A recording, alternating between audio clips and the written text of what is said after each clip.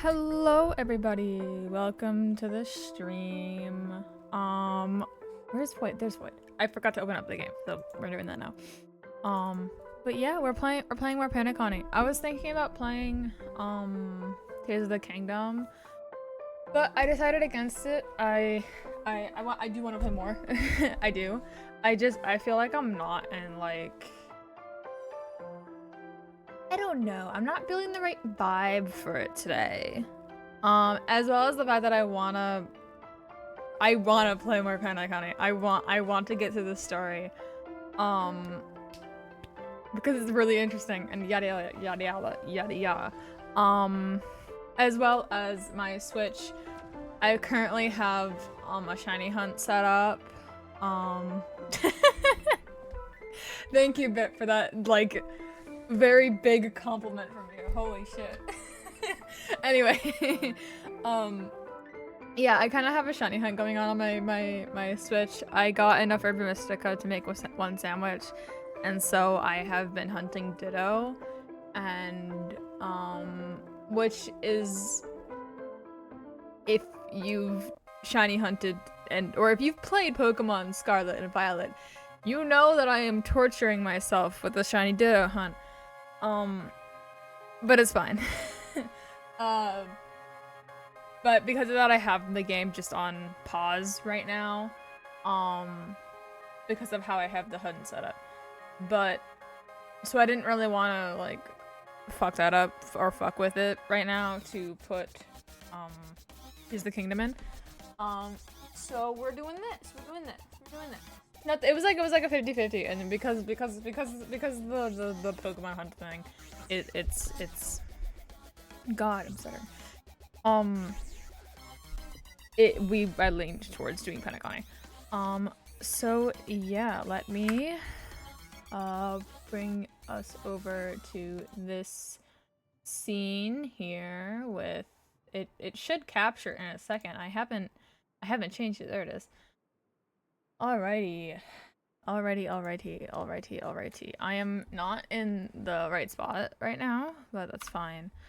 I had just I had done farming navigate switch. Yo. But yeah. So many people talking about it. This commotion at the theme park definitely made waves. We get to be Robin. Yay. I mentioned last time how she's super pretty. But like, look at her. She's fucking gorgeous. I love the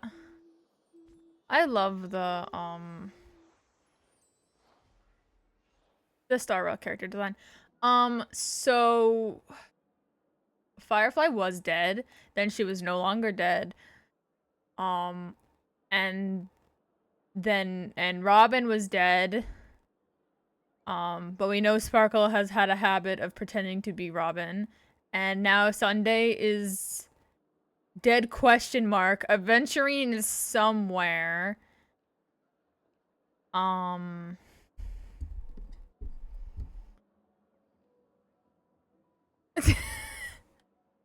I completely switched sides from a gay trans man to a lesbian. Oopsies, that's not what I wanted to do. I wanted to do this so I can zoom in. Look at her. She's very pretty. Anyway.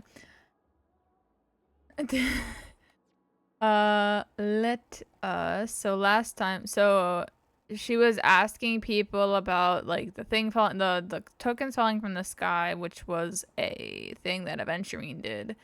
He did that. God, her attacks are beautiful. Look at her go! Look at her go! I don't remember which gen is which. Which gen is Gen 5? Is Gen 5 the newest gen? Or is it the one that I grew up with? I can't remember.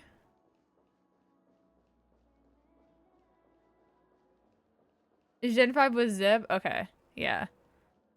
That's what I figured, because I was like, there's no way you're rewatching, like, or you're watching the gen that I grew up with, because, yeah, you didn't watch that as a kid. Ice cream.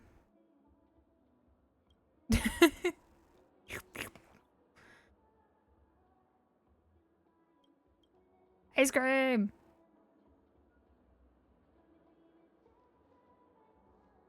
I didn't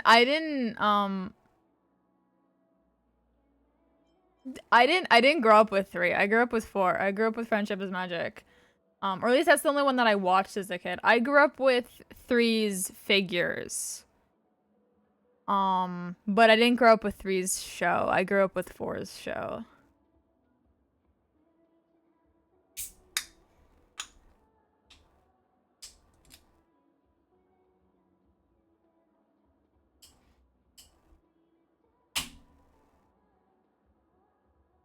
Yeah, the toys of 3. I grew up with the toys of 3. I had a bunch of figures, but I never watched the show for 3. At least not in my memory. I don't know why. I don't think it was on anything that like I had.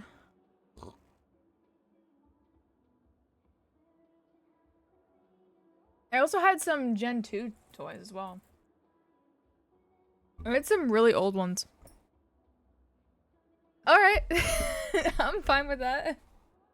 I don't mind. Anyway, Penacony. There's an ice cream cone that wants to live. Holy shit. That's a tragedy, Mari. You should fix that. I personally like 4. I like Friendship is Magic. It's a scrunkly little thing. 5 isn't terrible. But I like 4 much better. Dude, just watch any gen. Find one that you like the art style of and watch it. Honestly, that's the best advice. Find one that you like the art style for and go ham. 4 and 5 are probably going to be the easiest to access, though.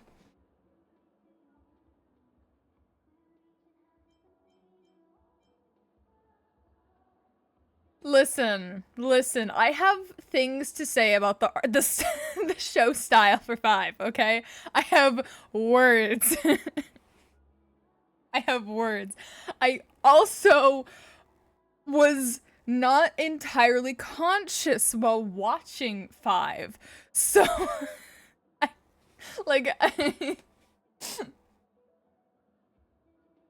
nah.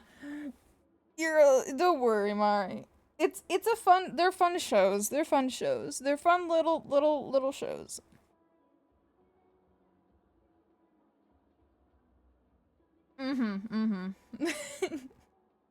I was both high and very tired.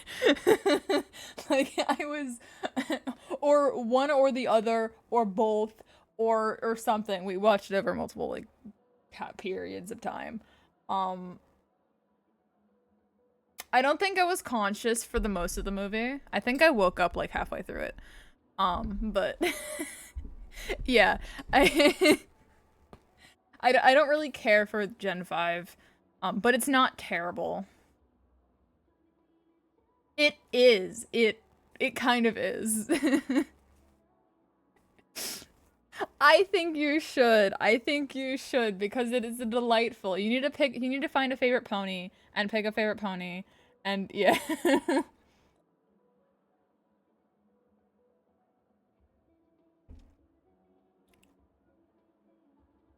Honestly, the majority of also like the MLP fandom aren't creepy like they tended to be in like the 2010s. Like people are a lot more chill about it now. For at least the part of the fandom that I end up on occasionally. It's mostly the peeps that grew up with late Gen 3 and Gen 4 that are in the fandom now. Yeah.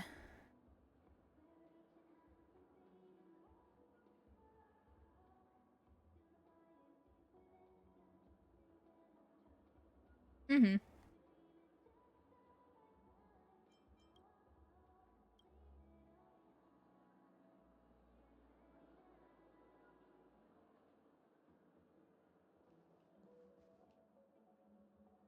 Yeah, I recommend 4 because that's the one I've watched a lot.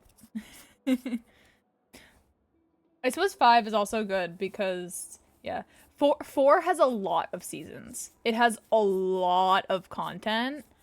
Um, it has a lot of content. So, if that intimidates you, then maybe go for 5. But 5 is also, yeah, 4 is gigantic. There were 6 seasons when I stopped actively watching it. There are like twice that now. I don't know when they actually finally stopped. Um, God, don't remind me. Oh God, oh my God, God. Okay, the Bakugo poster incident was recreated in the Has-Been Hotel fandom, and I hate the fact that I fucking know that. I've been cursed with this knowledge, so I'm cursing you too. Um, okay, fair. 5 is still making content. It starts with a movie. 4 starts with the TV shows. But it also has movies that are like somewhere within the 4th season or something.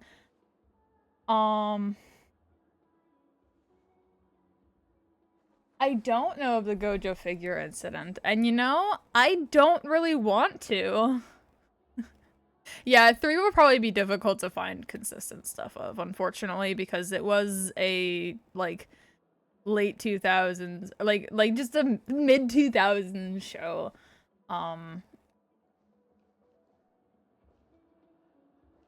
You might have the best luck on pirate sites. Because surprisingly, I mean, unsurprisingly, they're really good at keeping track of lost media. I see.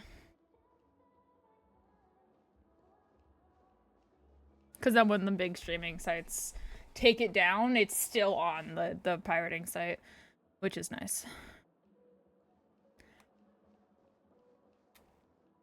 But yeah, I'm actually gonna continue the story now. We're done. I'm done. Promised they would protect the guests within the dreamscape, but I witnessed a group of organic life forms making their way to the theme park, and soon after, a rip tore. Yeah, people are fucked up. Started leaking out. Yeah, I can still discuss stuff, but yeah, no, I just wanted to continue. The family needs to you also don't have to pick just one. I fucking bonked my mic. I apologize. I thought the dreamscape was supposed to be a oh, is it? I had no idea. Then there's no point staying here. It appears the good sir has seen many great events. And it's true that an uninvited guest has unexpectedly entered the dreamscape. However, their target is not the ordinary guests, but the ambassadors of the IPC. I apologize. Oh, hang on. I have to turn up the volume. Oh, good. I apologize for every single time that I smack my microphone and remove my microphone. I have a really bad habit of just doing it constantly.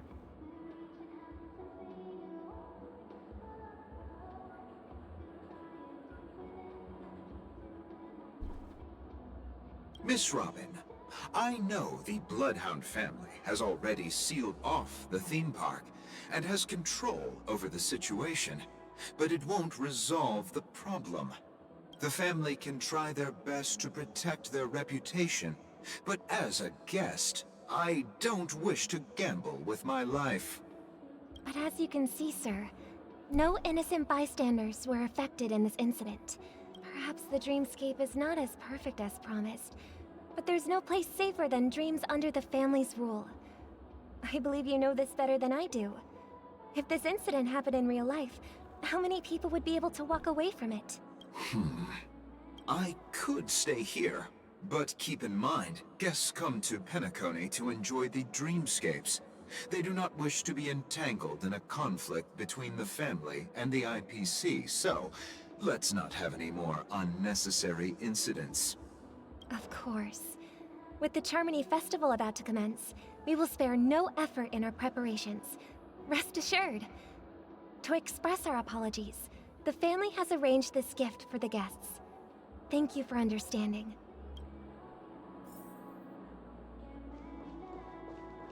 You've had quite a bit to drink. Are you sure you're okay? Rose is not doing well. Neither of them are. Doesn't matter how much you drink in a dream. Oh, it's these two. Hello. May I ask what happened here? Nothing to be worried about. There's been a small rehearsal mishap at Clock Studios theme park. Please stay calm. Hey, are you a fool? You don't even recognize Miss Robin? Who do you think you're talking to? Huh? I'm sorry. I've just been transferred to the Bloodhound family, and I'm still not too used to working on the streets. I didn't realize it was you. I'm so sorry. Oh my god. Hey, don't sweat it. You guys have a tough job. I know how it is. How's the situation looking? Oh, we've sealed off the theme park. Most guests are used to bizarre phenomena in the dreamscape, and so far, no threats have been detected. We can expect order to be restored soon. Rest assured, Miss Robin will intensify our patrols to ensure that no incidents occur. I trust you guys. But regarding what happened in the theme park, what do you hounds think about it? Well, Actually, I was there shortly after it happened. Is it true that the IPC's ambassadors came with ill intent? And that Galaxy Ranger who easily cut through the sky? Miss Robin, tell you the truth, everyone's been talking about it. The myriad factions on Penacony have already been causing unease for everyone. Thank you all for your loyalty towards the family. The planet of festivities has indeed run into some trouble. The representative from the IPC, he's trying to regain ownership of Penacony and is prepared for a hostile takeover. Of course, the family did not agree. The result of the failed negotiations is as you see it now. No wonder. So this is the main reason why the IPC staff are banned from entering the dreamscape. Did they apprehend the troublemaker in the end? Don't worry. Mr. Sunday is currently tracking his whereabouts, and he'll have something to show for it soon. However, given the situation, the IPC surely won't let this go easily. Therefore, we are relying on you hounds to maintain the order and stability of the dreamscape. Please be assured, Miss Robin, we take our orders seriously. We won't let those IPC cronies get away with this. Thank you for your hard work. If there are any other members who still feel uneasy, please tell them on my behalf that protecting the dreamscape requires everyone's help. Alright.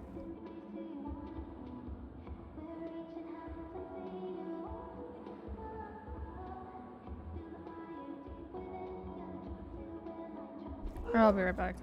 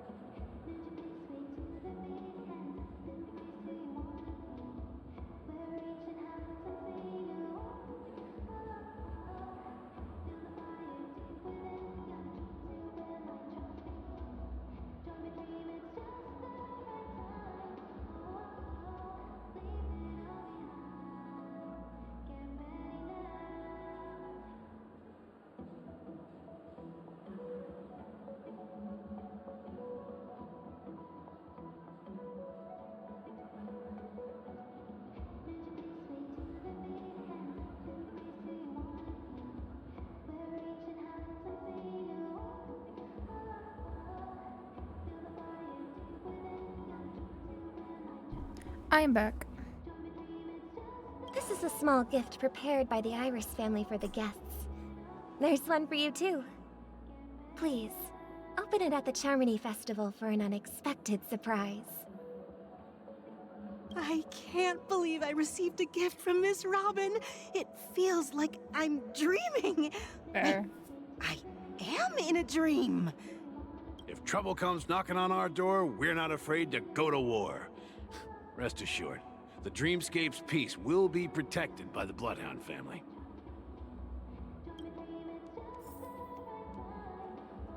Hang on. Okay, let my other dog in real quick.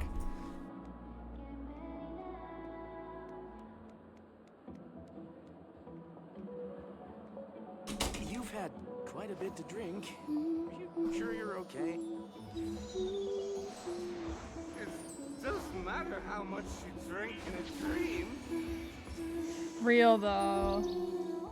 Zip deserves to be free from.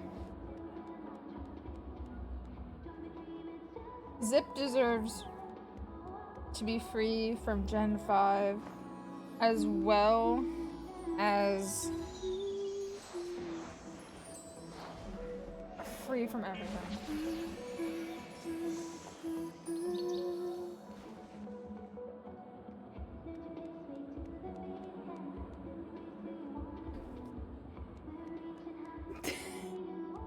That and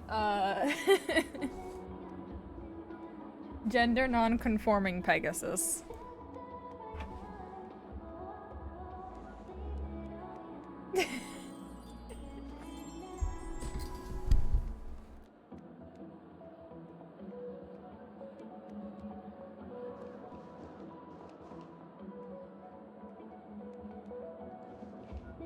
Oh, is there one over here that I need to do? Ah, there's one over here.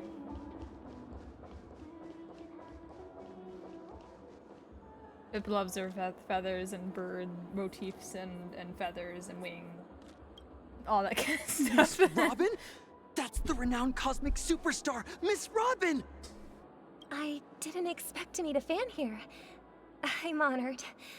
Welcome to Penacony, a world filled with wonderful dreams.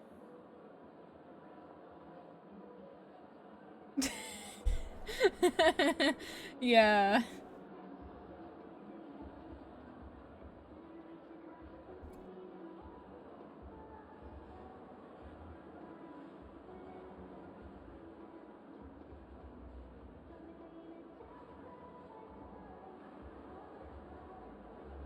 I can't believe I'm actually meeting the real Robin!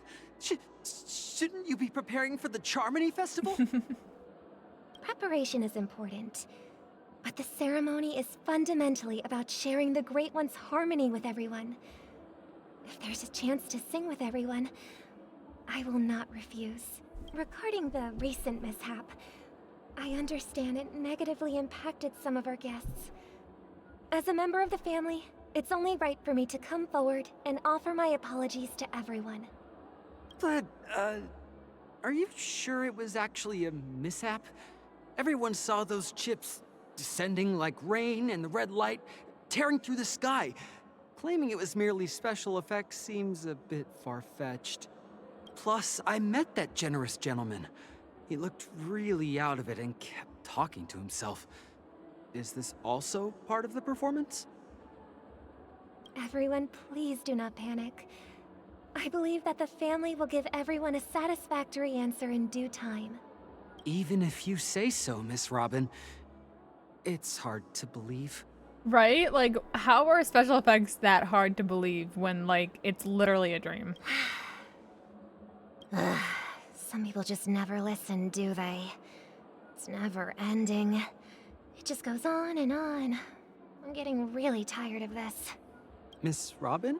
Still, I suppose I should keep on helping everyone. I am the epitome of joy, kindness, and goodness, after all. Huh? What was I just doing? And, who might you be, miss? Here, take this, little guest. Yeah. This gift has been specially prepared for you Probably. by the family. They Make sure forget you that take good it's care not of it real. until the opening of the Charmony Festival. Then, when the show reaches its climax, press the button together with the others around you. You never know. Something very exciting might happen. Oh, back to my point of view. We're back to where it all began. You entered the golden hour from this place. And it is also from here where you will enter the true Penacony. It is a pleasure to journey alongside you once more. But it's time I laid bare the entire truth before you. As you might have heard, I also go by another name. Stellaron Hunter Sam. Are you alright? I'm fine. Sorry, I hope I haven't scared you. Scared me? Scared me. Scared me. You terrified me to death. I mourned you. I know you have many questions. Do you remember when we encountered death in that strange dreamscape? When I was caught by that meme? Yes, I remember. In that instant before it killed me, I saw the reflection of another dreamscape in its ghastly pupils. So, following the clues in the script, I came up with some theories about the meme. That's why I instructed Silverwolf to issue invitations, drawing everyone to the Dreams Hotel. I intended to call upon death before you arrived, to solve the riddle using more direct means, and then invite you to join. However, contrary to my wishes, I couldn't defy the script. And I didn't get a chance to explain it to you. It is how you see now. I was impaled by the bladed wings of death.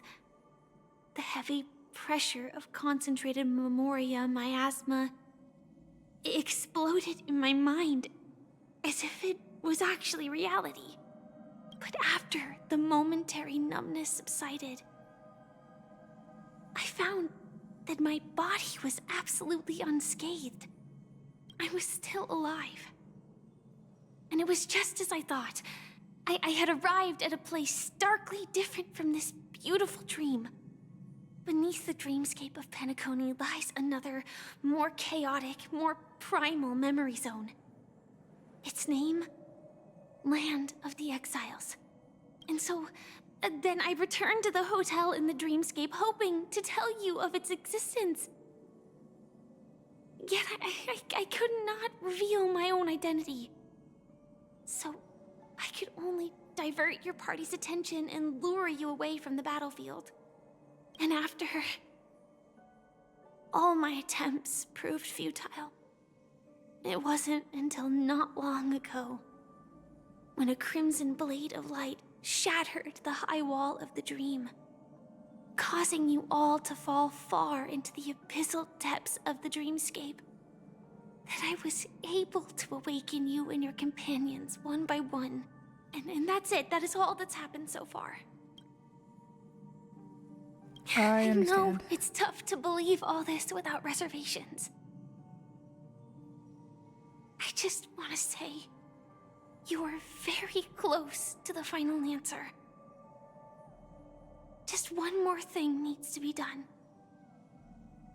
And then I can prove it to you. Now, let's leave this place. Please close your eyes.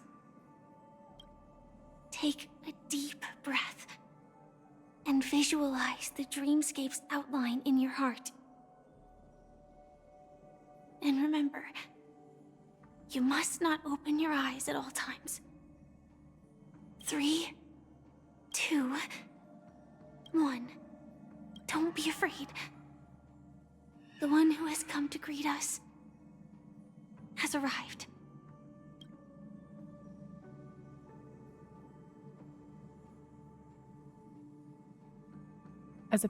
After a piercing screech, A thick and ferocious surge of memoria crashes into your chest, churning and ravaging. Your consciousness becomes like scraps of paper caught in a whirlpool, breaking apart, dissolving, and dispersing within the turbulent, muddy current. Innumerable voices resonated through the symphony of a memoria like roaring thunder, and among them, one echo stood out with exceptional clarity. You knew it came from the girl beside you, your hearts beating to the same rhythm, peaceful and even more peaceful. Until in that quiet darkness, memories rippled into existence. Yeah, she had us close our eyes so that we didn't see ourselves get stabbed, nor her get stabbed again. Just nice.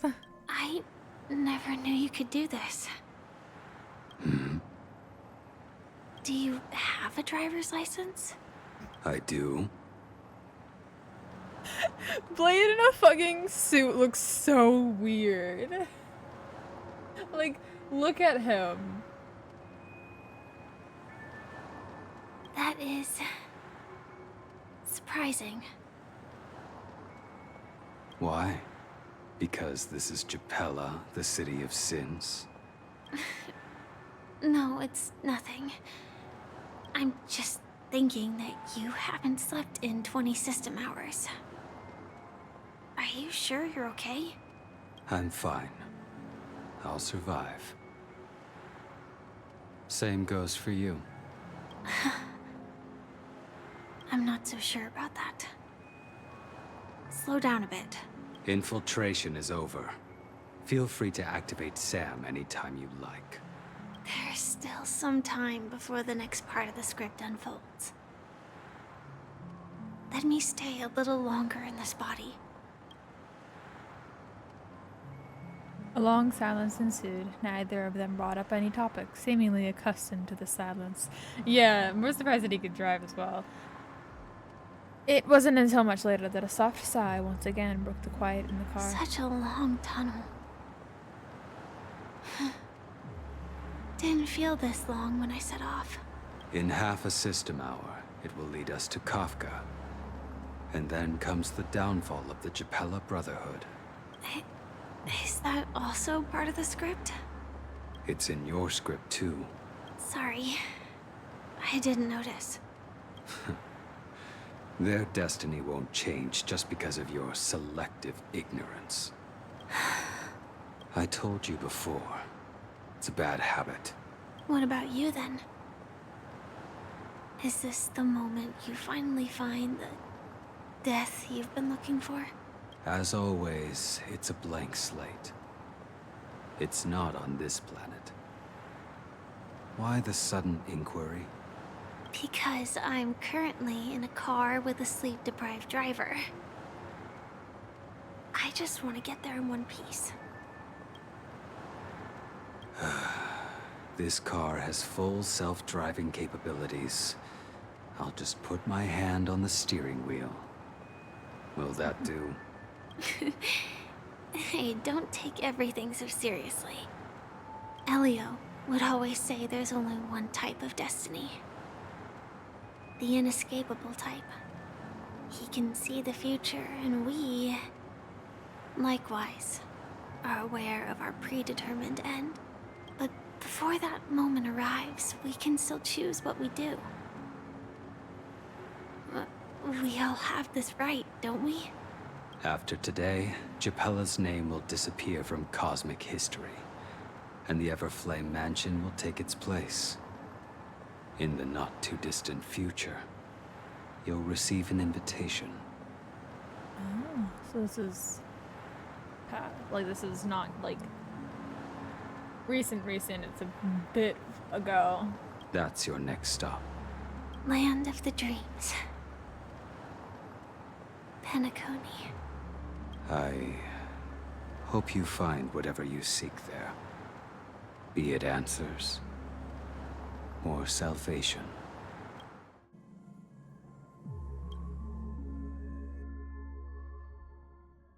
Yeah.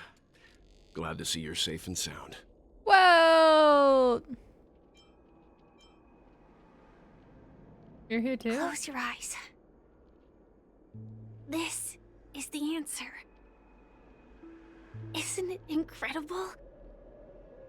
The monster that we have always known as Death is actually the guardian of the land of the exiles.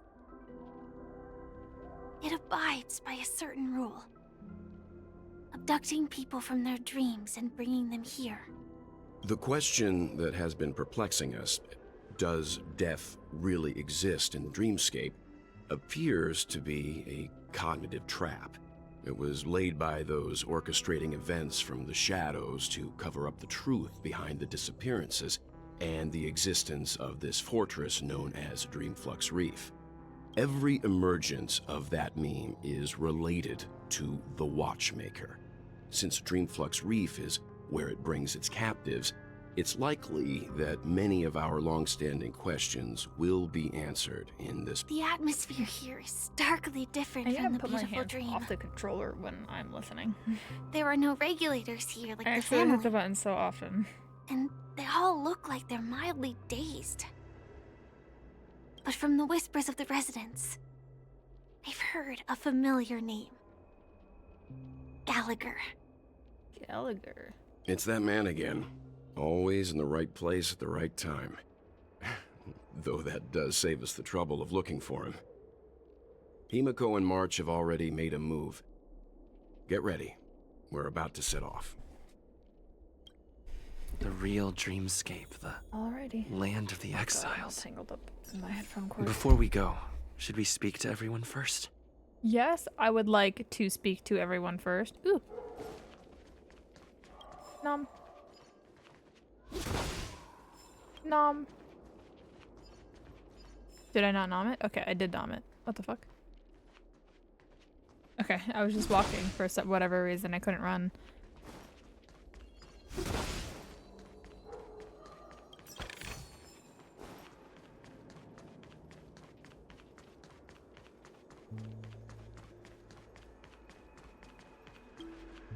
I am really sorry for waiting until now to tell you everything. Why couldn't Two you? reasons. Firstly, the script. In the future that Elio saw, Sam and the Astral Express's confrontation was inevitable. I tried to break the shackles of the prophecy, but this is as far as I could go. That aside, there were also my personal motives. I wished to travel with you as Firefly, and not Sam. It's alright. Thank you. Elio only gave me one instruction. Allow the Astral Express to pursue the Grand Legacy. It means that the Watchmaker's legacy holds great significance to trailblazing. Elio's scripts used to revolve and expand around certain specific Stellarons. But with your appearance, this condition has apparently ceased to be appropriate. Perhaps he also saw the impossible in the future. Do you still remember that medical cabin I told you about? Well, that's Sam. It belongs to the Iron Cavalry of Glamoth's Firmament Frontline. A Firefly Type 4 tactical heavy assault mech. It is the cradle of my vitality. And the meaning of my birth. And for the longest time it was how I should have looked to the rest of the world. The timescale of Dreamflux Reef differs from reality, so we mustn't lower our guard. You're sensitive to Memoria. A slight misstep, and you could get lost in this memory zone. Alright. Hi, Wilt. What do you have to say? Something on your mind? Let's talk about it. Acheron. No wonder Miss Acheron is so averse to drawing her blade. It's hard to imagine such terrifying power could reside in an ordinary sheath. If it weren't for the fact that Aventurine's power originated from the preservation, the entire dreamscape would have been affected. Don't feel burdened by this. Even without that Stellaron inside you, Aventurine would still have found other methods to accomplish his goal. Let's just believe in Miss Acheron, and given her prowess, I don't think we've got anything to worry about. During your investigation, he shared a vital piece of information.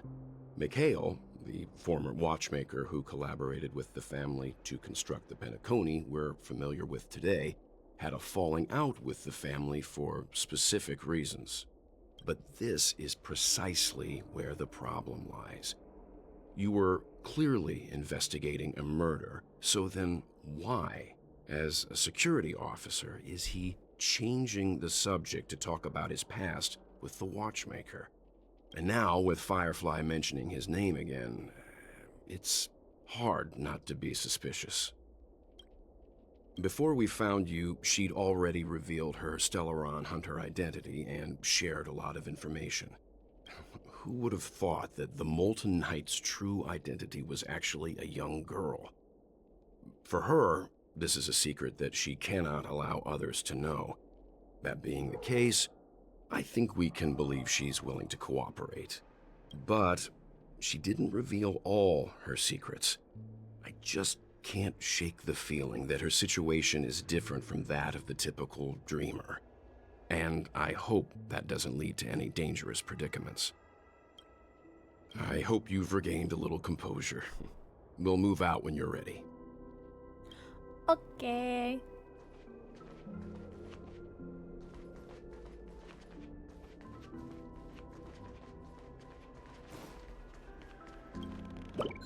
Bird.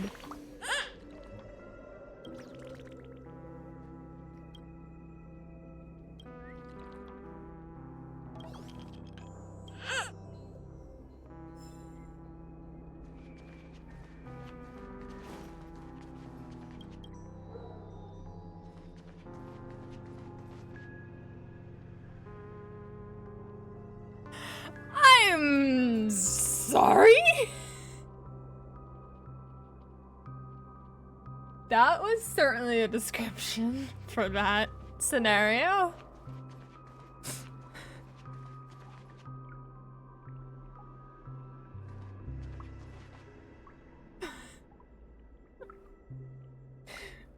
Oh my god. Welcome to heaven. Dreams, true or false, all are ephemeral. Right? Might as well drink more Soul Glad instead.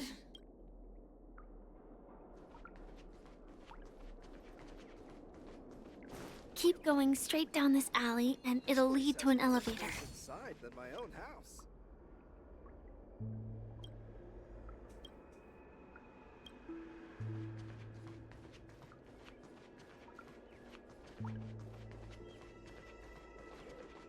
No. I was laughing at what the game I said.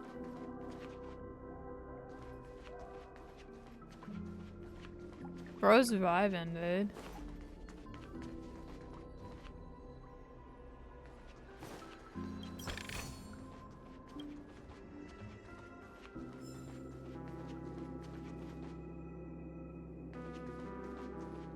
What a huge clock key. Whoa. Looks like the watchmaker also left his mark on Dreamflux Reef.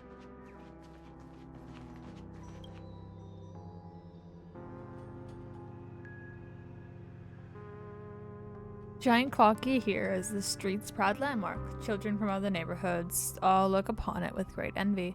The citizens see cleaning and maintaining this statue as a part of their lives. The giant clocky also must see this as a part of his life. Beautiful dreams are always sure to fade away under the corrosion of nightmares, but Clocky's smile is eternal.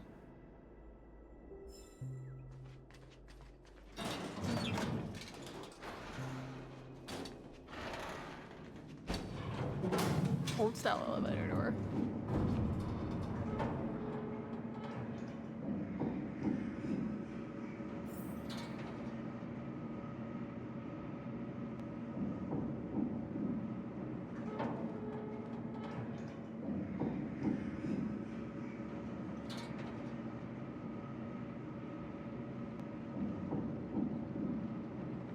Unbelievable.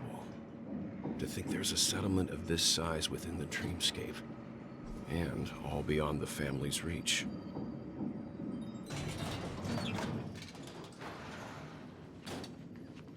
The atmosphere in this fortress is pretty different from that in the beautiful dream. When I first saw it, I was in awe too. The sky here, it's like a reflection of the 12 dreamscapes. What's even more bizarre is that this place is also separated into trade and residential areas. The layout may be simple, but the facilities are very comprehensive. It seems that there are quite a number of people living here. Though both dreamscapes have distinct styles, the architectural designs are quite similar. Works of the same hand, perhaps. Hard not to speculate on the connection. But there's no point in overthinking things. Let's meet up with Himiko and the others first. Take a right turn at the end of this road and you'll reach the trade district. There are more people there. And perhaps someone knows where she is. Not coming with us? The Astral Express likely needs room for some internal deliberation. I wanna know In to the come with meantime, us. I'll try and locate Gallagher. Sure. Let's reconnect later. Letting her later. go was the right decision. Misha? Further observations are needed before we decide whether to trust her. But first, there's someone I need to talk to. Let's go. I'm sure you've already noticed him. I have noticed him. Yeah, I saw He's him right away. right over there. The Reverie Hotel's bellboy. How did he end up here? And right after Miss Acheron severed the beautiful dream. We'd better check. He's just also to be talking to sure. Clocky, whom only the two of us can see. Trash can is perfect for me, and perfectly legal for me to stay in.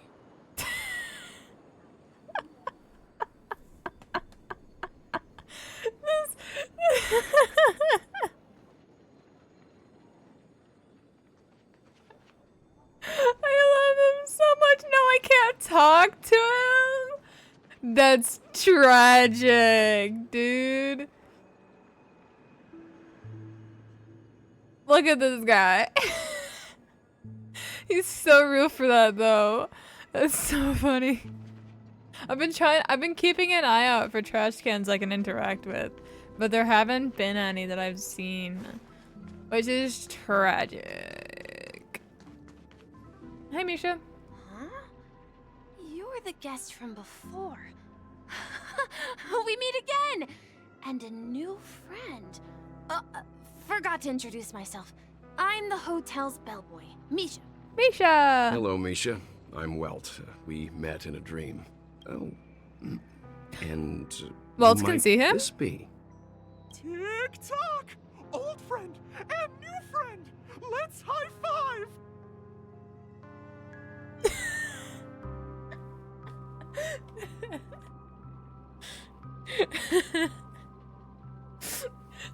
I can say you're still young at heart.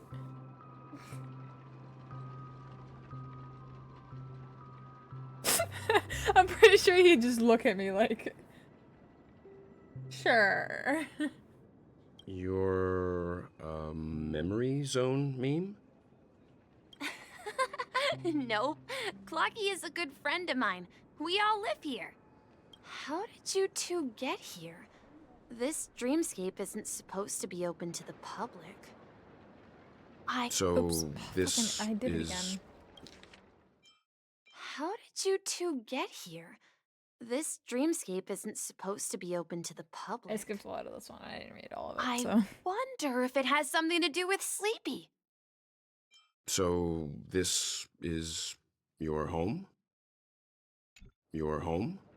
Yep. After my work in the beautiful dream ends, I'll go back home. Commuting used to be more convenient, but ever since travel became cumbersome, Sleepy started ferrying people back and forth between the two dreamscapes. This Sleepy, can you describe who's what Sleepy? it looks like? Sleepy is a memory zone meme. Looks fierce and has many eyes. But it's actually really well behaved. Gallagher's been taking care of it. Sleepy. We've been calling it Death this entire time, and he's named it Sleepy.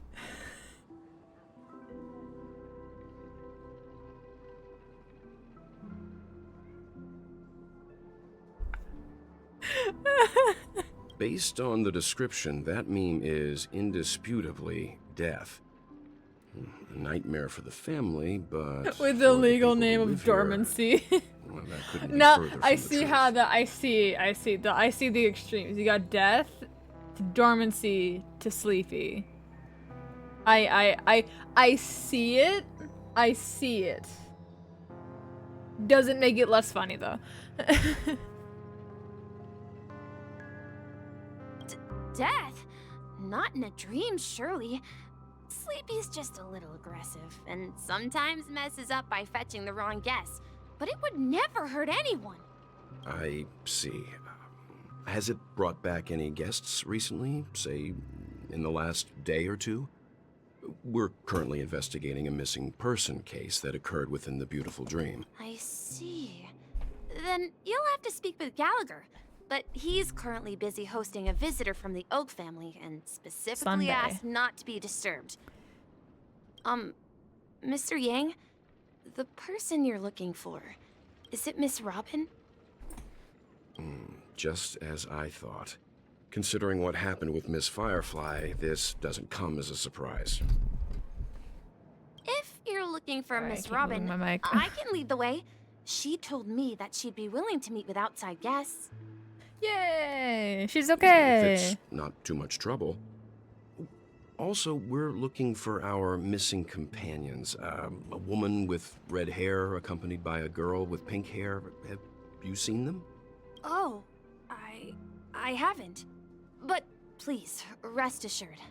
Dreamflux Reef is a small place, and it's not as bustling as the beautiful dream, but its safety is unmatched. How about this? Since it's your first time here in Dreamflux Reef, I'll be your guide and help you find your companions.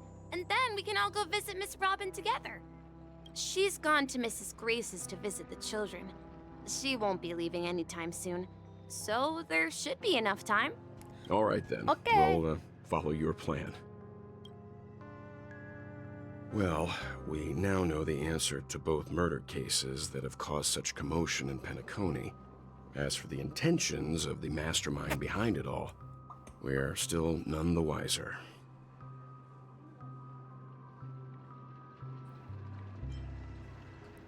Yes, and I believe their relationship with Gallagher may run deep. Why else would they be so clandestine about their discussion? Regardless, we have to find Gallagher. Say, you mentioned before that you saw a clocky that only you could see, right? Yup. Yeah, here's the cliche at that Can't time. shake off this strange feeling. Am I really still so young at heart?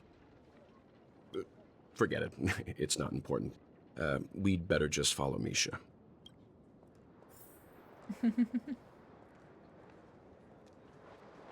I don't think Sleepy's that little, Beb. Hate to break it to you.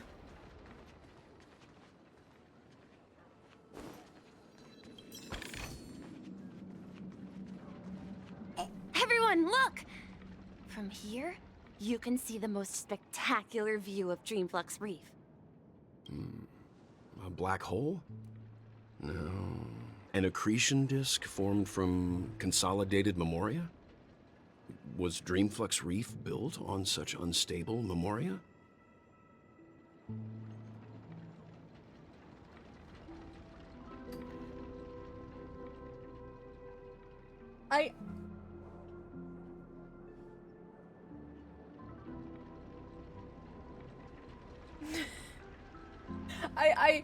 I feel like calling Welt little is one thing, but calling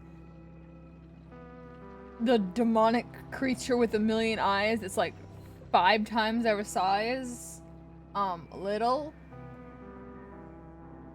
I think those are 2 different things there. Two different levels. Oh, so Mr. Yang is also versed in Memoria dynamics. I was just trying to figure out how to explain this huge hole to everyone. I bet you guys have a lot in common with Miss Kami.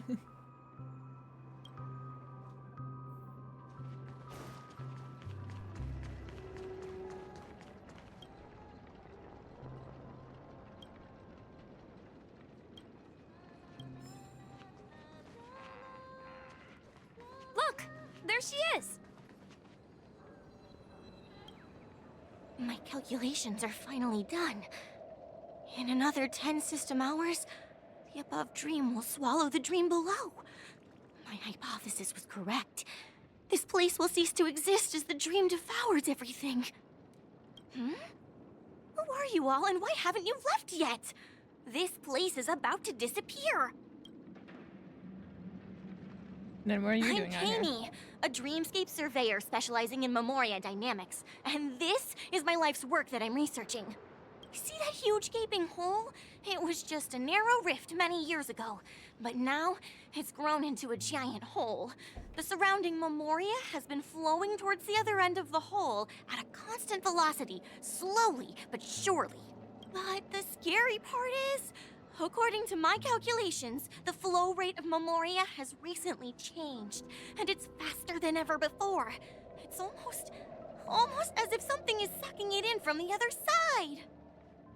By constantly improving upon Madame Rosalina's Memoria measurement method, I've finally obtained accurate results. After 10 system hours, the Dreamflux Reef will cease to exist. Just like the melting of glaciers, everything will crumble and disintegrate. The dreams on that side of the void will fuse into one. Please don't worry. This sort of thing has happened many times before. Miss Kami isn't a bad person. She's just a bit lost in her own world. She'll probably realize she's wrong soon enough. You don't say. There was something else that piqued my interest. Who is Madame Rosalina? I feel like I've heard that name before. Do you know her too? Or are you also a fan of Memoria dynamics? We're very interested in Madame Rosalina's achievements. Could you tell us a little more about them? Why, of course! She's an excellent scholar of Memoria dynamics, and the first person to apply Memoria rate measurement methodology on interstellar travelers. Regrettably, due to the presence of the Garden of Recollection, ordinary people don't pay much attention to the nature of Memoria. She departed this world without much fame, leaving only a few thin journals behind.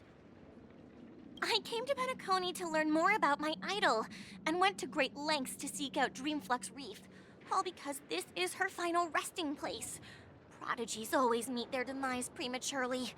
If only Madame Rosalina had more time, she would have discovered a way to reverse the flow of Memoria. I felt it. The source is in the golden hour. There is a certain anomalous presence stirring the currents of the memory zone. I must uncover more concrete proof. I must convince everyone. Does the name Madame Rosalina sound familiar to you? Oh. That's right. It seems like she did a great That's deal where I heard of the research name. and calculations in Dreamflux Reef. I know I heard it Before somewhere. I passing just didn't away. remember who mentioned it. Miss Kami regularly mentions her.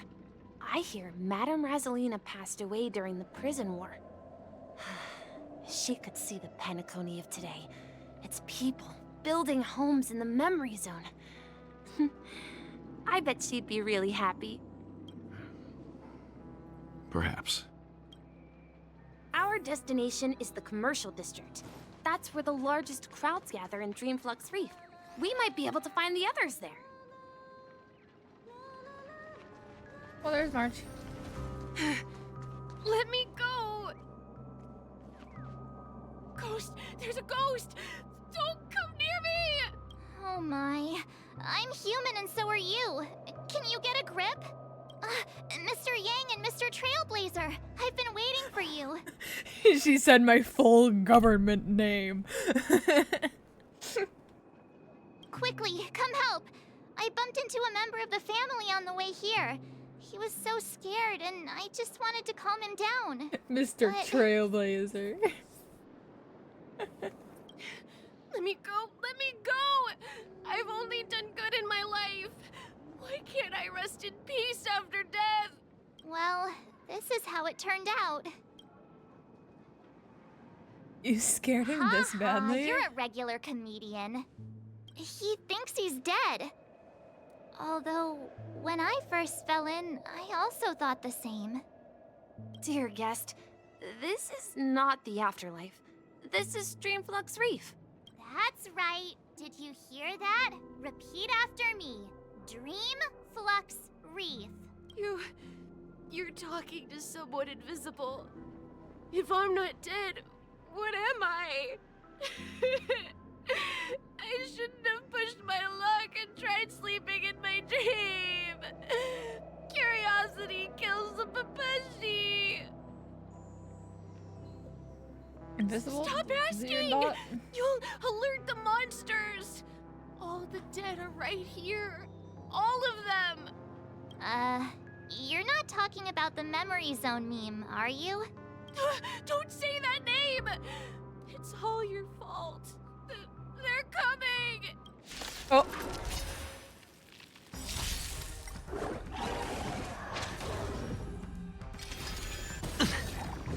I guess they were. Rules are made to be broken. Rules are made to be broken. Get. What are you waiting for? Broken. I think I have. Is the audio fine? To betray my customers, I feel like I charge extra. I don't know. This is our chance. It's hard to tell when I can only like see the levels. I don't. Okay, cool. I can never tell if they're like fine. Conflict is pitiless. Cool. I'm good. It's just sometimes hard to tell. He passed out. His intense negative emotions attracted the nearby memory zone memes. I see. But why aren't the other people around here scared? Unlike in the Sweet Dream, people here don't see Memory Zone memes as dangerous monsters. And even if they pose a threat, people can easily escape by forcing a wake-up call. But we can't just leave this man here. Can we take him somewhere safe? We can ask Jessie for help. I've gotten to know many locals while waiting for you guys. Everyone here is living a self-sufficient life. I don't know how to describe it, but this place feels like the real dreamscape. No, at this rate, the family will be done for. Done for! Bro is sleeping in the floor.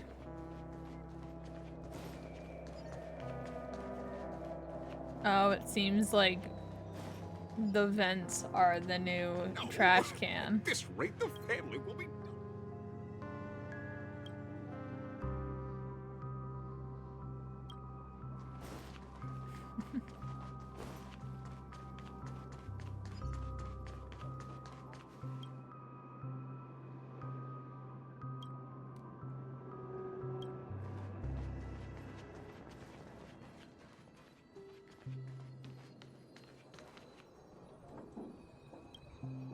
Evening, Jessie. Is it evening? Welcome, Miss March. Who might these be? These two are my friends. As for the man lying on the ground, he's a scaredy cat who fainted from fright. I see. Another poor guy who accidentally ended up here. I'll take care of him. There have been a lot of new faces lately. Things must be tough in the beautiful dream. The few remaining havens of freedom in Asdana will soon face trouble. Do such things often happen here? Not really, but they're becoming more frequent now. Guess it's one of the signs of the Sweet Dreams collapse. This man has had quite the shock. Could you help me find a Halovian lady march? Her songs can heal mental wounds. A Halovian lady? That must be Robin. She's also here in Dreamflux Reef. Huh? Robin? But I thought she... Oh, right. If Firefly is here safe and sound, then it means Robin must be okay too. Misha is about to take us to her to find out what happened. But before that, let's meet up with Himiko. You were with her earlier, right? We met some stowaways in the residential area. Most of them came from neighboring star systems. I heard that places like Dreamflux Reef are scattered throughout the memory zone of Asdana, like islands in the ocean. They existed before the family arrived. I also heard that when Dreamflux Reef took shape, it was the center of all dreamscapes in Penacony. If that's true, it's no wonder there are so many similarities between this place and the Sweet Dream. Himeko must be gathering information. Let's hurry up and get going.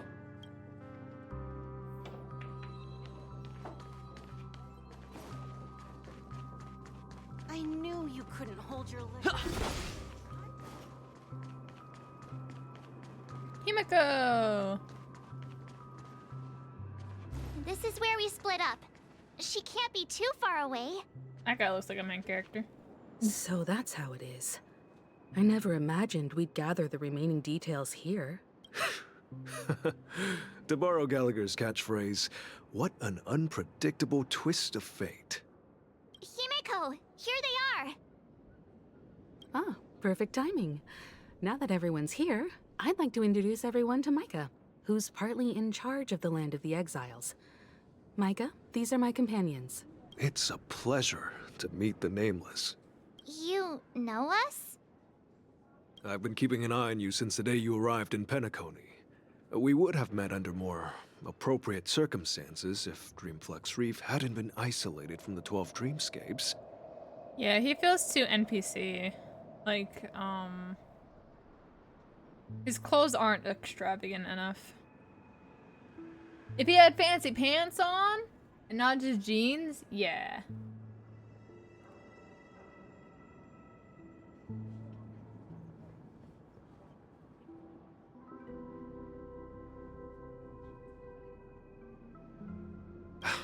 Please, allow me to formally introduce myself. I'm Micah, the Gravekeeper of Dreamflux Reef.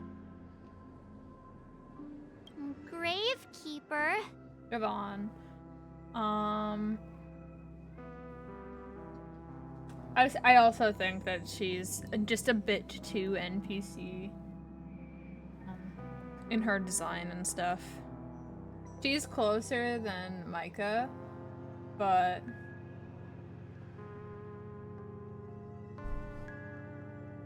I don't think she's quite playable character style stuff. Life in Dreamflux Reef is pretty liberating. Everyone here mostly keeps to themselves, without meddling in others' affairs. My daily task involves cleaning a few tombstones. You're too modest, Micah. When lost dream chasers stumble upon this place, you're the one who takes care of them, guiding them back to the sweet dream, or showing them how to survive the wild dream chaos. So, guardian of sorts. Were you talking to me, Mr. Yang? On that note, Mr. Mika, which tombstones are you referring to? We didn't come across any graveyard when we arrived. They're actually just symbolic stones. But since you're curious, Mr. Yang, I'll take you there. I have a feeling you might find something of interest there. But before that, you have an important guest joining you. An important guest? Who could it be? Probably Robin. This way, please. The roads here in Dreamflux Reef are a bit Gallagher. run down, so watch your step.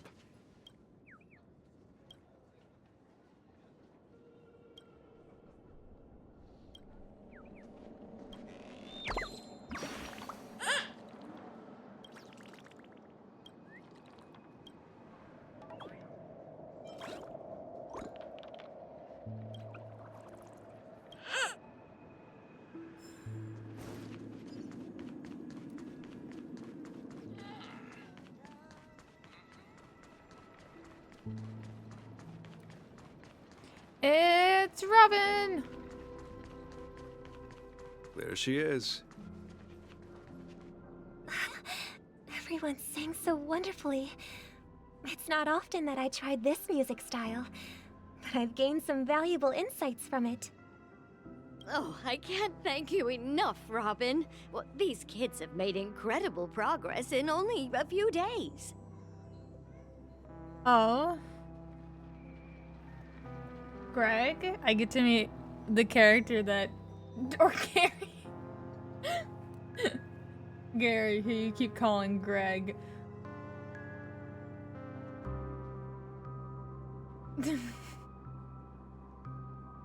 It was nothing, Grace. I merely taught them how to sing. It was you who brought hope into their lives. Swear to God. Life must be quite difficult for them in reality, I imagine. That's right. Either this character is going to be like actually genuinely similar to me, or it's going to be have one thing that is like me in particular that just made you guys go crazy over it. Whenever it's time to say goodbye to these kids, they're reluctant to leave. But I've explored every corner of Dreamflux Reef, talked to everyone I met, and they all told me the same thing. Oh boy. This shattered dream is not worth clinging to. Oh no, okay. It seems you truly are a child of the Harmony. Emma and Andy are orphans I took under my wing. Carol there, with her blind eyes, used to work at a nutrition center in the outer ring of Penacony. And as for Gary, he's been living with autism since he was a child. They're not old enough to enter the sweet dream managed by the family.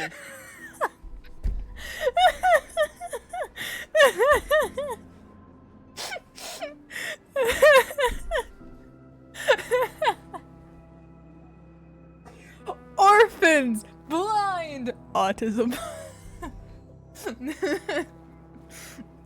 The 3 nations lived in harmony.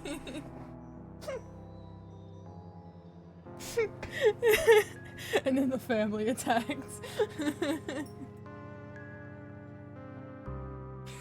It's so fucking stupid. Oh my god. Thank you all for the long con on that one.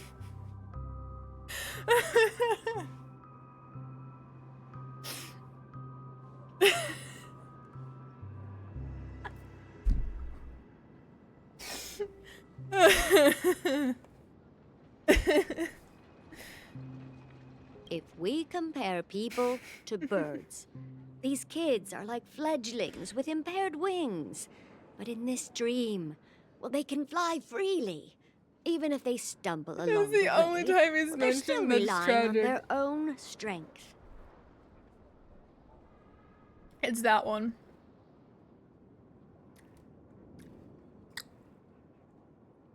I have a feeling it's this one here.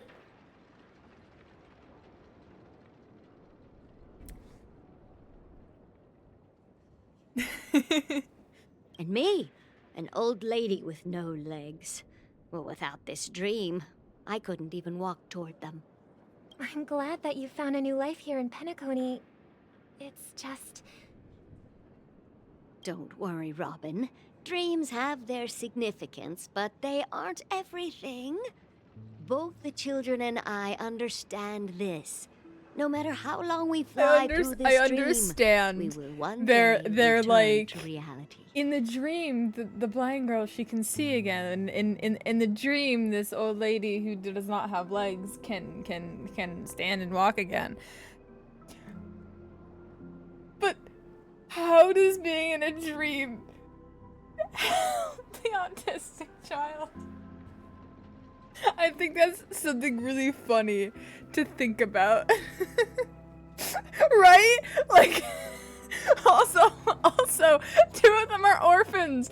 That's their quote-unquote disability in this metaphor. How does that fix that?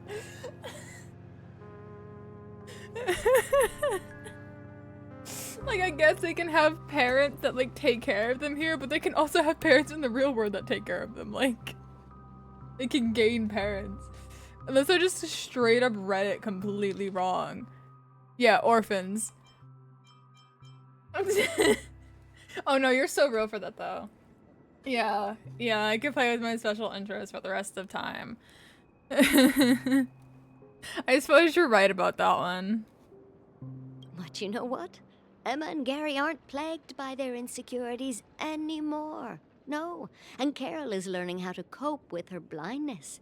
And Andy is livelier than ever. Well, even I've become more optimistic.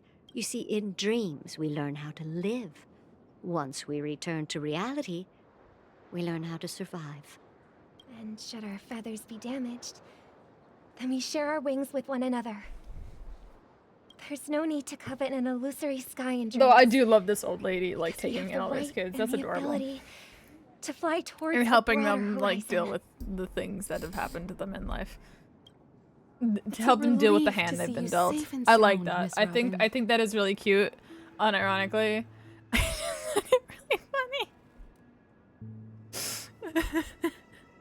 It's nice to see you all again, Astral Express crew. He's just like me, for real, I heard for my real. disappearance caused quite the commotion out there. He's just like me, I'm for really real, sorry for real. about that.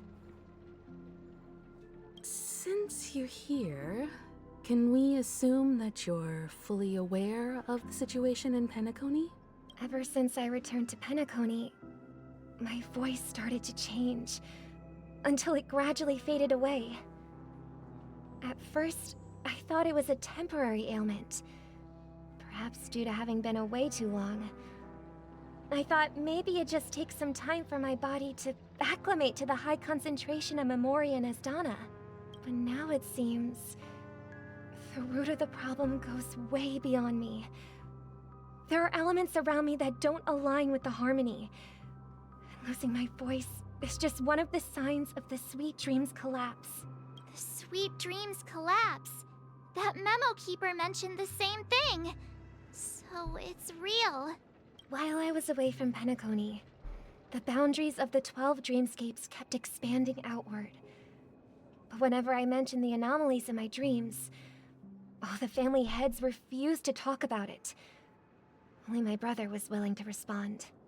Later, I discovered the secret letters from the IPC ambassador, which further convinced me that there are hidden secrets beneath the surface of Penacony.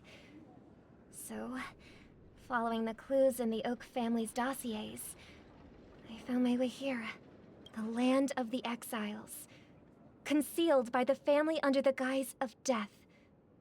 A dream within a dream, where Penacony's past is buried. Hearing you speak, it sounds as if your voice has made somewhat of a recovery. I hate to admit it, but the harmony in this place resonates more broadly than within the Sweet Dream. It's regrettable, but the family has experienced betrayal. The traitor, or traitors, abandoned their original principles and, using the name of harmony, exploited people's weaknesses to turn Penacony into the planet of festivities, trapping everyone in the illusion of the Sweet Dream. This is not the strong defending the weak, but rather the strong exploiting the weak. A world without equality won't ever be favored by the harmony. And naturally, those voices blessed by them have lost the ability to sing. Could there be another force influencing the family's shift in philosophy, Miss Robin? Considering what happened with Acheron, it's difficult to conceive of another entity within the realm of the harmony capable of influencing everyone. Unless a power surpassing that of an emanator is involved. I'd heard about what happened to the Xianzhou Alliance, but as far as I'm aware, the family hasn't faced any such external interventions. Who knows? Perhaps I've just been away too long and missed something. Regardless, I cannot accept my home is moving towards the very opposite of what the harmony represents, while still claiming to uphold it. I must uncover the reason why Mikhail cut ties with the family, and who exactly it was who betrayed us all. Do you remember our arrangement, Mr. Micah? Well, here's my answer. I've decided to forgo my role, and never step foot on the Charmony Festival stage again. Oh.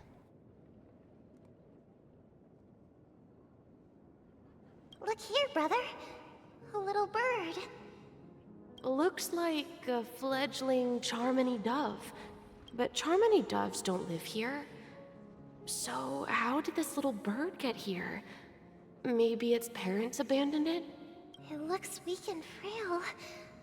Why don't we find something soft and make a nest for it? This place is too dangerous for a fledgling. Let's take it with us. We can put it on the wooden shelf in front of your window. Okay. A bird like that must have a beautiful singing voice. But where will it live? I'll ask the family head to build a cage for it. A cage? But then it won't have the freedom to fly. Right? I don't think I mentioned it before, but I do think it is. I did notice the like. I think it is interesting that Robin is also named after a bird.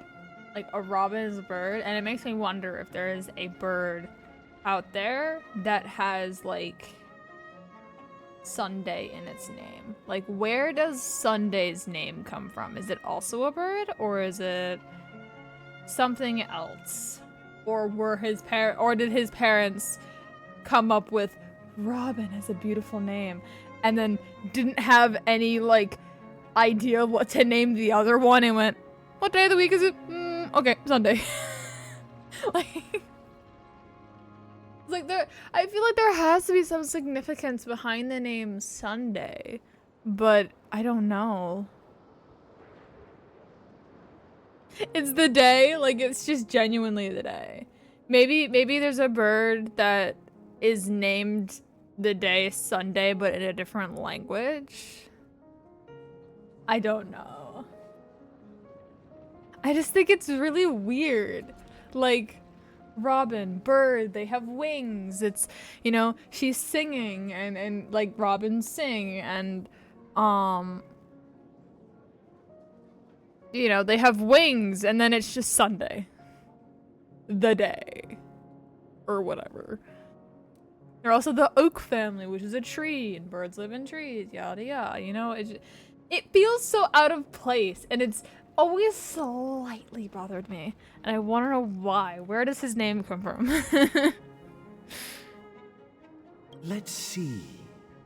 What is it that has captured the attention of the two best interpreters of the Great One? To the point that they've forgotten how to enjoy their dessert. Oh, poor little thing.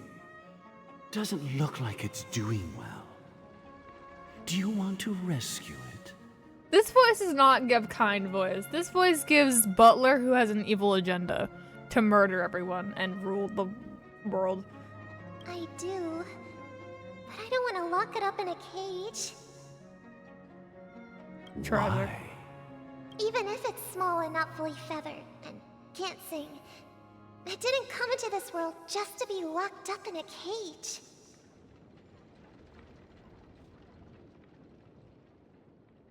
Birds, they should be flying free in the sky. That's quite the romantic idea. And what about you, a young scholar? Do you agree with your sister?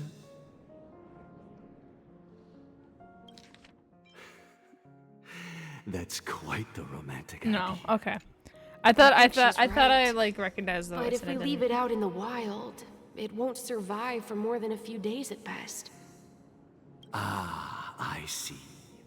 It seems our little scholar is still a bit unsure. Well, let me tell you youngsters a story. As you probably know, Charmony doves can fly through the air. When they I know, but I was thinking more voice actor. the friction caused by the flapping of their feathers against the atmosphere creates amazing lights so that they look like shooting stars. We've seen this spectacle so many times that we think it's just something they can naturally do. But that's not the truth. Their radiant display is the result of countless struggles against nature over generations. Their ancestors were too weak to survive on the ground, so to escape predators, they started seeking new opportunities in the air. After countless attempts by many generations, one of them finally figured out how to fly. It soared into the sky and never looked back at the ground again. So, you mean birds aren't born to fly, but they find a way to do it through their determination, right? Well, that's an idealistic way of putting it. So, what are your thoughts, Sunday? I think people believe birds are meant to fly because they've never seen those birds crashing to their death. That's an interesting perspective. So, have you decided what to do with the bird now?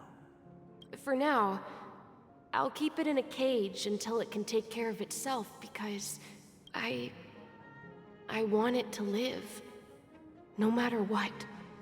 Well said, kids. It seems each of you has found your own answer. Your insights are truly remarkable. And I hope they come true in their own way. We will take good care of it, won't we, brother? Yeah, but Mr. Gopherwood, there's one thing I don't quite understand. Interesting. And what might that be, my son? What if this little Charmony dove never learns to fly in the end? I mean, if there are fledglings in this world that can never fly throughout their lives, should we let them go back to the sky? Only to see them crash to the ground and die? Talking in your sleep, Birdie? Time to wake up.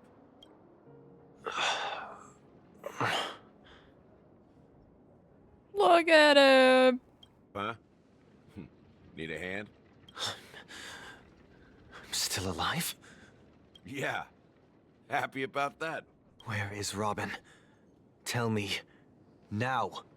I knew that was going to be the first thing you'd ask. Don't worry, your sister is here, safe and sound.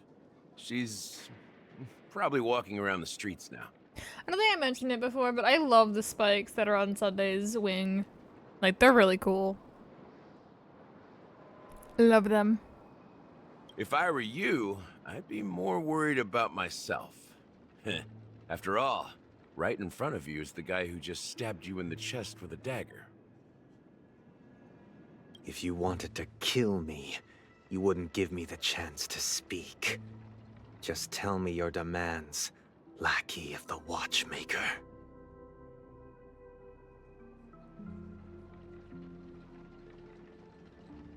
Yeah, they probably do, honestly. Or at least they probably did initially.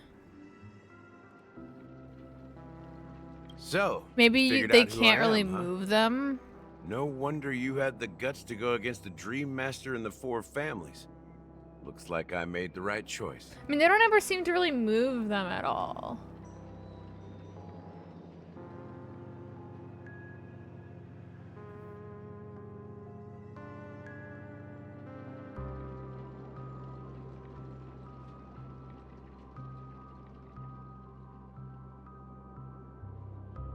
Yeah, it is, yeah, it could be, yeah, clipped wing metaphor.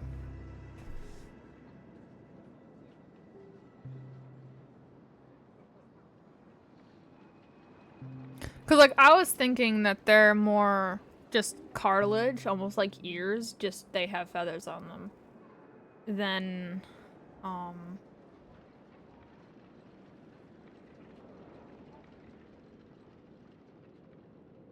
than extra limbs, you know?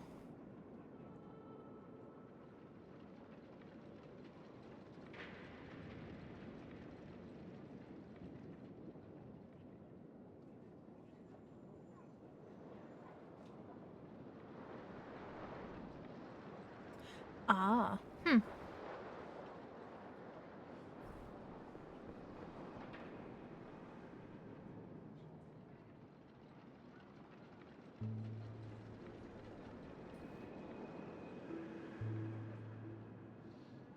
choice. You are aware of my plan and see through my act. Time is running out, so let's drop the charades. I'm suggesting we cooperate. Cooperate? What makes you think I'd I mean, maybe cooperate it's with like you? just below the actual like joint itself. Like, cause like you see this line here, it's an incredibly thin like joint there. So perhaps it's thin up here and this is just like extra cartilage like webbing through.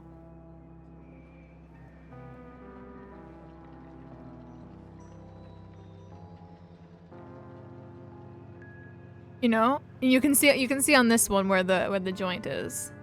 Or where it looks like the actual like thick part would be. Unless that's lighting. But like that is where the actual like thing would be for. Yeah, we won't know really truly unless we pluck him.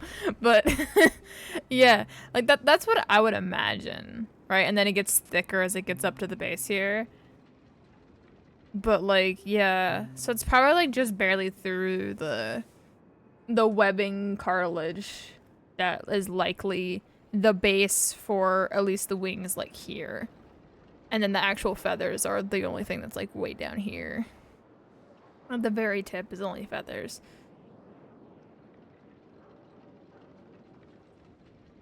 That's how I would imagine it. I don't think they're fake simply because that would be difficult. You could also go the route that they're double surface. Like, this isn't the piercing, but this is here. And then back there that is. And it's just a surface bar. But I don't think they're actually thick enough to do that.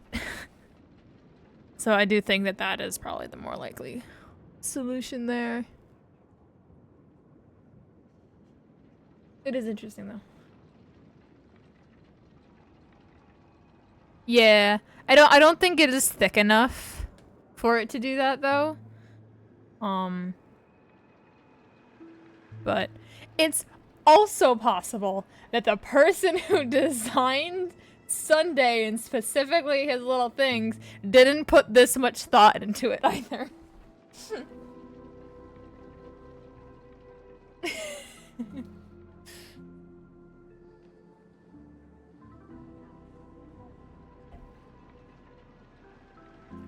Maybe they were just like, this would be cool, and didn't think like about the logistics of the actual piercing itself. You know? Like this piercing logistics doesn't work. How is this connected? Like, it's just there. Yeah, right? The fact that the famous Robin has chosen my side. Plus, some clues about a traitor and a bright future for Penacony. Any of that catch your interest? Yeah, but he has them like that. Not in a dream. Like that.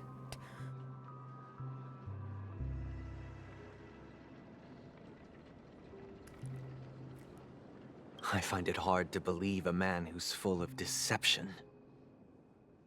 Fine. You don't have to trust me. What you should trust is the sense of justice inside of you. Show me Robin first. All right, as you wish. Here she is. Huh? What's your trick this time? Just kidding. I mean, this lady will lead us to Robin, right? And the crew, too. There are too many people who you owe an explanation. That'd be great. Please follow me, Honorable Oak family head. Now, all the actors are on the stage. I was like, Robin's with us. There's no way that, like... This is the monument I mentioned earlier. The names inscribed on it should be familiar to all of you. Rosalina and Tiernan. When Penacony was known as a frontier prison, it was the Trailblazers who connected it with the stars. They were the heroes who saved Astana, and their names deserve to be immortalized. Not just on this small stone tablet, but in the annals of history for all of time. However, today, the planet of festivities is nothing but sweet dreams. That heavy piece of history is all a distant memory. Just like that prison. If their names are inscribed here, then that means... According to Micah, they died long ago. Rosalina was killed during the War of Independence. She ventured alone into the heart of the star system to investigate the flow of Memoria, but she never returned. Tiernan was a skilled gunslinger, strong and reliable. He led the people through countless battles, but he didn't live long enough to witness the arrival of true peace. In the decade following the war, Penacony faced challenges internal and external. To protect Asdana, Tiernan took up the way of the Trailblaze and led the Lampmoth family to explore beyond the system, only to be surrounded and wiped out by the Swarm. Though I had expected as much, the tales of these heroes truly are sorrowful. True to the title of Trailblazer, they spent their lives venturing into the unknown. But what about this tablet? There are no names carved on it.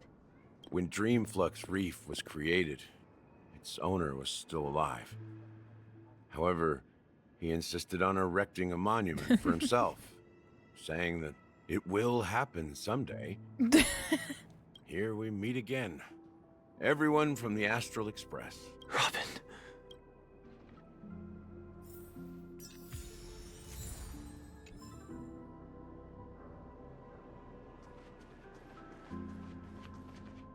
Brother... There's no need for words. You're safe, and that's all that matters. Aww.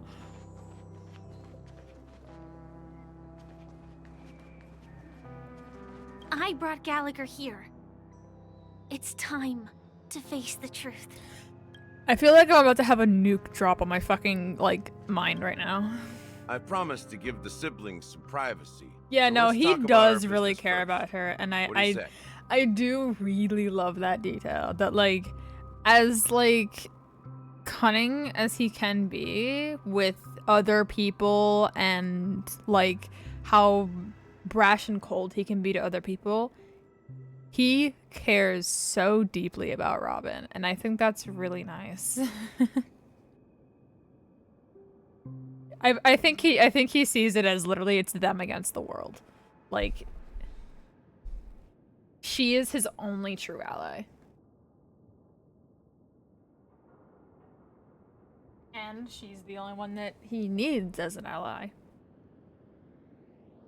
In his eyes, at least. That sounds sensible enough.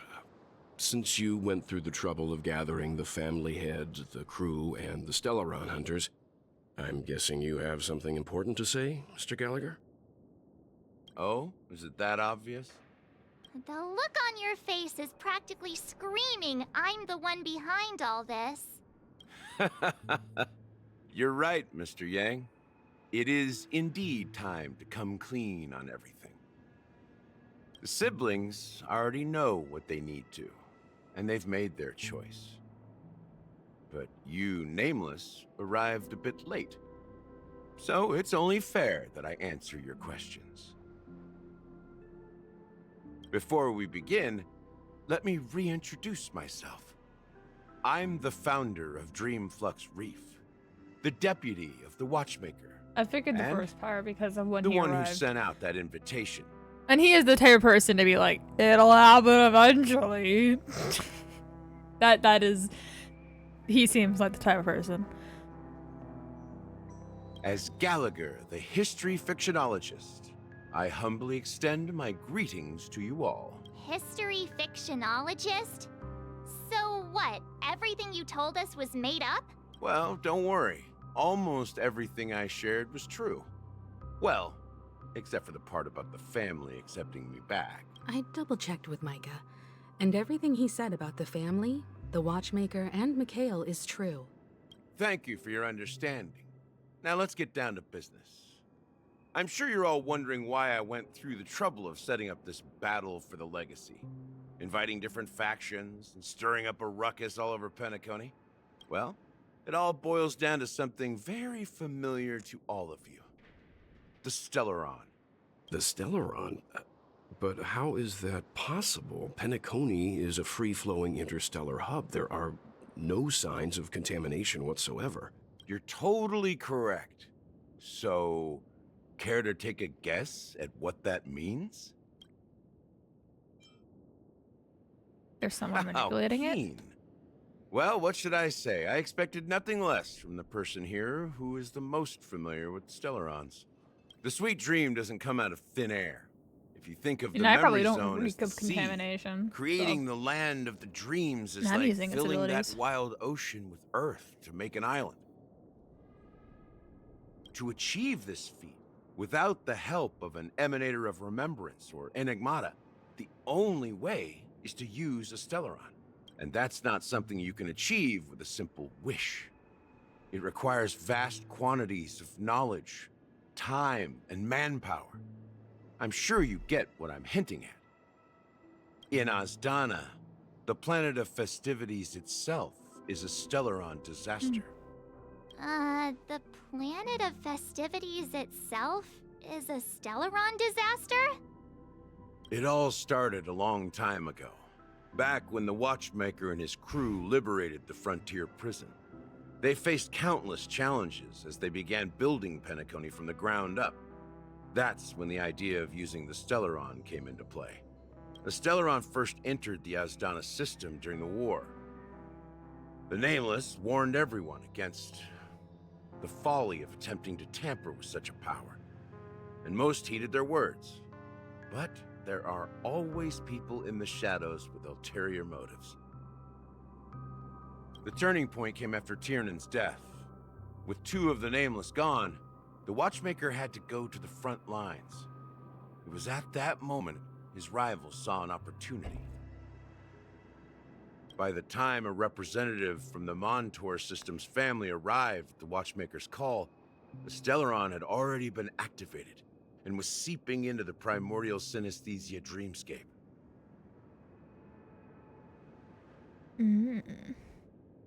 And I suppose the family happened to possess the knowledge to seal the Stellaron? Not just that. They knew far more about the Stellaron than the average person. They helped Mikhail swiftly quell the civil unrest and played a part in building Penacony under the disguise of the Harmony. Those three eras were known as the Age of Dreaming. The Watchmaker, who had been left in the dark, sent out invitations across the universe, spreading the hype around the land of the dreams. Then, how did they turn against each other? Remember the island in the ocean metaphor? The truth is, the Stellaron was never truly sealed. It existed in a different form within the dreamscape. Think about this. What would it cost to create and maintain such a lavish dreamland? It's people's lives. The opulent dream is built upon the decay of spirits, with a toxic elixir called pleasure flowing through the dreamscape. It tempts people to indulge in the dreamscape, and gradually their minds succumb, becoming nourishment for the sweet dream. Confusion, laziness, and cowardice, weaknesses that plague humanity, were magnified and nourished by the family. Penacony became a new kind of prison, even more impenetrable than the previous one. Sadly, we realized this far too late. By then, the family had a firm grip on Penacony, swiftly quelling any opposition that arose. At my wit's end, I had to use the power of the Enigmata, and sought refuge in this chaotic realm. Over the years, I created a meme within this dream for our use. Dormancy. That's its real name. We exploited a loophole. You see, regular people can't fall asleep again while they are inside the dreamscape. So this is the true meaning of the impossible. You sent out invitations in the Watchmaker's name to find forces capable of resolving the Stellaron disaster and draw them into Penacony to uncover the truth. It's not just that. Above all, I wanted to see what happens when the major factions engage in a struggle for the legacy. Since this is the Watchmaker's first announcement in decades, the traitor within the family is bound to reveal themselves. So, the legacy is just a facade. If you want to consider the Stellaron as the legacy, I'm totally fine with that. If that's the case, where is the Stellaron now? That's a question for Mr. Wings. The Stellaron is still under the family's control, and as the head of the Oak family, I'm sure he holds all the answers. Alright. Go ahead. I'm sure Mr. Wings holds all... Hi, Sunday. Are you done talking? So, will you tell us where the Stellaron is? It is the Penacony Grand Theater itself. As I suspected, it's the embodiment of the family. The edifice that first materialized within the Sweet Dream. That's what turned Penacony into its current state. As for the person who employed its power, it is in fact Mr. Gopherwood, the current Dream Master. The guy who they were talking to in the dream. Not the dream, the memory. Well, that was easier than I thought. Did you conduct your own investigation already? Correct. When I was trying to track down the person who murdered my sister, apart from you, Gopherwood was my second suspect. Confronting me first turned out to be a smart move on your part. I didn't have other options. The Dream Master has been elusive, and even the heads of the families can hardly get an audience with him. Moreover, Mr. Gopherwood has been kind to my sister and me. And I didn't want it all to end like this. What do you mean by that? To be honest, my brother and I are also victims of the cancer of all worlds. We grew up as orphans, and were adopted by the family when they came to help. Mr. Gopherwood recognized our potential and brought us to Penacony.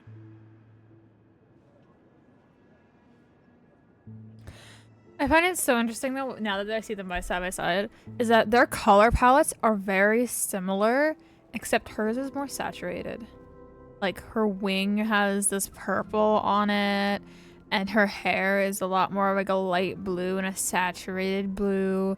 She's got like it's like they took his color palette, upped the saturation, and added a purple hue on everything. And I think that's really neat. Cause like otherwise it's the same color. It's just the white with the blue accents, and like this.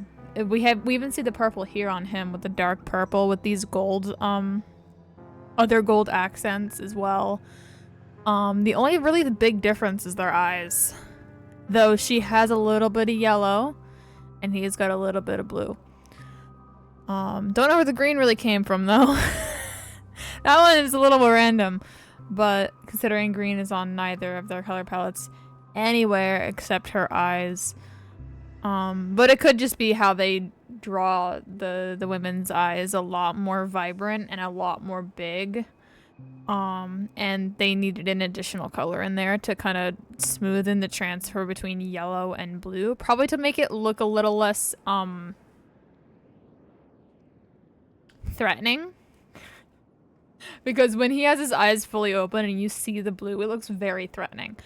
So they probably needed to just blend it out a bit for her eyes to look not like that and to look really pretty and really big and whatnot, which is probably why it's done that. But I do like the little things that like match them on either side, like 2 circles, 2 large circles. They both have things all the way up onto their necks up here. I mean, we can't really see his hands, so I can't really compare there. But this little part comes in. She's got a little part that goes in. It is neat though, it is neat. He's got this little part that comes up that kind of makes a glove look thing. And she's got these fancy arm pieces on her. He's got this brooch on the side, and she's got a similar one. Yeah, her wing is down here. He's got a wing as well. I can't really look at... Yeah, you can't really look at anything below that though, unfortunately, to this angle, but yeah, their color palettes very much mirror each other. I did. Is that not how you say it? Broche? I don't fucking know. I'm not fancy enough for that shit.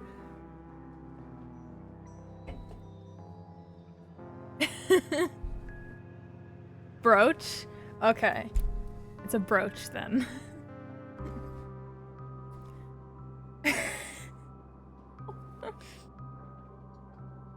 Brooch there. Yada yada, whatever. Yeah. Little details that I do like.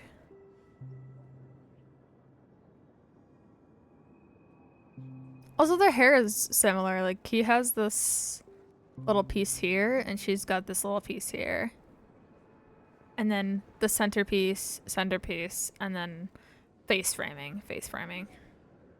Slightly different from each other, simply face shapes and styles of their own, but it is neat. It is neat. It also reflects, like, she doesn't have, at least I don't see, she doesn't have any eye motifs. However, she has stars, which I think is interesting. She also has this treble clef looking thing down here. You can't see it. Fuck. Void's in the way. But trust me, there's a treble clef looking thing down here. But yeah, she's got stars here. She's got one here. There's like a ton of them on this thing here. Which I think are interesting, and he has all the eyes that are around this eye, that eye, that eye. I believe these also kind of look like eyes. He's also got thorns here, which I think is interesting. Thorns on his coat. She's got these kind of rose-looking things as well. She also got flowers up here, which I think is really interesting.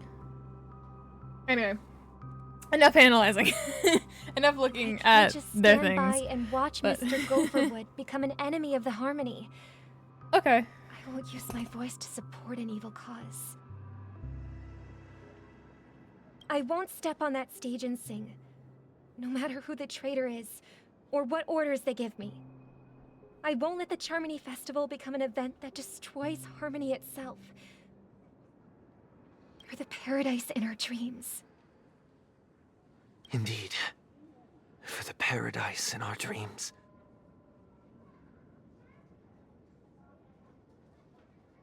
As the head of the Oak family, I'm responsible for ensuring Penacony's promising future.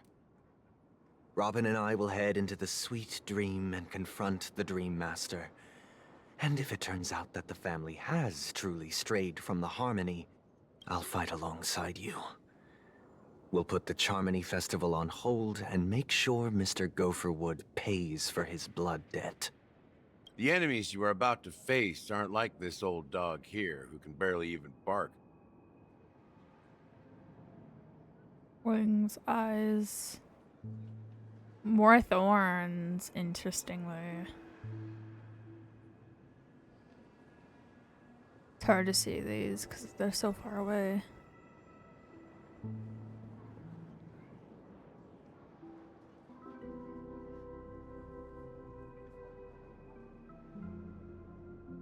Yeah. Since our interests are aligned, why don't we team up? Maybe, just maybe, we'll have a shot at success. We have always Listen, been I following love the looking at footsteps of character our designs. nameless Okay, predecessors. I think when I think it's really nice when game makers put a lot of thought into the character designs that represent them, their personality, their plot, like their role in the story, and all those kinds of things, and also like reflecting their relationships with other characters. I love that.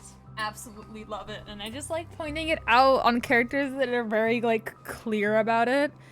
It also gives me an excuse to look at them, so. Yeah, we Nameless won't back down from a challenge. Isn't that right, Mr. Trailblazer? Any excuse to swing my bat.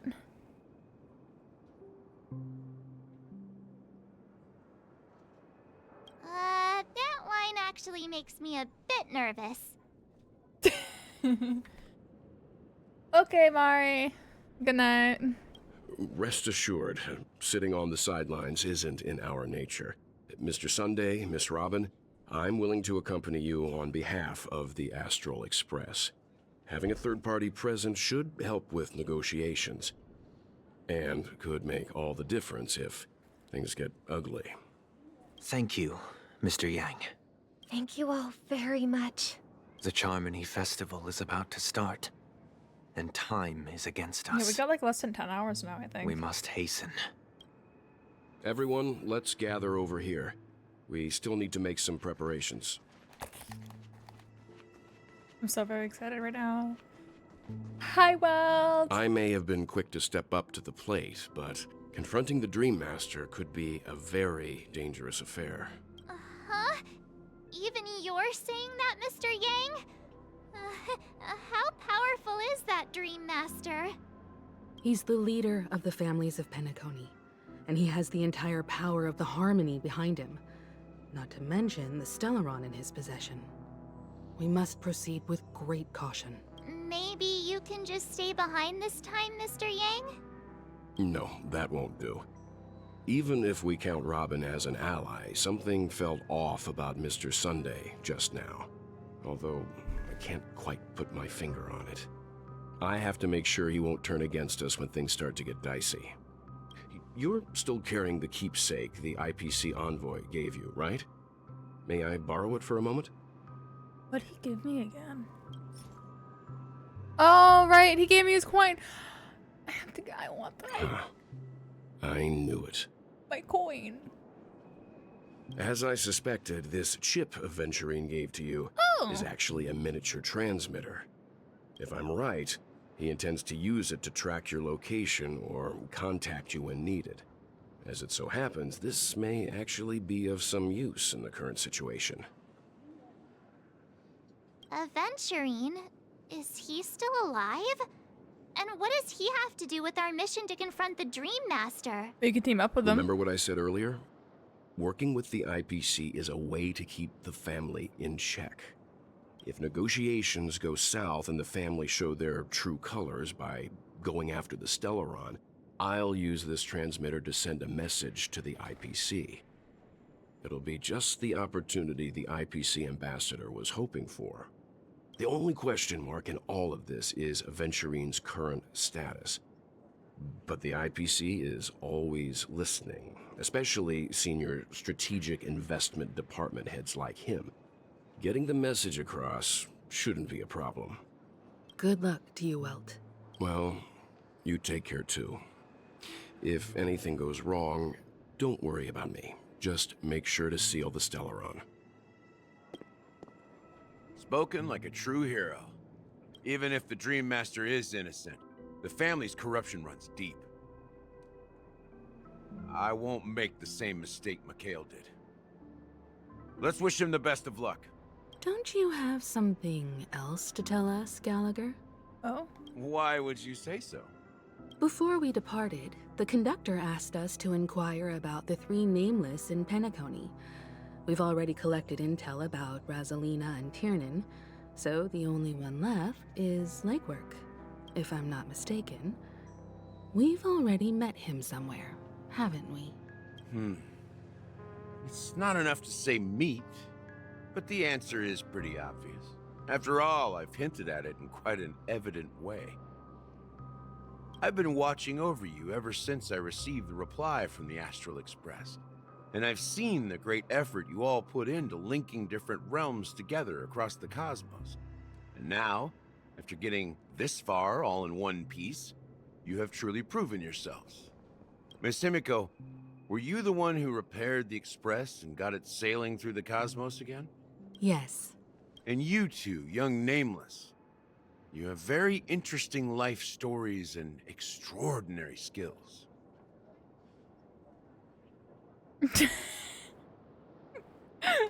What? Hey, you can't just make up titles like that. You're full of energy. Please send my regards to the conductor, Pom Pom. Please let them know that their friend had fond memories from his time aboard the Express, which he reminisced on every time he had a good drink. As for the last nameless, he embarked, disembarked, and embarked again, traveling in a great circle, ending up back where he started. On his deathbed, he told me to find the Astral Express and deliver an invitation to the future nameless. He left behind a special gift, a true legacy. Something that belongs only to the successors of the Trailblaze. Come with me. Now is the time to reveal it. Oh. Okay. A bit confused. Back here again. Sometimes I feel like you're still alive, old friend. Like you've still got so much to say and do. I've kept my promise, brought the future Trailblazers you've waited so long for. I don't know why you were so obsessed with that train, but I remember your last words. Oh boy. Don't let us down, old man.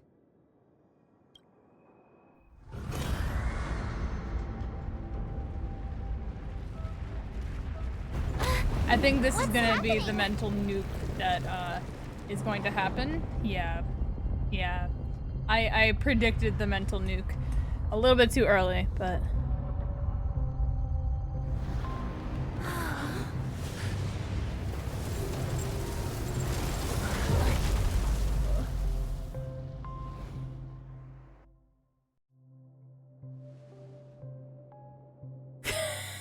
Go ahead. Okay. His resting place lies in the garden up ahead. I swear to God, we're gonna see a First and face. last nameless of Penacony. We're gonna see a face that we've seen already Kale again. Char Legwork, the watchmaker. Oh. Okay, yeah, that makes sense. Yeah, get that, got that, done that. Okay, there we go. Yeah, that part, I was getting there. If I had thought a little harder about it, I would have got it. But I feel like this is the nuke. I feel like what I see up here is gonna actually like destroy my mind.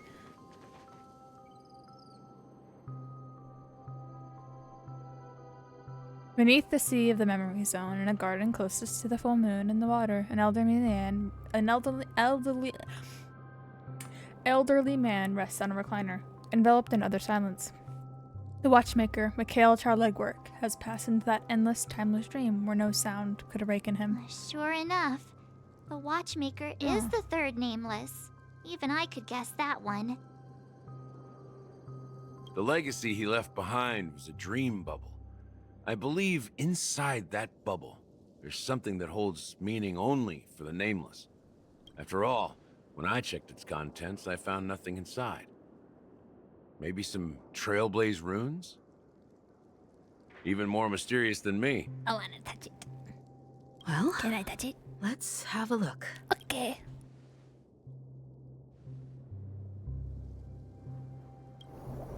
He looks cool though.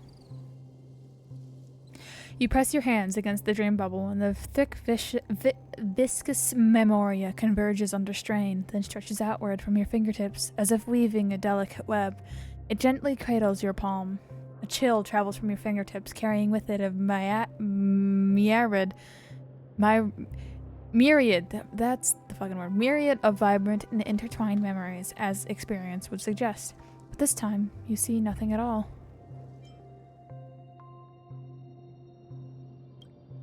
The dream bubble is clearly extraordinary. Perhaps the approach was wrong, you think, holding your breath and closing your eyes. With one knee on the ground, you press your forehead against the thin film coated in memoria. Yet before you, there remains an abyss of darkness, no crimson sun descending upon snow-capped mountains, no gentle laughter, no twinkling stars, no echoes of swords clashing. Most of all, no traces of troubles. There is nothing, and nothing is there. Indubitably, this is but an empty dream bubble. Wait, What's going on? Seriously? There's nothing inside this dream bubble? How could a dream bubble be empty? Just as I suspected. That old man always had this strange belief in the nameless and the trailblaze. And I never understood where he got that confidence from. Especially since he never managed to get in touch with the Express while he was alive. I could never figure out what was going on in that old man's head. But this empty dream bubble is so typical of him. He was always full of weird fantasies and incomprehensible The real dream bubble was the romanticism. friends he made along the way. That mischievous old man. Well, I didn't expect him to leave anything concrete behind anyway. Don't think that's the case, Gallagher. I'm sure Mikhail has left us the most precious thing of all. Don't start getting all philosophical on me, all right? Just as Mikhail believes in the nameless of the future, we unconditionally believe in the nameless of the past. How could they leave with regrets for the future when they were ready to dedicate their lives to the land they loved? There must be something contained in this dream bubble. It's just we haven't figured it out yet. You also have faith in the Watchmaker, don't you, Gallagher? Well, I'm a follower of the Enigmata. My philosophy forbids me to have faith in anything. That's why I understand what faith means in the path of Trailblaze. And I also want to know what he left behind. I'll leave it to you guys then. Can I borrow your pet? I need to make a trip back to Golden Hour and check something at the Dreamscape sales store. It's for Mikhail, and for the future of Penacony.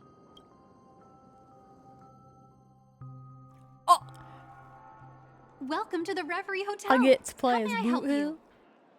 Greetings.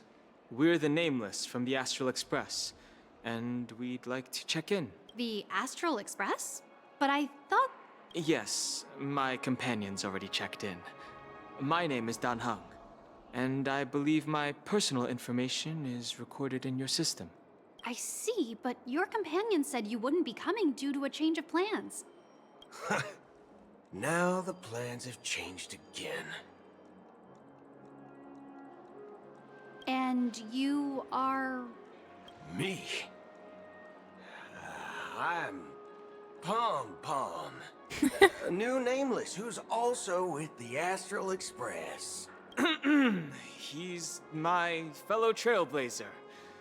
We responded to the family's invitation before he boarded the express, so he wasn't registered in your system.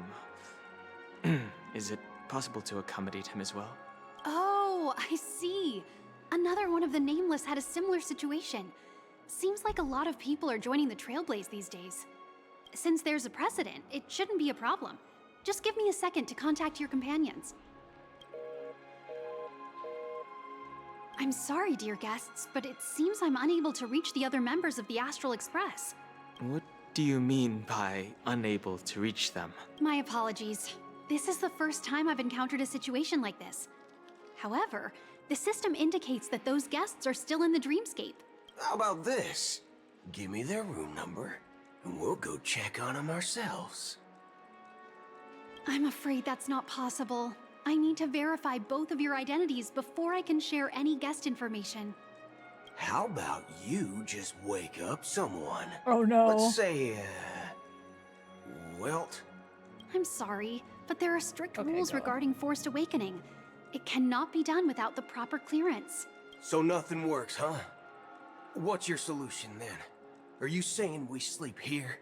At the reception? Please be patient. We need to contact your companions in order to confirm your identities. And now it seems you need to confirm our identities before you can contact our companions. It seems so. Oh, fudge. Look, nothing personal, but if you can't handle this, go find someone else who can. Please calm down, dear guests.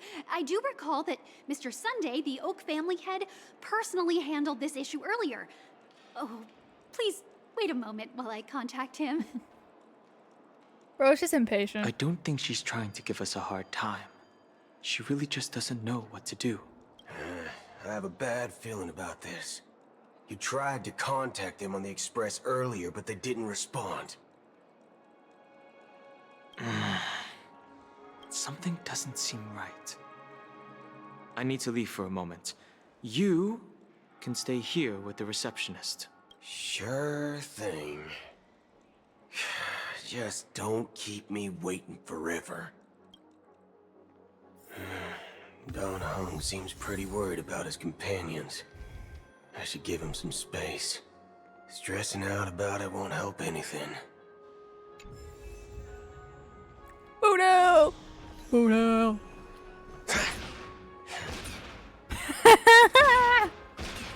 He's so silly, look at him.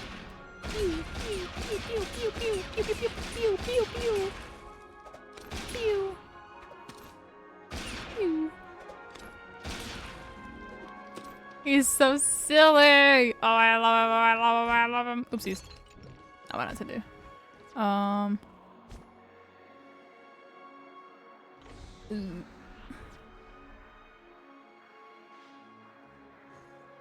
Oh yeah, you're so right. We can't check out his kit, but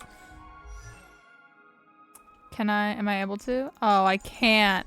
I can't even view what fucking path he is or element. Locked and loaded. Locked and loaded.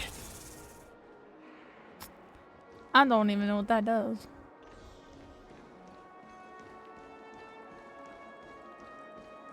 Face recognition failed.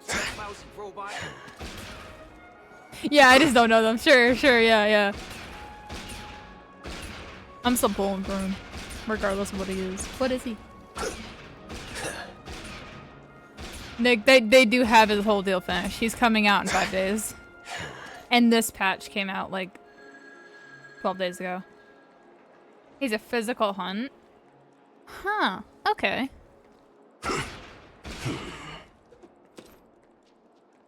That makes sense. That makes sense. He is a galaxy ranger, and he does shoot things. So I suppose that makes sense. Specialize. Well, yeah, that's what the hunt do. They specialize in one-on-one. They do that with all of the story characters. You're not allowed to see their builds. I'm pretty sure they don't actually. He just ate a fucking bullet, dude. What the fuck?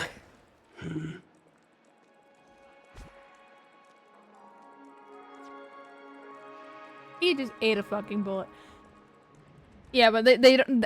They probably just input numbers into each thing. They probably just don't actually build them.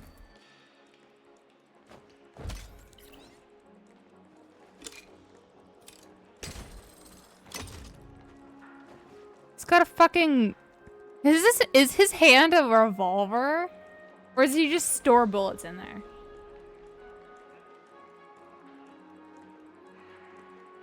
I'm waiting for him to eat the bullet again. Nope, he's not eating the bullet. Oh yeah, he does have a gun in his hands.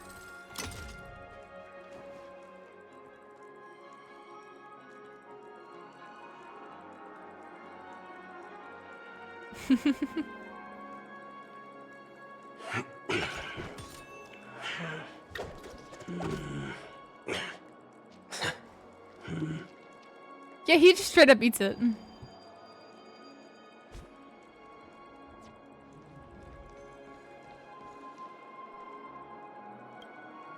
Greetings. I'm Cody of the Bloodhound family, head of security for the hotel. How may I assist you? Hello. So, there's something I wanted to ask about.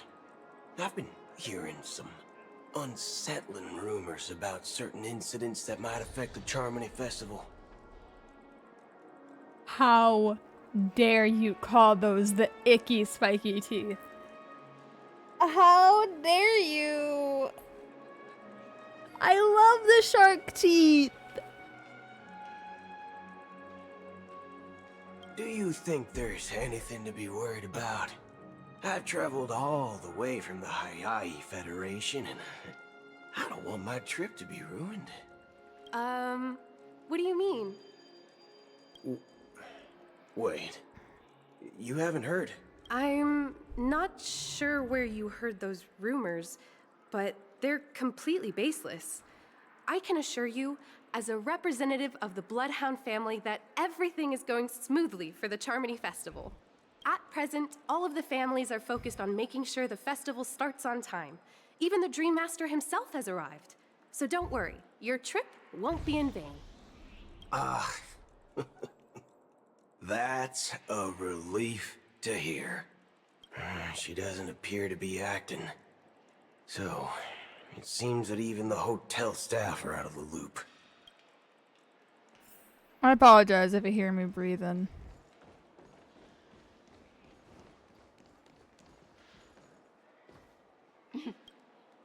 The Charmony Festival is about to start! I'm so excited! Hey! You guys here for the Charmony Festival too? Well, I didn't come all the way here specially for the festival. Honestly, I don't really even know what it's about. But I heard it's a lot of fun! Well, back in my homeworld, Anaria, we have festivals like that all the time. My dad threw me a birthday party one time that was just as extravagant as the Charmony Festival. Oh, come on! The Charmony Festival is a once-in-an-Amber-era event. How can a birthday party compare? Well, you never know, right? Maybe on her world, birthdays only happen once in Amber Era. Anyway, let's forget about that. Have you heard about the, unsettling things happening in the dreamscape? Unsettling things? What could possibly go wrong? It better not ruin the Charmony Festival! I've been looking forward to it! Relax. With a big event like this, there's bound to be lots of gossip and rumors.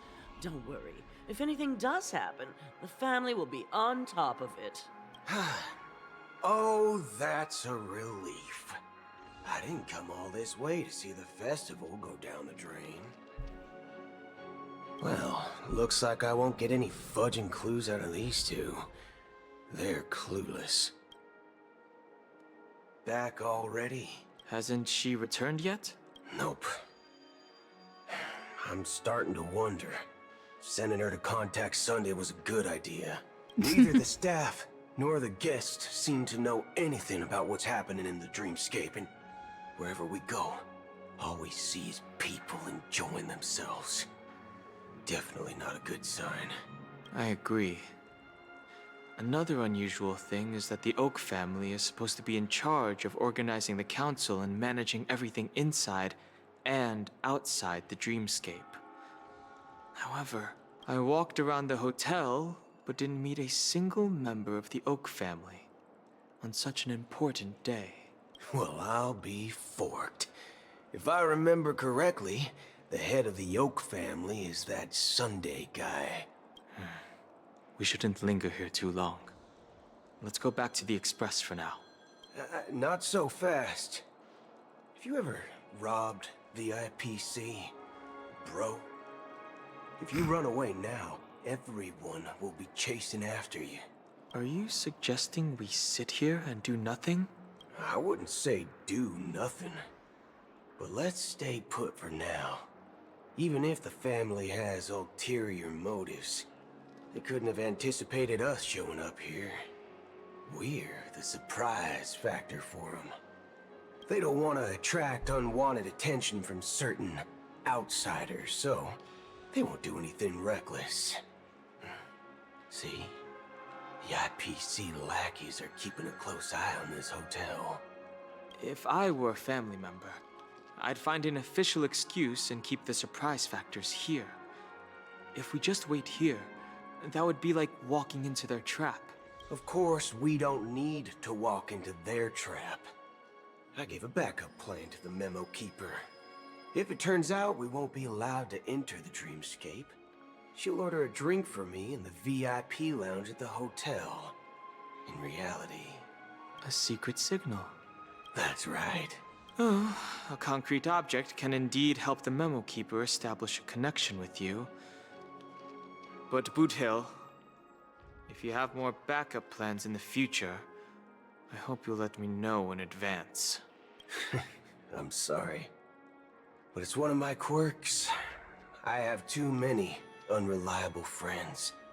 And if I reveal that I have backup plans, things can go awry. And that would leave all backup plans completely useless. How do we get into the VIP lounge? This is where my street smarts come into play. You can actually book a stay on credit, and You're the lobby manager. Yes, I am. How may I assist you? We're the Nameless from the Astral Express. We wanted to check in, but there's something wrong with your system. The lady at the front desk said she would contact the manager, but now she's nowhere to be found. Now, we've been waiting here forever, without any food or water. What the fork, man? Is this how the family treats its guests? Is this your idea of street smarts? Starting an altercation? It's called standing up for your rights. I apologize for the inconvenience. Please wait while we try to contact Mr. Sunday. They should just let him I'll first. arrange 2 premium seats in the VIP lounge so you can rest there while you wait. See? Just like that. Just don't call yourself Nameless next time. Wow, this bar's something else. Certainly worthy of the planet of festivities. One peach soul glad? Shaken? Not. Good evening, gentlemen. Hey, I have an order for a bottle of His Donna's White Oak. Can you help us find it? Donna's White Oak. I think there might be a misunderstanding. We don't serve that here. Oh, no way. Are you sure you're not mistaken? If someone had reserved such a beverage, I would definitely remember it. It sells for hundreds of thousands of credits per bottle, after all. I couldn't afford to cover for such an item if it were broken or lost. That's strange. Well, could it be that the memo keeper couldn't afford it? Then what should we do now? Oh, no need to rush. Let's grab some drinks first. Maybe I arrived too early and she hasn't come yet. Now, let's see what kind of juice malts you all have here. Well, give me a glass of Heenum Valley, 40 years. I'll have it neat. No ice. Well, that's the most expensive one on the list. You have a taste for the finer things. It's on the house, anyway. What can I get for you? Anything you recommend is fine. Then I would recommend today's special, Glass Village. It's classic Soul Glad mixed with Laboon juice. It's refreshing and suits your cool demeanor. Just 1 minute. Ah, this flavor. Dynamite barbecue with rocket fuel. Ooh, it really hits the spot. Truly, the finest sherry cask aged malt juice in the cosmos. Dynamite barbecue with rocket fuel. Is that really something that humans enjoy? Hey, this guy doesn't know anything at all. As long as you're satisfied, dear guests, please enjoy. Let's give the memo keeper another half system hour. If she doesn't show up, we'll need to come up with a new plan. In the meantime, let's take stock of the situation. What do you think? The situation is unclear. Something must have happened on the planet of festivities, but the public is unaware of it. Someone in a position of power within the family must be covering it up. It's unusual for the followers of the Harmony to invite other factions, let alone the IPC and the Masked Fools. If what you said about the Emanator of the Nihility is true, the situation in Penacony is a little complicated, to say the least. Actually, there's something else I'm concerned about. Regarding Acheron. As you know, the faction that follows the path of the hunt are some of the most dangerous folks in the cosmos to mess with. I mean, who in their right mind would impersonate the Xianzhou Alliance or the Galaxy Rangers? It's like asking for a death wish. Isn't there a saying among the Xianzhou people that the Rainbow Sect lets their Lux arrow do all the beating? Talking. Do all the talking. Well, you know what I mean. Even though the Galaxy Rangers have been out of sight for years, we've been keeping an eye on this region. Even the dumbest criminals know better than to mess with the Annihilation Gang, much less the Rangers. But that Acheron lady, she doesn't seem like a lunatic at all. On the contrary, she's highly logical and organized. She knows exactly when to hold back and when to strike without mercy. And do you believe that someone like her would have an ulterior motive for impersonating a Galaxy Ranger? I'm not entirely sure, but I do have my suspicions. Maybe she knows a Galaxy Ranger, or perhaps she's trying to lure us out for some reason, which I can't figure out. Anyway, what worries me more are the anomalies within the family. They've summoned followers from various paths for the festival. No matter how generous such a gesture is, this move seems highly unusual, unless the invitations weren't sent by them. If that's the case, it's even more intriguing that the family insists on organizing the Charmony Festival, despite the chaos. Maybe it's Shipei the Harmony pulling the strings. You find it beyond human understanding because it wasn't arranged by humans at all. People do stupid things out of irrational impulses. They abandon their principles when self-interest is involved. They believe in things they know they shouldn't, and fudge. They even break their own rules. But Eons don't. They stick to their determined path and never turn back, even if they reach a dead end. You think Shipei's will is behind all this? It may not necessarily be Shipei, but there's definitely some higher entity involved. I know it may sound pessimistic, but if human free will were reliable, why would we even need Galaxy Rangers?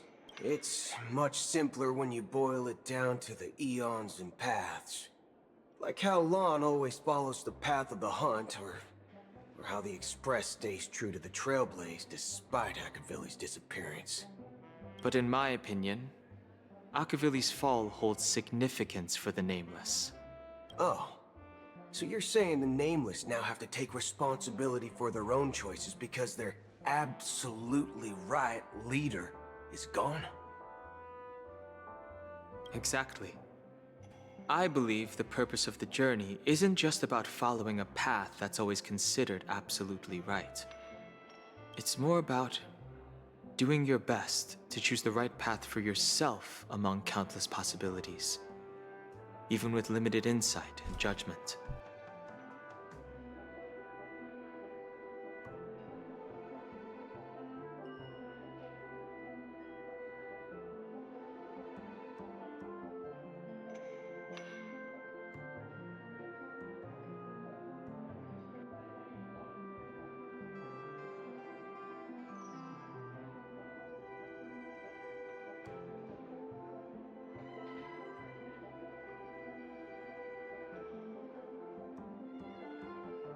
No, sorry, my sister came in to pick up her dog.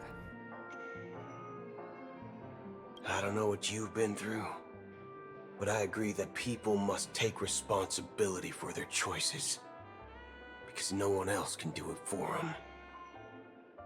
That's why the Galaxy Rangers need to uncover the imposter and figure out her true intentions. Just in case. I have a backup plan if the Memo Keeper doesn't show up. This is my final backup plan. I promise. You sure have a lot of cards up your sleeve. Well, Going back to my old career would make things a lot easier.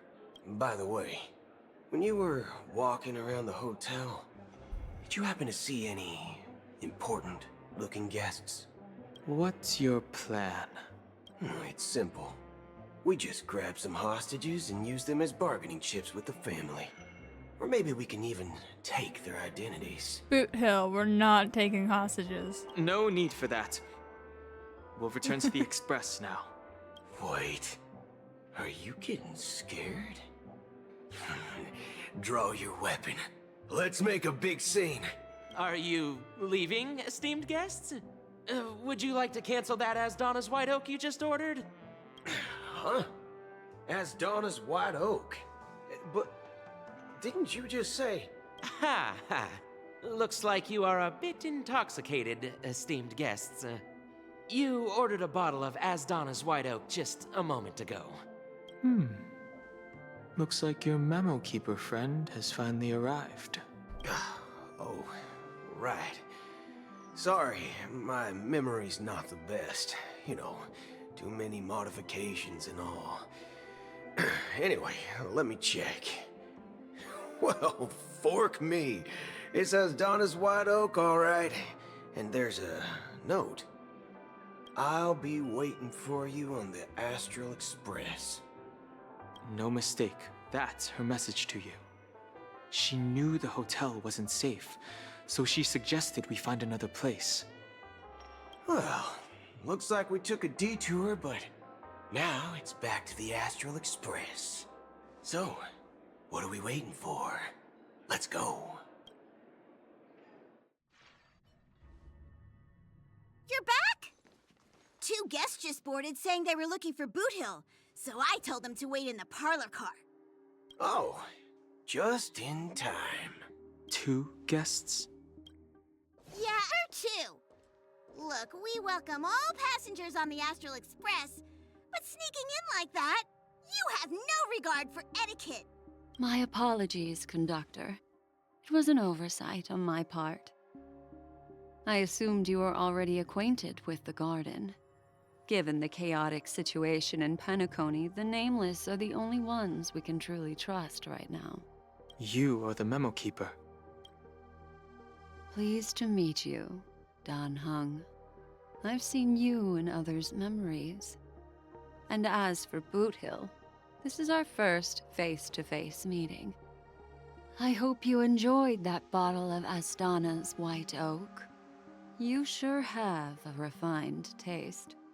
Finally, Memo Keeper. Well, let's cut to the chase. Spill everything you know. That's precisely what I intend to do. But before that, please allow me to introduce myself. My name is Black Swan, and I serve the Garden of Recollection as a Memo Keeper. As for Acheron's story, I'm sure she knows it better than I do. Greetings. I'm Acheron. What? You Garden of Recollection shirtbag! You betrayed me! I apologize, but she did that at my request. Due to certain reasons, I have been exiled by the family. Thankfully, this Memo Keeper came to my aid and helped me escape their surveillance unnoticed. To be honest, it was more like stalking than helping. And the process was far from unnoticed. But we did escape. I asked her to guide me to a place beyond the family's reach and to contact a few trustworthy individuals. Namely, all of you. Trustworthy? Son of a nice lady. You think I'm dumb or something? How about this? I'll put a few bullet holes in your head and see what secrets spill out. Then, we can talk about trust. It doesn't have to be like that. I'm willing to answer all your questions, but not right now. If my cover hadn't been blown, we might have had more time, but at the moment, we don't have any other options. No other options? What do you mean? This is the only way I can ensure everyone's safety. I kindly request an immediate warp jump out of the Astana star system.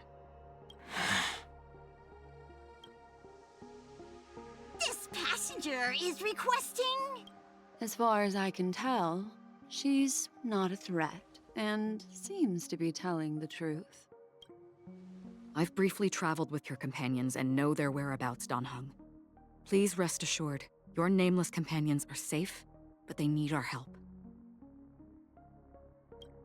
As for Boot Hill, you may have guessed. I've been waiting for you. Galaxy Rangers are known for their elusive nature and limited contact with each other, so this was the only way I could reach out to you. Only by doing this can I find a true Galaxy Ranger and fulfill a long-standing promise. To return his relics to their rightful owner. Someone once told me that every rainfall is like a gift from the heavens, a sign of their mercy upon the world. Raindrops are said to be the tears of the gods, shed in response to the sorrows of the world. Their constant pouring is a reminder that the gods haven't abandoned us yet. So, how long has this rain been going on for? I used to believe, just like you, that it would eventually stop. Years and decades passed. And in the end, such hope faded away before the rain did. Looks like the god you mentioned doesn't exist after all. As he spoke, the old man's gaze remained fixed on the distance. Amid the fine drizzle of black rain, countless shadowy hands emerged from the sea, shrouded in an ethereal mist, reaching out towards the sky, one by one. Well, let me share a story with you. Mortals who walk the paths are like sailors on a vast ocean, leaving behind a trail that creates countless ripples of possibilities. These ripples last longer than the fleeting lifetimes of humans. And for some, their presence leaves such a strong mark that it's reflected in the waves. Like those shadows on the ocean. Sin-thirsters, the obsessions of the Pathstriders, they emerge from the depths of IX, seeing themselves as masters of their own destiny, unknowingly repeated the actions of their past lives. They emerge from the nihility and head toward it, leading purposeless lives. However, these hollow phantoms, they were once my dear companions. A group of Galaxy Rangers. Are you watching over them? Watching over them? No. I'm guiding them toward transcendence. It was a brutal war. A crusade that shook the universe. The universe witnessed the fall of Zulo, the Lord Ravager, but it came at a price. A price so hefty that only those who were there still remember. The unwavering determination of the Hunt followers persists even in death. So someone must guide these lost souls to their life beyond. They were heroes in their time, and they shouldn't be reduced to mere puppets of the nihility. As for me, I've suffered too many losses on that battlefield to advance any further. And that makes me the most fitting person to carry out this task. But you know, these sin thirsters, they're not who they used to be. Does this seem pointless to you? Well, some tasks have to be done, even if they are pointless. I can help you. For what? For the meaning of the nihility. That's what I've been seeking. I see. After all, this realm is off limits to ordinary souls, right? Thank you, stranger. I wish that you find what you seek. Before we part ways, I have one more question. It is true that their actions and even their entire lives may seem pointless from our perspective. But if, and it's just an if this is what the departed ones expected, should we try to change it? A good question. And a profound one. I don't know the answer. What I do know is that one day, I too will pass away. And when I bid farewell to this world, someone will stand at my grave and place a bouquet of flowers on it.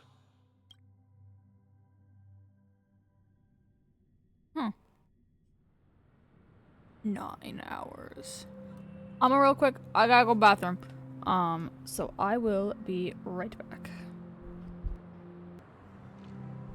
I am back. I've also brought myself a little thing to munch on, so if you hear me munching on something, no you don't.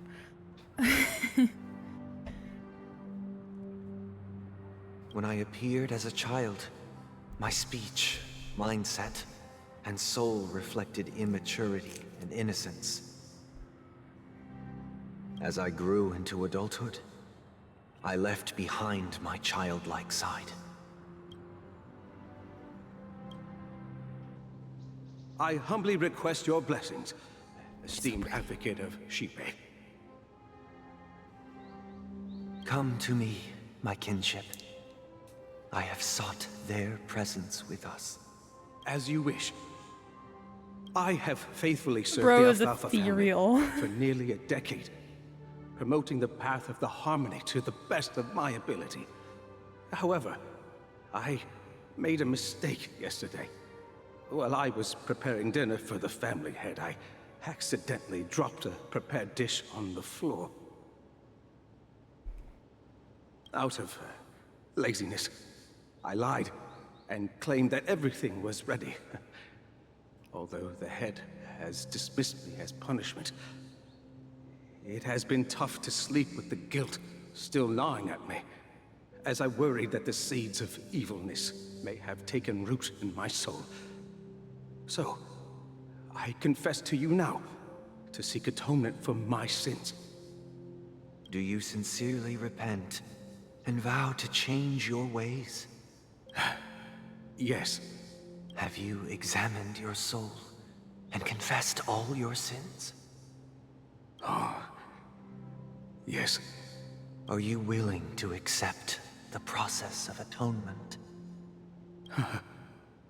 Yes. Very well. Show your dedication and goodwill to the family, and you shall be reinstated among them. Now, please, leave in peace. Oh, praise Shipe. And thank you, esteemed advocate. Next, please step forward.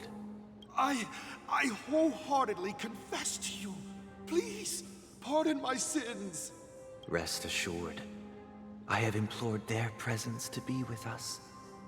As long as you are sincere, absolution will be granted. Oh, great. You know, I arrived in Penacony as a stowaway. I sold everything to get a ticket. My house, my land, and my 2 children. I see. Please, go on.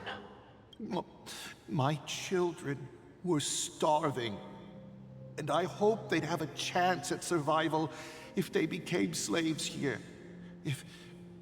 If I can strike it rich here, I'll lift them out of that situation and give them the life they deserve.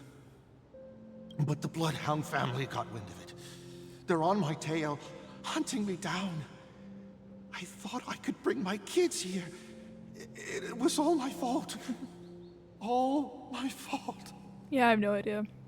The family is ready to forgive all sinners. I'll ask the Bloodhound family to cease their pursuit. You don't need to live in fear anymore. Oh, thank you. Thank you.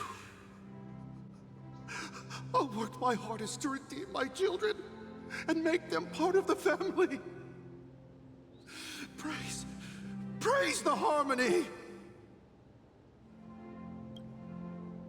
Next, please step forward. Hey! Long time no see, Mr. Sunday.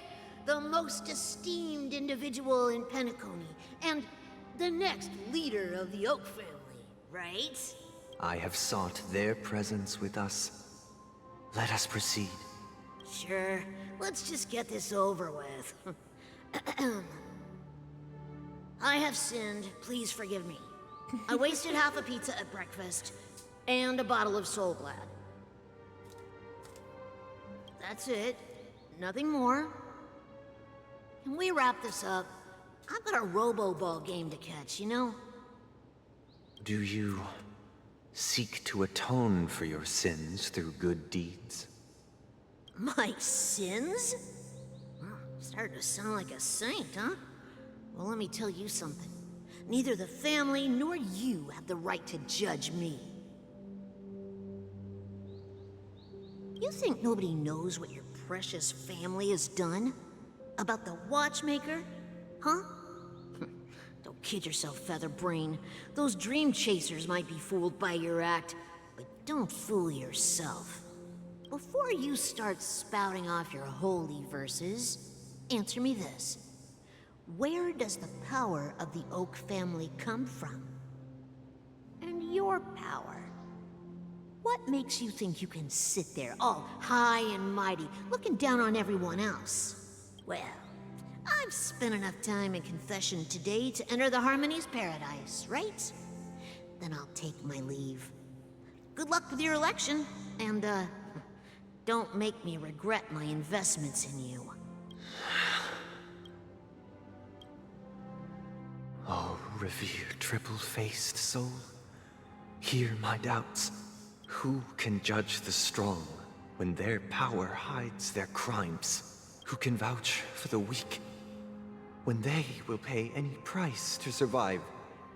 Who can comfort the purest souls when even they get led astray? If the strong defending the weak is truly the foundation of paradise, then who is responsible for the suffering and anguish in this wretched world? Brother? Brother? Brother, are you all right? I'm fine.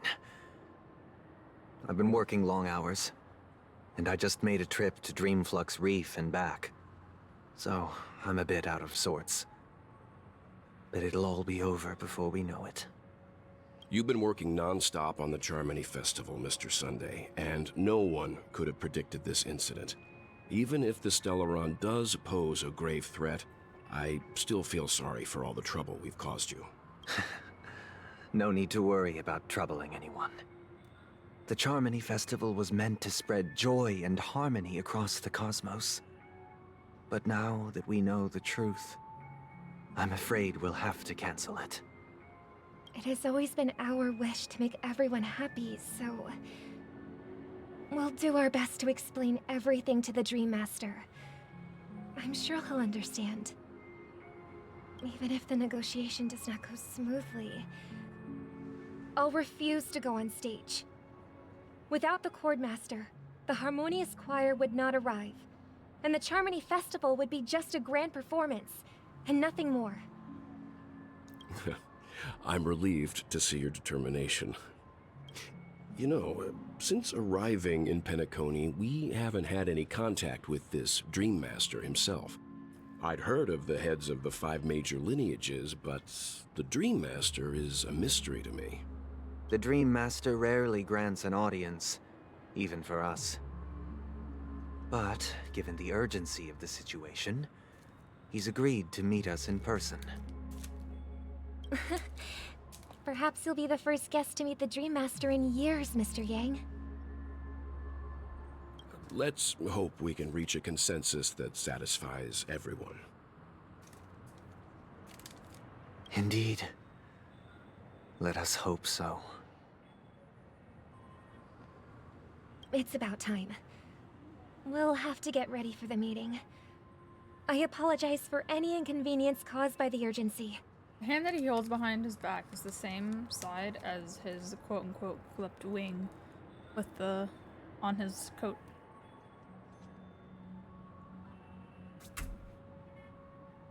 Something interesting. Don't worry. I'll be waiting here.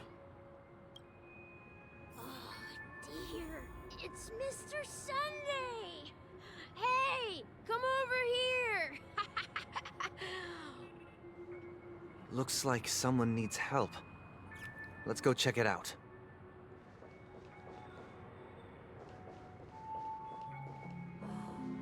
Can this be considered the majestic hall of art? Oh, right, it does. Never mind then. Mr. Sunday. Hey there! Okay, see the moon in the sky? It's about the size of the cap on my Soul Glad bottle. If I just reached out my hand, I could grab the moon, couldn't I? The moon? You mean the Grand Theater? Yeah. Look at me. I've been away from home for too long. I must be missing that moon. But it's no big deal. The Grand Theater here looks much better than the moon back home. It's just magnificent. They told me not to sell everything I had just to come to Penacony. How short-sighted. Selling everything you had? Why would you go to such lengths? Why? Can't you see? Life back home is miserable. It's not really living at all. It's better to be here at Penacony. No pain, no worries about tomorrow, just sweet dreams. You can do whatever you want. That's what I call living. Yeah. Is this truly living? Huh? What did you say, young lady? I didn't quite catch that. Oh, it's nothing, sir. You see, the traffic on Glock's Avenue can be dangerous. How about I ask a Bloodhound family member to escort you to Ideen Park over there, so you can continue enjoying your sweet dream? Oh, yeah, that's a great idea. Wow, no wonder you were the leader of this sweet dream. You're totally a lifesaver. See you around, Mr. Sunday, and it was nice chatting with you. What's up, sister? This is the land of the dreams. But why do they live like this? The man we ran into, he doesn't seem happy at all. Even though sweet dreams are nice, they're just illusions.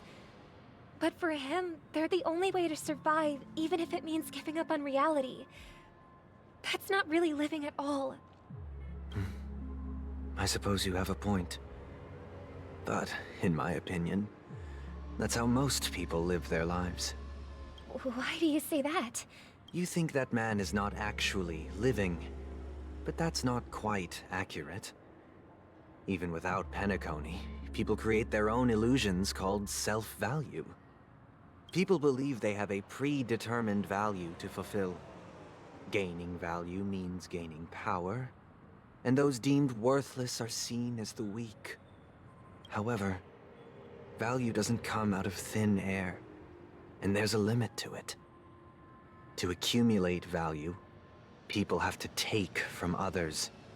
So, the weak get exploited and oppressed. Are you suggesting that this is not how things should be? Exactly.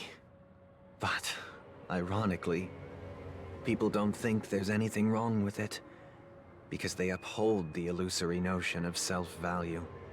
And even the weak believe in it. The survival of the fittest. That's where all the tragedies in the world come from.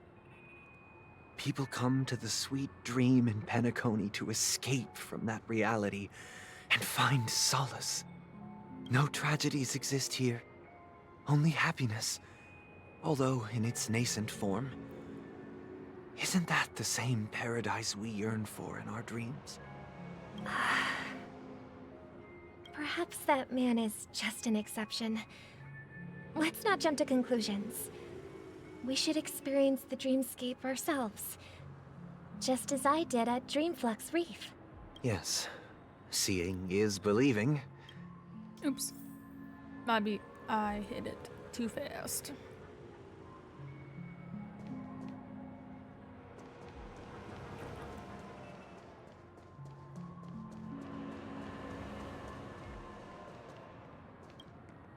Glad to meet you again, Robin. How are the preparations for the Charmony Festival coming along? We're all so excited about it. It's going smoothly. Thanks for making the trip to join the festival. You're too kind, Robin. It's a pleasure to have guests from all over the universe celebrating day and night. I can't stand being lonely or bored, so this jubilant dreamscape is perfect for me.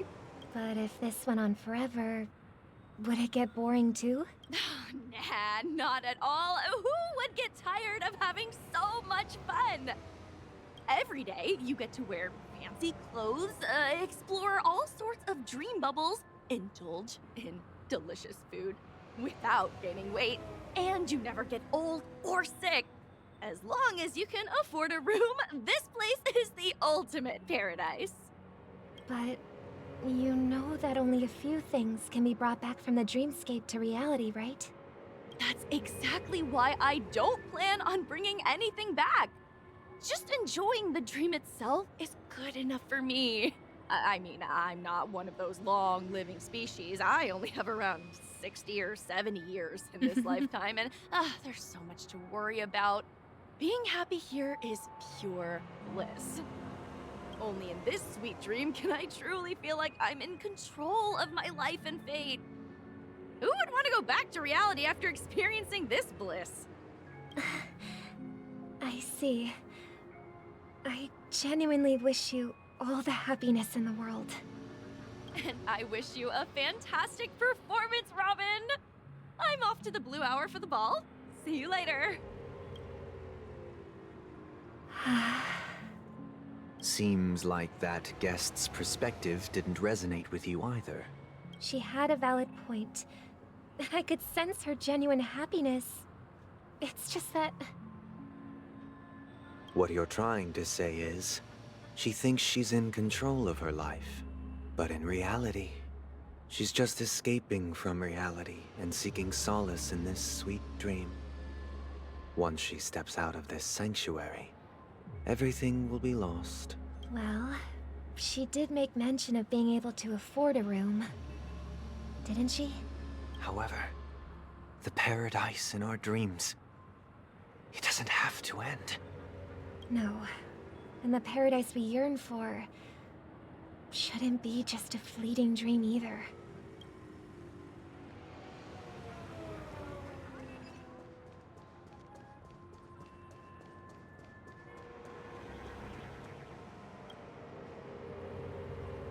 The scenery in this dreamscape is truly breathtaking, isn't it? Oh, Robin.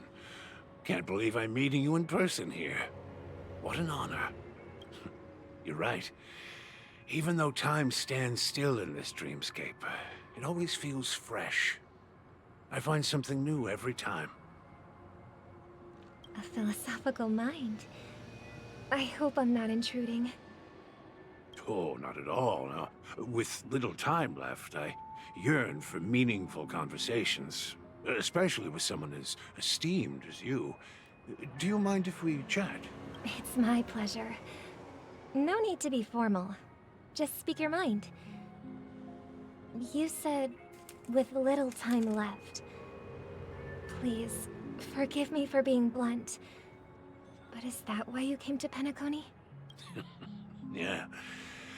I was part of a war, and while escaping from the Sarkosian mothership, I got exposed to some radioactive materials. And then, all my comrades died, and my hometown was wiped out by neutron bombardments. I couldn't bear to live with everything I knew gone. That's when I heard about a possible solution here, so I came. How heart-wrenching. I hope the family has been able to help you. They have, and I'm truly grateful for that. They provided me with a comfortable room, the most advanced life support devices in the cosmos, and a stellar team of caregivers. My physical body is now in the dream pool, sustained by life support. The me you see here is whole, rational, and no different from any other person. But I can't say the same for the me in the hotel room. My true appearance. Well, I hope you never have to witness it, Robin. So, you'll be living forever in this dreamscape, right? Just being able to live at all is good enough for me. Whether it's in this dreamscape or not, well, I don't really have much say in the matter. My world has been torn apart, and my life could end any second. So, even if this whole place is an illusion, it's still my paradise, and I'll treasure every moment I spend here. Now I envy those everlasting things. That old man's story. It's so tragic. Fortunately, this sweet dream gives him joyful memories to hold on to for the rest of his life. That's precisely why this sweet dream in Penacony exists. However, even this sweet dream has its limitations. While it provides solace to the disillusioned, it can't completely eliminate pain in reality. There will be a way out. Penacony is already on the right track.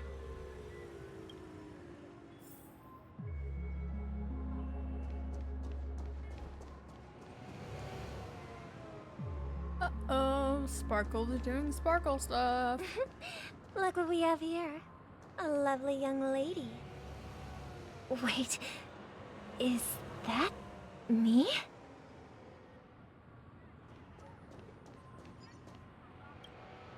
Brother, what a surprise to see you again. Show yourself. Your trick won't work on us. I've heard that a skilled mass fool received an invitation too. That must be you, right?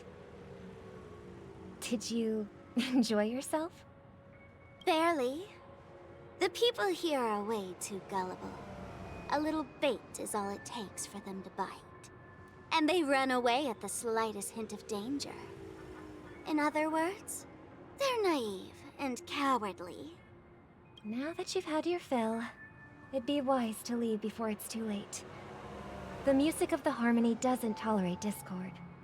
What? Now that you have the real Robin, I'm useless? Oh, how disheartening. I've done so much for the family. Sorry, move my microphone.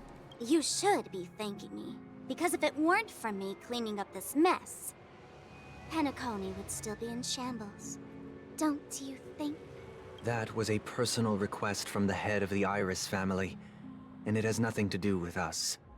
Step aside and stop causing trouble for the Charmony Festival. The Charmony Festival? You think you can scare me? You think I've no idea what you're planning? I don't care what you're thinking, Chicken Wing Boy. But I'm pretty sure our lovely Robin won't be appearing on stage. After all, you're well aware of what a sorry state this dreamscape is in under the banner of harmony. Penacony, the land of the dreams. Is this truly the paradise you desire? Stop it. What's the rush, Chicken Wing Boy? Did I get to you? Our paradise is none of your concern, masked fool. Leave now, or the family won't tolerate you anymore. All right. I'll go. But Robin, I suggest you seriously consider this. Do you really believe those living in dreams can escape pain and find true happiness? Well, I've done my part. And now I'm simply waiting for the fireworks to begin. Here, the last 2 gifts for both of you. And don't lose them. If by some unfortunate chance the Charmony Festival starts against all odds, remember to use them during the show. And it'll be thrilling. Bang! I heard a raven cawing in the distance. It seems the Dream Master will arrive soon.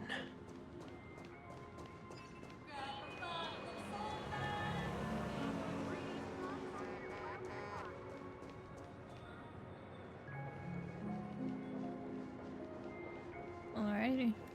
Let's meet the Let's Dream Master. wait here for the Dream Master to arrive. Okay. By the way, brother, I heard you no longer have a sweet tooth. Back when we were kids, you used to steal my desserts. Seems like a lot has changed during my absence. What exactly happened? Well, someone has to stay awake even in this sweet dream. But that someone doesn't have to be you, or anyone in particular. You're carrying too much on your shoulders, brother. The paradise in our dreams. It shouldn't be like this. Penacony is nothing more than a dream. It can't erase the worries and pain of reality, or bring true happiness. It only offers an escape from reality. Nothing more. Remember the old man we met earlier? Without this dream, he might have completely lost himself. That might be true, but even without Penacony, he could have chosen another path.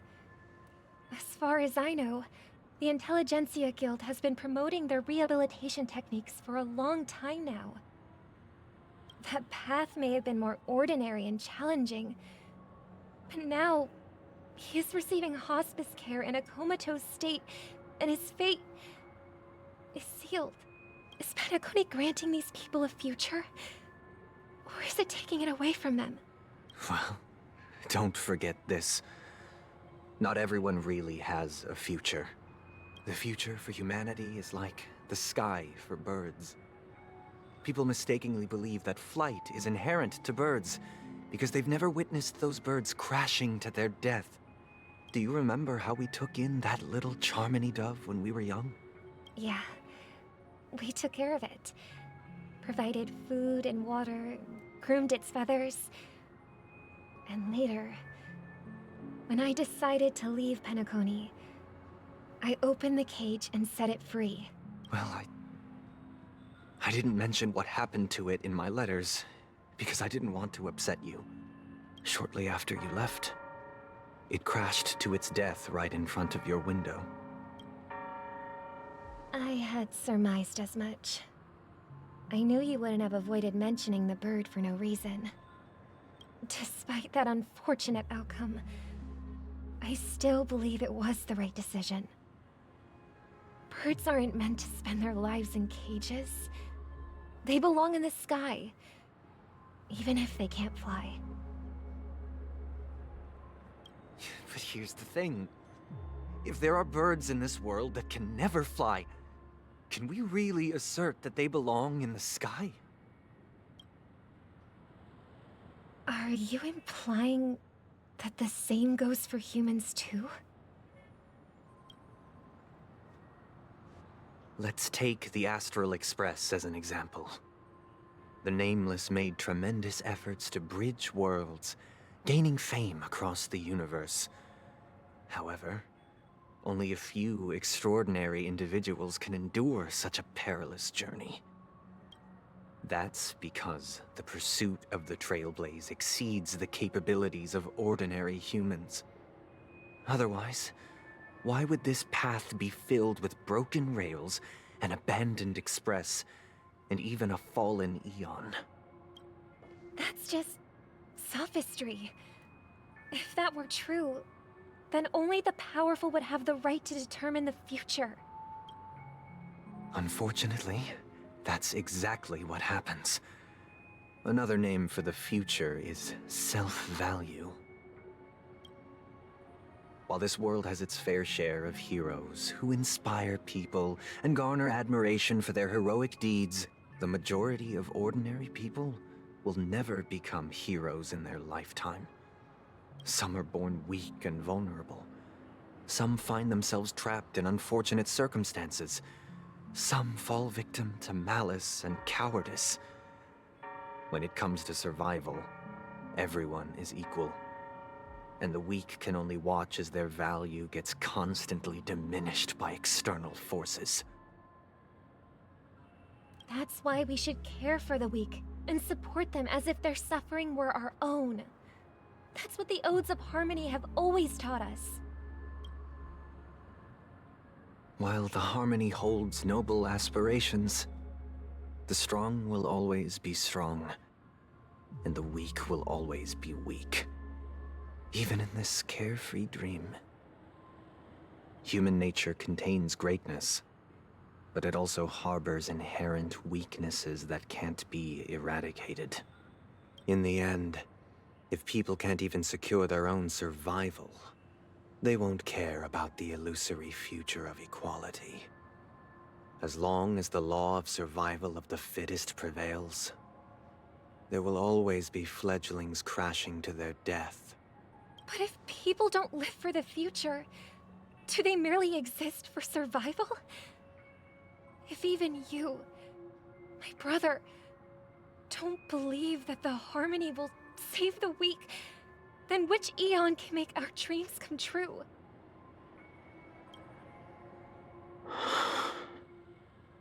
People often forget that when the first bird took flight, the entire world envisioned a future where no more fledglings would ever crash to their death. Are you reading, sister? What are you reading? Mr. Gopherwood gave me a picture book. It's about the story of the harmonic strings. If I could become a chord master, I'd like to summon Dominicus, the harmonious choir. I want to sing with everyone and spread our wishes so that all can feel happiness and joy. I see. Then I would summon the harmonious choir too. Don't you have a wish of your own, brother? Of course I do. It's just that it includes your wish and everyone else's. I long for a true paradise where everyone can find peace. Then let's build a stage there and invite everyone to our performance so that both our wishes come true through the power of the harmonious choir. It's a deal then. Yeah, it's a deal. But how can I become a chord master? Maybe you'll have to become a star first.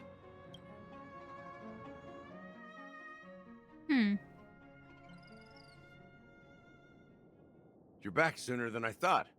Any results? Yes. And now, We it's don't up get to to us to receive- forge ahead. I wanted to know the results. Since he's already carried out his last wish, My final mission is complete, but pardon me if I sound curt. It's good to have determination. The path Mikhail left for you is not an easy one to tread. Why else would he have chosen to sleep in solitude, staking everything on some nameless in the future? But you have the numbers, and in numbers comes strength. So that might just delay your inevitable a little more. Got any more encouraging words? As I see it, relying on Welt's negotiations alone is far from enough. Regardless of whether the other party will be compliant, negotiating simply allows us to meet them as equals and won't grant us an upper hand. Penacony is our rival's home turf, and we already have very few chips left to play with. Rather than idly sit around while the family's got us blocked off, an offensive approach might be a wiser course of action. We're more familiar with the Stellaron's properties than most, and since it's the key to stabilizing the sweet dream, it's vital to the family's interests. By attacking their core interests, they're bound to retaliate hastily. And as the saying goes, haste makes waste. That's right. As long as we pose a threat to the Stellaron, either with words or otherwise, we have a chance at gaining the upper hand. But the problem is, on the eve of the Charmony Festival opening, how exactly are we going to get close to the theater? Family security will be airtight, and if we brute force it, even if we succeed, it's too risky. So, no one's gonna say anything? Then I'll raise my hand. I know the answer to this question.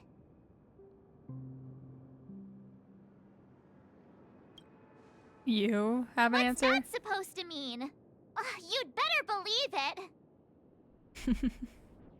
So, I heard that before the Charmony Festival begins, there'll be a pageant to kick off the festival. It's called the Soulglad TM Festivity Auditions, or something. And it's going to be held in the moment of Scorch Sand. As long as we clinch the top spot, we'll be able to attain the title of Festive Superstar, and be able to personally bask in the graces of Miss Robin. Not that that's important. What's crucial is that we can enter the Grand Theater before the audience arrives. So, how do we go about participating in these festivity auditions? I've already procured special invite tickets from Miss Robin's fan club. To tell you the truth, I had been preparing to join the auditions all along. But now it looks like even if I scrape through, I probably still won't have the chance to shake Miss Robin's hand. So they're still running this thing, huh? It was originally just a publicity stunt, set up by Mikhail to drum up attention. But it looks like it might be worth a shot. We'll follow Marge's plan. Mr. Gallagher, will you be joining us? I'm afraid I won't have the time. As a virtual character, I've already completed my final mission. Whether Penacony can awaken from this dream is all down to you. Should we ever cross paths again? I'd love for you to visit the Express. All right. I'll have to add to that data bank of yours you've got on the Express. And Miss Firefly, we thank you for all your support. We're faced with a formidable enemy. As long as the Astral Express and Stellaron Hunter's objectives are aligned, we're willing to cooperate with you. We've already come this far together. I'd like to join you for the rest of your journey on Penacony. I'm pleased that we can finally fight shoulder to shoulder. I couldn't ask for a better ending. This is also the spirit of the Trailblaze. Now, everyone, let's prepare to move out.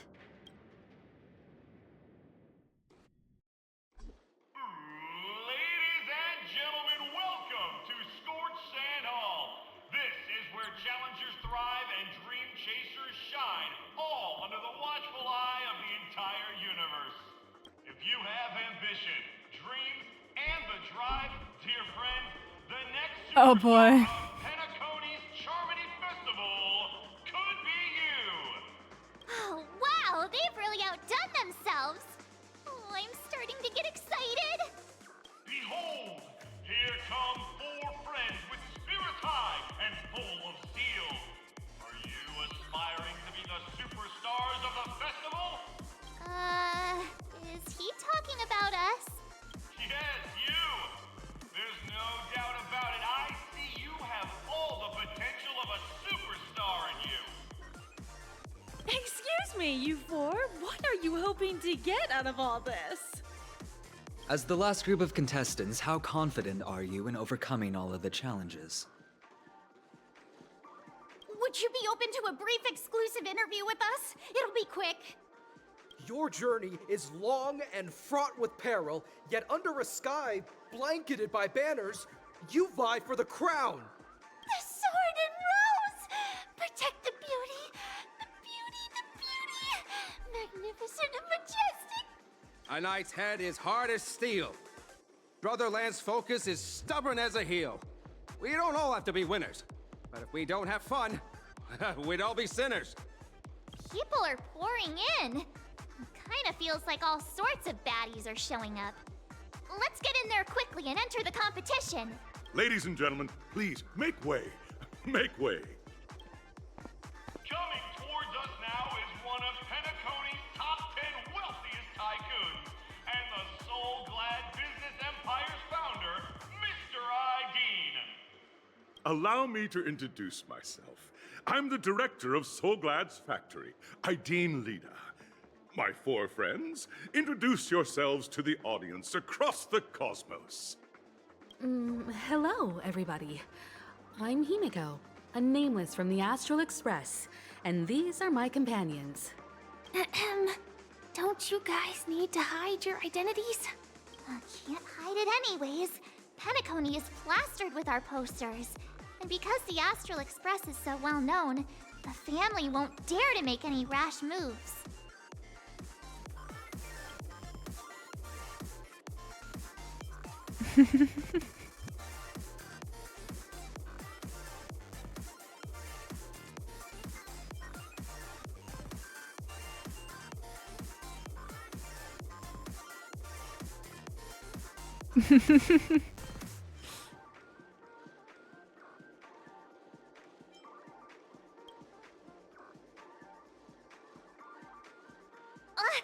Don't expose my net handle to everyone!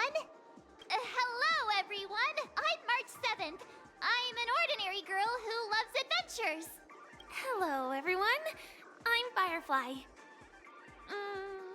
I am also an ordinary girl who enjoys adventures. So it's a bunch of nameless guests. This final face-off is bound to be spectacular. Time is precious. My 4 friends, come with me. Grab a bottle of Soul Glad and make your dreams a blast.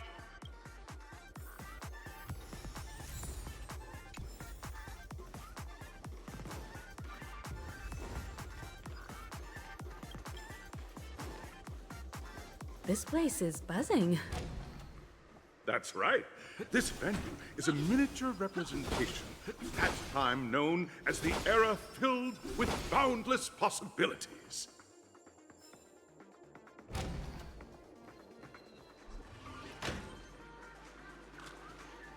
Grab a bottle of Soul Glad and make your dreams a blast.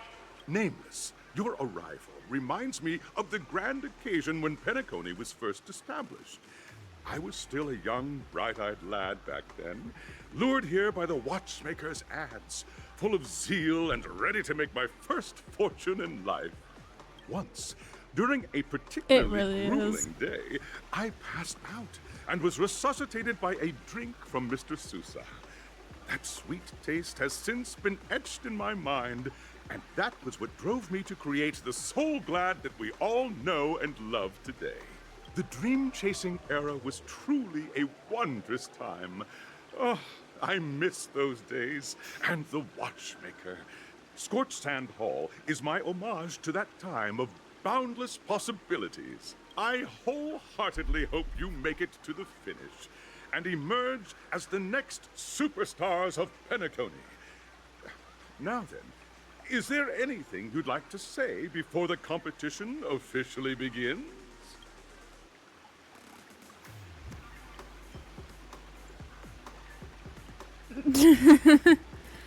Nah, we win. Haha, that's the trailblazing spirit. How about you, Miss March?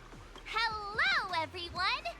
Next up, get ready for the Nah, Mega we'd March win. 7th adventure. We win where these. I'm going to break the speed run world record. Trailblazing into the uncharted and challenging the limits.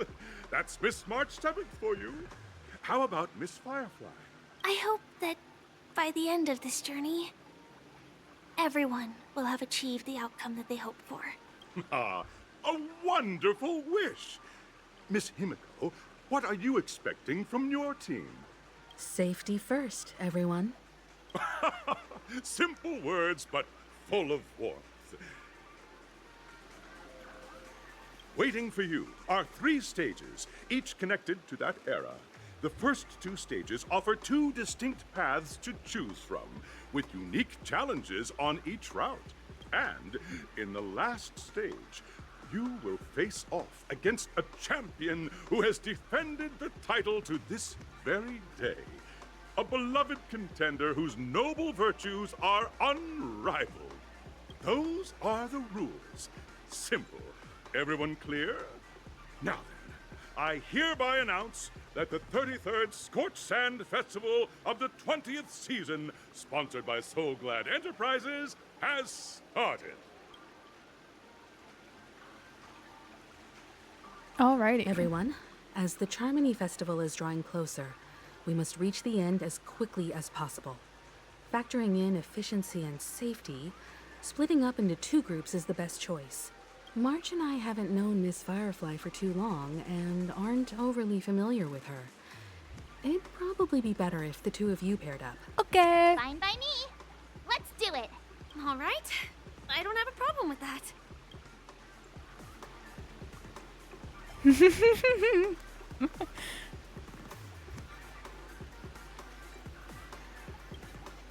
We'll split into the assigned groups then. Let's not waste time. Let's do it. Welcome to the first stage of Soul Glad Enterprises' 33rd Scorched Sand Festival of the 20th season, Dream Play Fantasia. In this stage, you can choose between 2 challenges, the School of Acting or School of Action. In the School of Acting challenge, you have to complete 3 performances from 3 scripts and move the panel judges. In the School of Action challenge, you have to defeat 3 groups of enemies convincingly and reach the end. Now, make your choice.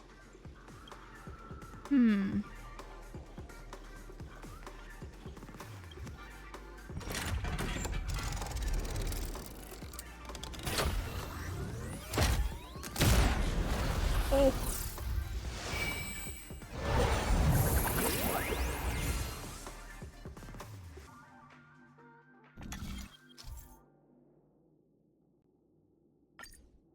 Okay.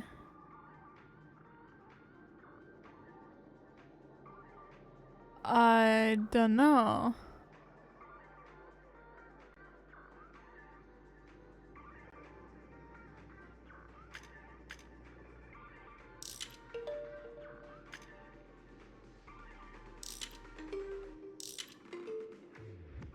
I don't know what that is.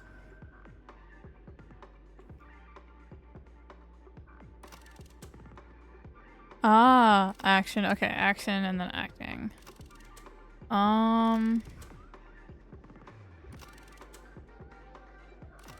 Okay. I like action. I like killing things. The champion's crown awaits you on the stage. Welcome to the arena of action stars. Competitors, allow me to introduce the rules of this challenge to you. There are a total of 3 stages up ahead, each with their own challenges. The enemies you will contend against are antagonists from the film Once Upon a Time in Dreams. Defeat them swiftly and decisively to set a new record. It's worth mentioning that the fastest time for this stage was achieved by a contestant with fiery red hair. Astoundingly, he overcame all enemies across the 3 stages in only 5 minutes. Time is of the essence.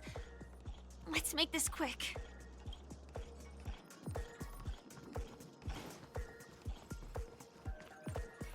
Contestants, you are about to confront the monsters of the primordial dreamscape.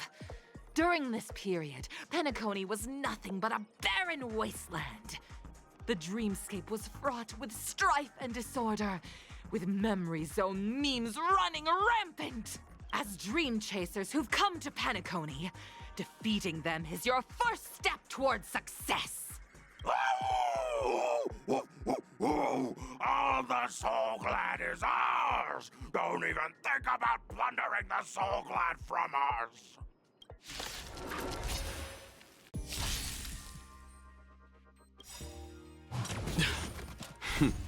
So, show no mercy. Murder time.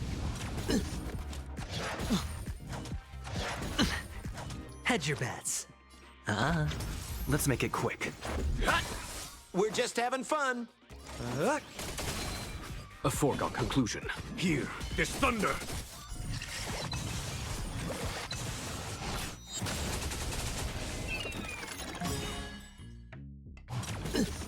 All in.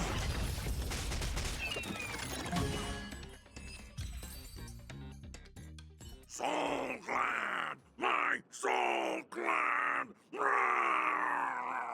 Pretty simple. I just hope these tests don't take too long.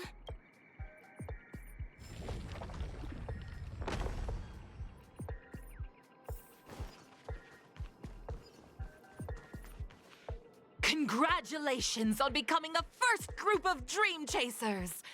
Answering the call from the watchmaker, you are disappointed to learn that Penacony isn't paved with gold. Resigned to your current plight, you start from the hierarchical dredges, biding your time for a chance at success. Just as you're about to give up, a downpour sparks a business idea. You enter the umbrella business! But just as things are looking up, you encounter a competitor. Defeat them and emerge victorious from this trade war. Why is our opponent Soul Glad? Because this is Soul Glad Enterprises' 33rd festivity auditions of the 20th season! Isn't this just product placement? To safeguard the integrity of Soul Glad, I will soar high into the sky and become its shiniest star. Whoosh!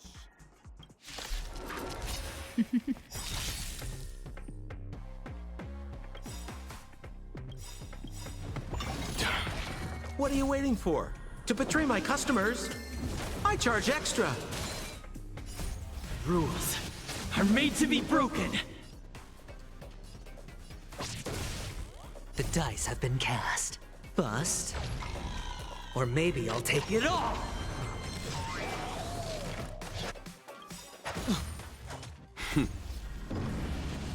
Show no mercy. High stakes, high rewards.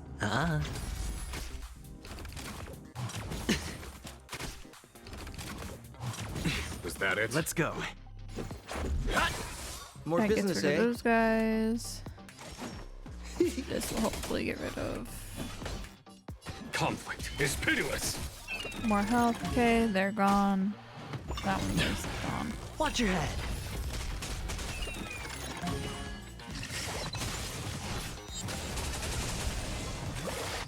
Okay, leaving just that guy. Cool. Sure, I'll play along. Let's make it quick. We're just having fun.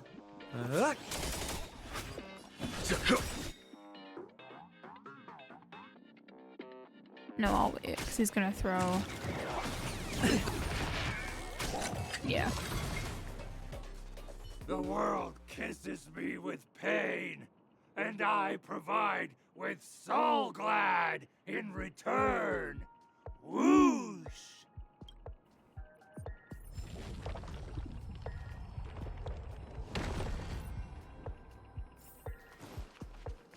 Off we go. Last one. T-Rexes. Dino boys. Congratulations to our 2 Dream Chasers for establishing yourselves as budding stars in Penacony. However, now you face a competitor selling at low prices, pushing you to the brink of bankruptcy. No matter how lengthy the battle, you always persevere. Topple this powerful opponent, and the tides will turn, paving a way to success! None will take my Soul Glad away from me. I will use the Transmutation Arcanum to turn into a dinosaur! Oh, dinosaur! Devour my enemies! Rah! Grab a bottle of Soul Glad and make your dreams a blast! Rah!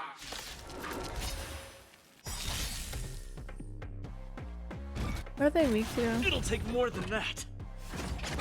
Trifling.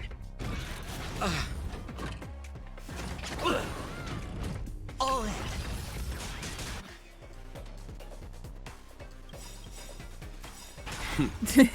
Yeah, at least they're having fun. Show no mercy. What are you waiting for? To betray my customers?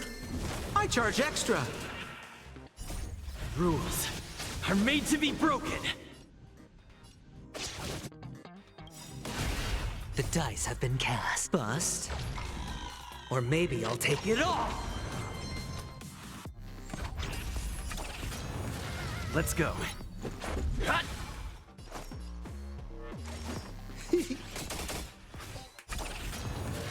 Follow my charge. Here, this thunder. Just a scratch. Watch your head. Hedge your bets. Let's make it quick. More business, eh? Oh, that's not the one I wanted to hit. Oh. Conflict is pitiless. All in. I hit the mark. We're just having fun.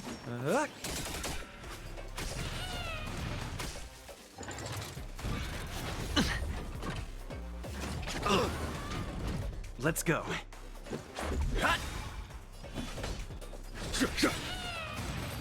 Did. The body withers, but the Soul Glad name shall not. You truly are a beast, more than I can ever be. That should do it! Okay. Let's go. Mr. Yang is waiting for us. Isn't this fight way off from the actual storyline? Transforming into a dinosaur isn't imaginative enough for you? This is the sort of magic only seen on Penacony. Anyway, let's get back on track. Where were we? Oh, that's right. After an extended battle, you finally emerged victorious! But the companion who journeyed to Penacony with you chose to leave, having lost all hope.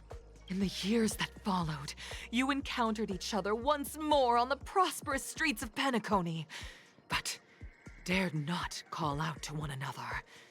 Perhaps akin to the lingering regret of every dream chaser. Ah, well done! You brought to life the thrilling action scenes from Once Upon a Time in Dreams with your fighting skills.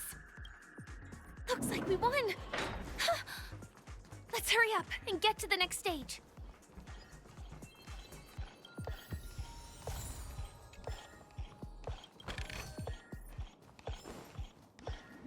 Congrats to both of you for clearing the stage, but more importantly, are you having fun?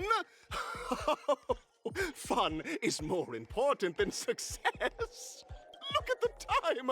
You finished much faster than that red-haired contestant did. That red-haired contestant? Who is that exactly? You'll find out eventually, but only if you clear the next test first. Welcome to the second stage of the 33rd Scorched Sand Festival in the 20th season, sponsored by Soul Glad Enterprises. Gunfire time! You have the option to choose gunfire and undergo Brother Hanu's trial, or time, where you'll face Clucky's trial. And now, make your choice!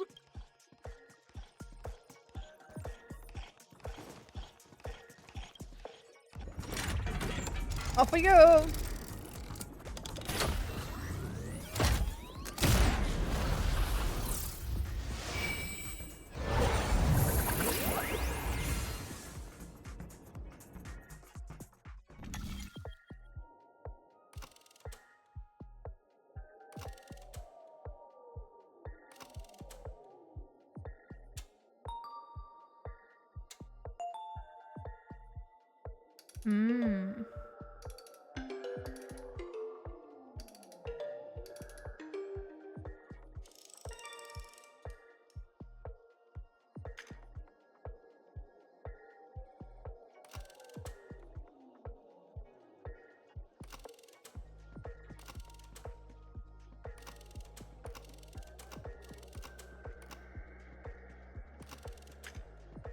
I like puzzle rooms, but I also like the Hanu adventures. I'm gonna go with the puzzle room.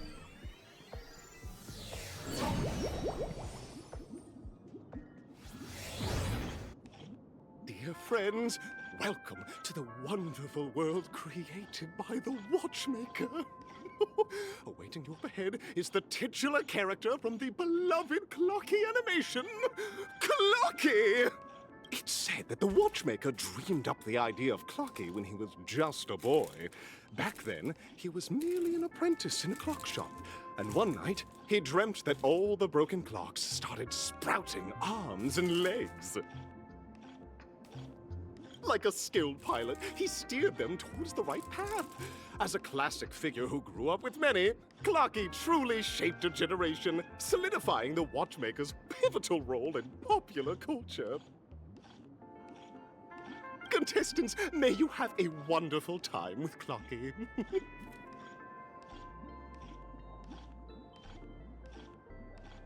The trial of time. I hope it won't waste too much of our time.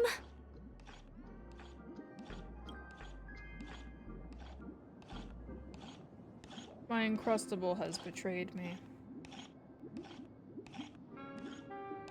There's something wrong with it. Now I'm sad. It was the last one I had.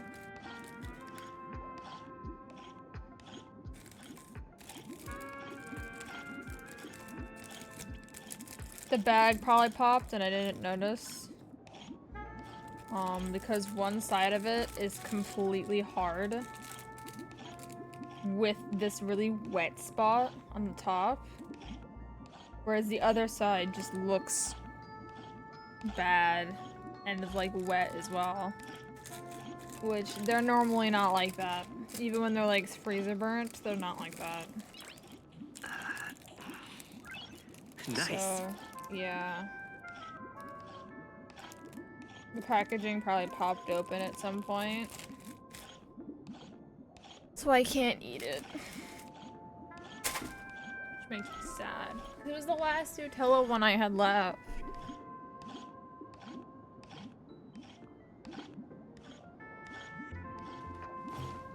Oh well. Not much I can do about it right now. Am I just a failed experiment? That statue. Did it just speak? Alrighty, puzzle time. Boop. And a boop. And a boop. And a boop. And a boop. And a boop. And a boop. And a boop.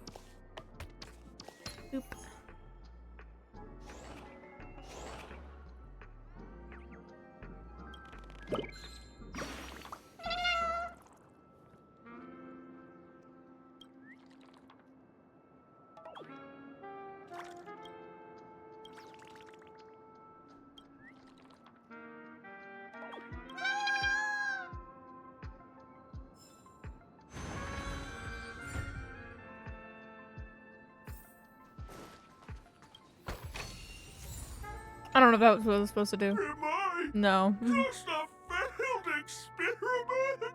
I'm just an expendable failure of a clock, aren't I?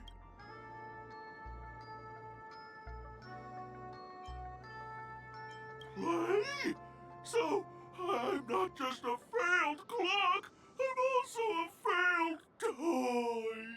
You guys are just like the other challengers. You want to enter my inner self? Then please be my guest. But you won't find anything worthwhile. I'm just a failed piece. Well then. See? I'm just empty inside. Tick-tock! It's time for me to make an appearance! Clocky? I can also see him. Is this character part of the show? In Dreamville, Clocky is everywhere and can do anything! Like, right now! I could solve this problem with your big ticker pal, Tick-tock! I can't believe it's actually Clocky! Why would you come and visit a failure of a clock like me for no reason? You see, we're all clocks. We're family. I want to help you be happy! Tell your pal Clocky what's troubling you. I came across a startling revelation yesterday. Apparently, Dreamscape Ticker isn't the same as Clocky at all. It's just a discarded prototype from Clocky's early development. Please, just leave me be, Clocky. I just don't know how to face you, because I'm just a failure. Oh dear. Seeing it like this is utterly heart-wrenching. But fear not. We're here to help it rediscover the missing parts of its inner self and guide it out of despair.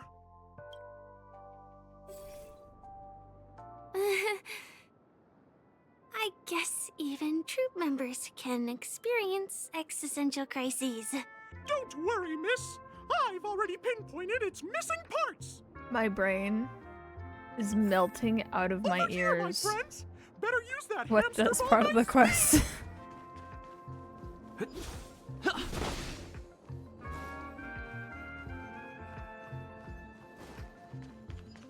This must be one of the missing parts that Big Ticker needs.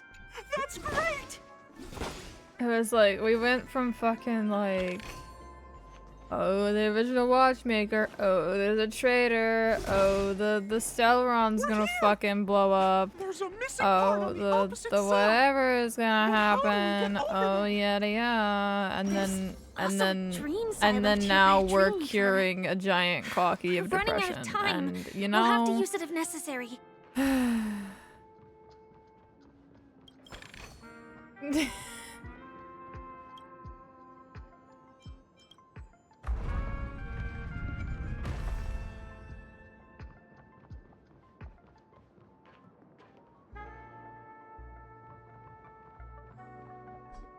yeah, dream ticker, whatever that is.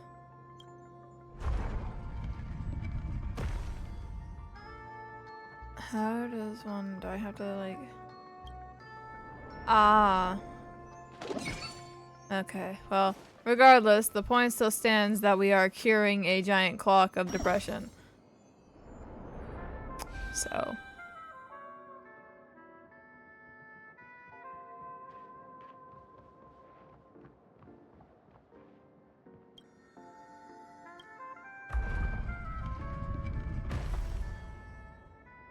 As a part of a game show, yeah. That's sponsored by So Glad, and so they insert So Glad into literally everything.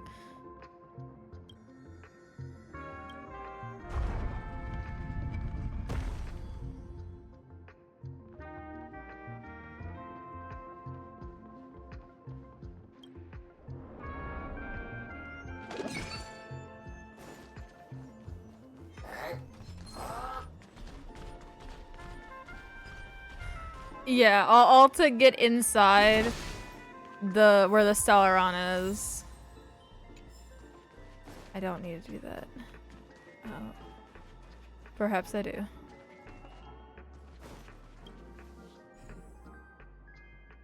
Alrighty. Not there. It goes somewhere. Not there either. Probably like somewhere in the, probably like there. This goes also there. But I need the connecting pieces first. No.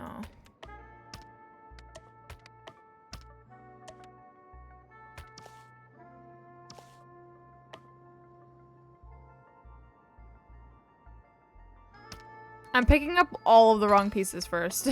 There we go.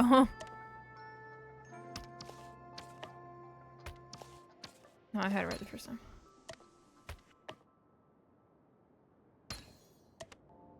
I can literally just wander it around like that.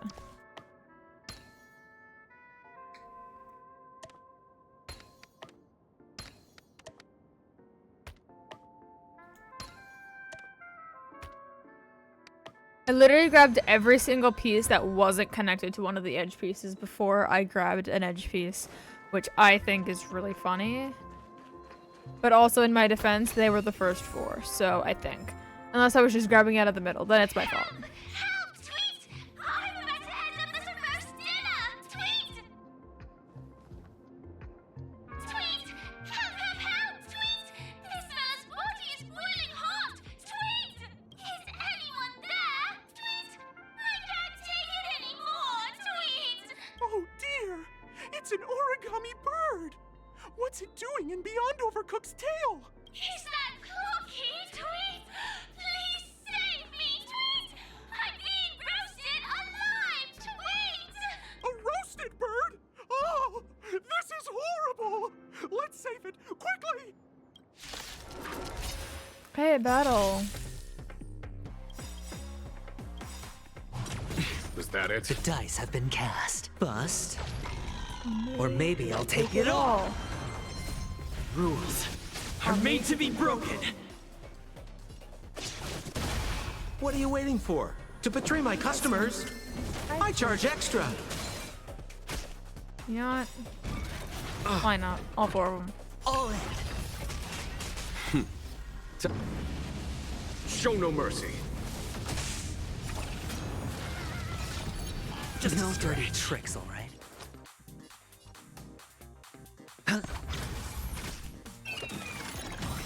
More business, eh?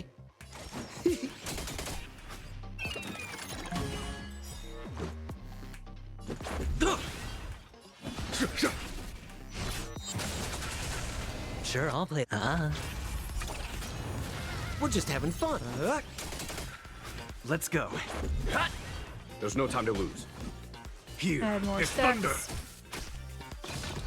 thunder. Watch your head. Hedge your bets.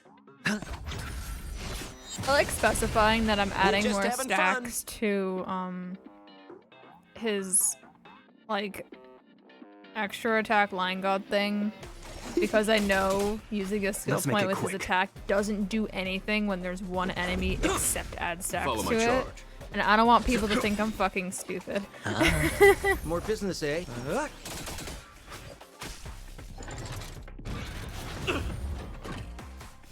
Like, I know it doesn't do any more damage, but it gives 2 more points to the fucking thing no that time to comes lose. down and Conflict rains is hell upon pitiless. it. And that's kind of Sure, useful I'll play for me. We're just having fun. Especially when I'm like, I have a lot of Let's go. skill points at the time. Hedge your bets. Like, I might as well, especially when the enemy has an electric weakness. Lightning Lord, that's what it is. I could not remember. Thank you, guys, Tweet! I feel I'm about 70% cooked, Tweet! Thank goodness you're okay! But why did you burrow yourself into that fella's tail? Because that fella stole one of Mr. Big Ticker's pots, Tweet! I wanted to help retrieve it, but I accidentally got myself stuck in the oven, Tweet! Go ahead and get it, but be careful, it's hot, Tweet! An inner self fragment belonging to the Sweet Dreams troupe? This is just too surreal. You've said it, Firefly. You've said it.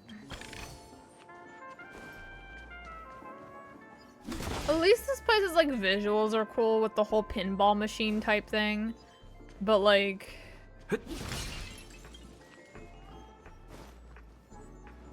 I wonder what hell awaits me in the third trial. Oh, I'm going back. I see.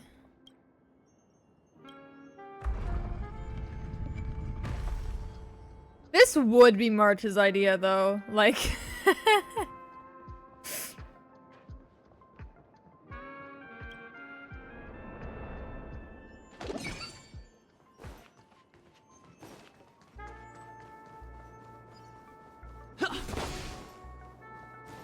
love her though.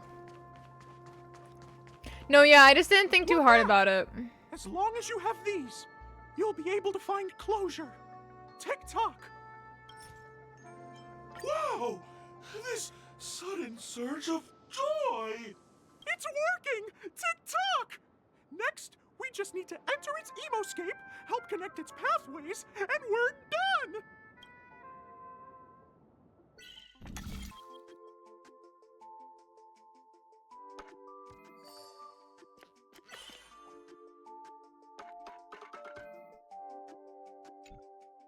The fuck is this thing? What the fuck does that do? Oh, cool. No, not. Okay.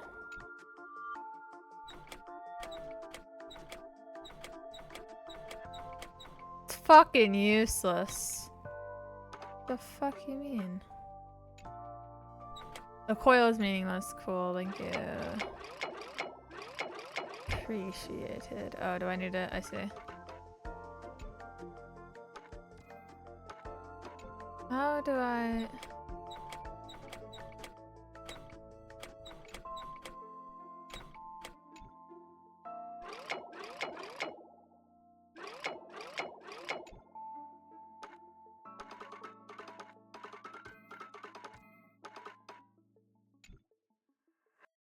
Oh, I can move this.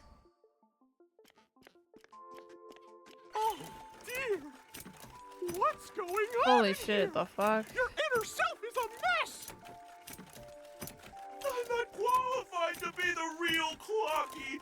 Just give up, Clocky. I didn't realize the blue was movable. No! This is unacceptable! You have to face your fears!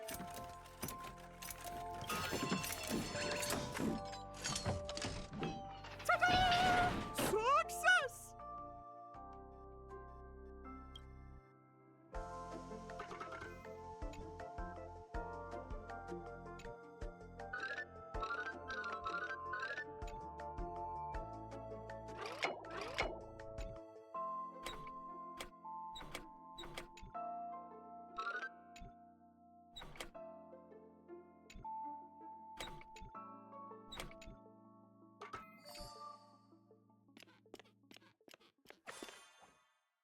I like that sort of puzzle. Sometimes my brain is like, the fuck? Thank you, Clocky. If not for you, I'd never be able to connect with people They're pretty like fun. this. You helped me find myself again. Yay, the giant clock is the cure to depression. No problem at all. As the guardian of Dreamville, it's what I'm here for. Tick-tock! Oh, my friends, you still have other important things to do, right? Go forth, my friends. When the moment comes, all the Dream Tickers and I will cheer for you. It's all done. Victory's in sight. Let's head to the final stage. Alright, let's go. Congratulations to both of you! Oh, you've overcome all obstacles and proven yourselves. But, unfortunately, there is only one who can be Penacony's festive superstar. In the final stage, you will face the defending champion. If you fail, you will lose the opportunity to become the festive superstar. Whoever Welcome to the 33rd Scorched Sand Festival's third stage in the 20th season, sponsored by Soul Glad Enterprises Superstar Showdown.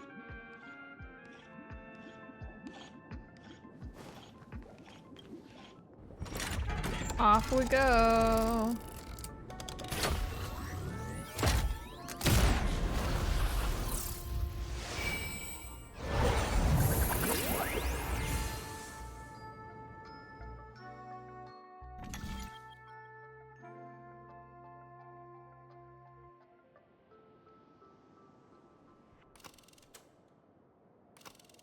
Arena 2 or Arena 1?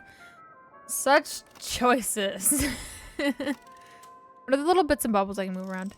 I can move that one around. I can move that one around. I can move that around.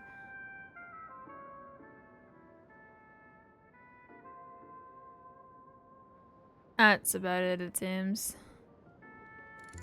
Oh, I can move that. That was cool.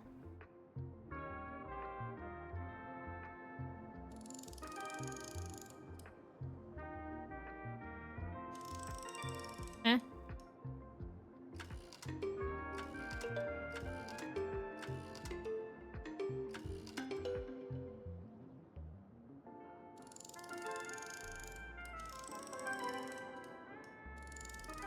It makes funky sound.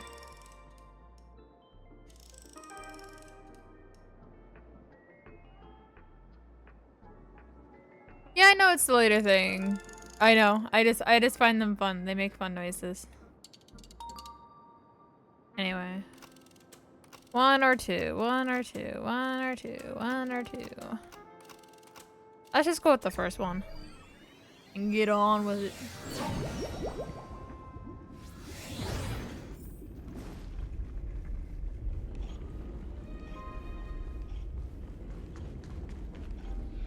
Should've fucking known. I was trying to scour my brain for red-headed men in Honkai Star Rail. Right? And you know, I wasn't sure if they meant a redhead or a red head. And so the only answer my brain was supplying me was child. Who's not in this game.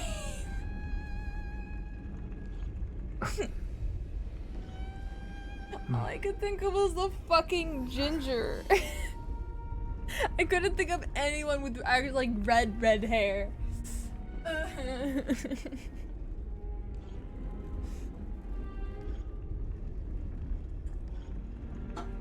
was like, Honkai doesn't have anyone with like. Fuck! I forgot about Luca. I couldn't think of anyone, bro. I was trying so hard. I was like, the fuck has red hair? Could not think of a single fucking one, and I should have. I should have, because like there have been followers of Idrilla like here. There was a fucking reporter like when we first entered this place. I think it was the Pepeshi who seems to be a follower of Idrilla. Like I should have fucking known it was him. Like, come on. The Knights of Beauty aren't exactly like. I think I just saw someone. Someone extraordinary. Yeah, he certainly is extraordinary. That's for damn sure. Oh, I love him though. I love him though. Yeah, the Knights of Beauty aren't exactly the quietest of folk. I should have realized he was here. I also should realize, like, he's in Penacony. Like, the Knights of Beauty were invited. I should have known he'd be here, like, just in general. He wouldn't miss an opportunity to fucking bask. That's fucking trippy. What the fuck? Anyway, he would not miss an opportunity to bask in the beauty that is Penacony and rant about it to the stars for, like, 3 years straight. That's what he would do. I mean, he spent like 30 minutes talking to a fucking plant. Is he just not gonna speak? Okay, he's just not gonna speak. That's unfortunate. By the glorious light of beauty, I never thought I would see you again. In such turbulent times, your kind faces are as spring's gentle breeze, bringing solace to my scorched heart. It's fine. I'll voice him. Are you... He's dramatic, and I can do a dramatic voice with him.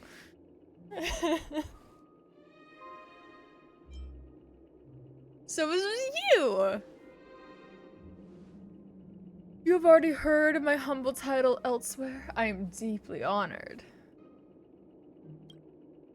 Upon hearing of the impending festivities, I commanded the one and only to bring me to Penacony with full haste.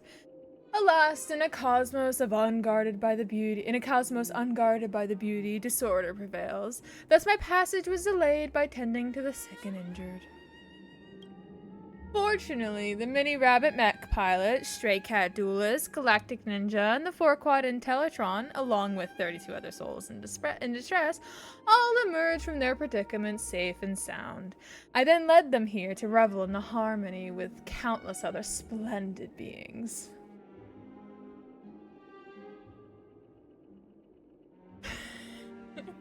I haven't heard his voice in a while. I'm trying so hard.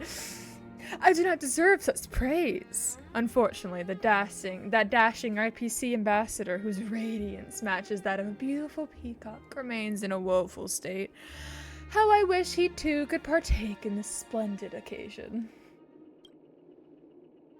Okay, let's get back to business. Since fate has brought us together, it stands to reason that you both seek the accolade of the audition's victor, correct?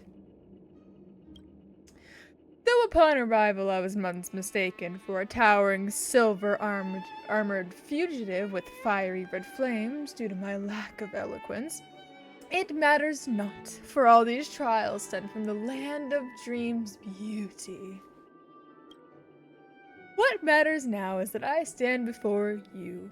Our paths have crossed, and I, Argenti of the Knights of Beauty, am humbly requesting for a battle in the name of the Code of Chivalry with you both. That was perfect. His little animation was perfectly fucking timed, dude. If I am fortunate enough to emerge victorious, kindly grant me passage to the crown of victory and recognize that Idrilla, the beauty, is the most peerless beauty of them all. Behold, this he speaks! High stakes, high rewards. That was actually a lot of fun. He's such a dramatic speaker, and he lays such emphasis on anything that is beauty focused. Like,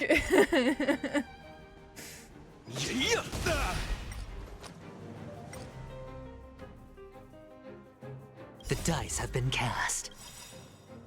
Bust. Or maybe I'll take it all. What are you that waiting was for? fun. I enjoyed To that. betray my customers, I charge extra. He's so silly though. Time for He really is Show so no mercy. silly. It's also tragic that like you don't recognize him / he doesn't recognize you even though we have met. I guess it's just in case you didn't do his story quest before coming here. But like it would have been nice if it was like a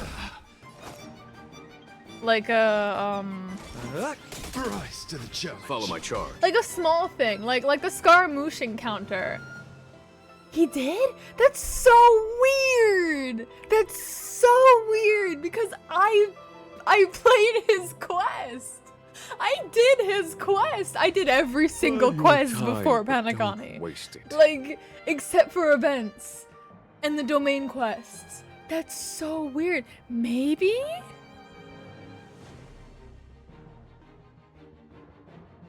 That's so weird. But yeah, like I was gonna say, like kind of like the Scaramouche encounter, where like, if you did the event with him before we meet in Ninazuma, he mentioned he doesn't introduce himself properly. He just talks down at you and creates that one conflict TikTok audio that floated around TikTok for a very long time. No dirty trick. But yeah, like Sure, I'll play along. I was like, huh, that's a little Let's go. weird that like he didn't recognize me. That's so strange. Rise to the challenge. It is. No dirty. Watch your head. I love him though. He's so silly. no time to He's lose. so silly. Behold, this symbol of pure. He doesn't even finish his own fucking sentences, dude.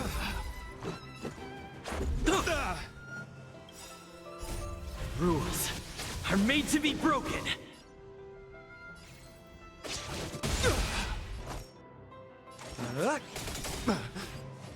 Here, this thunder wound. Rise to the challenge. The dice have been cast. Bust. Or maybe I'll take I it sure all. suppose. Let the duel commence. Pledge thine loyalty. Take more than that.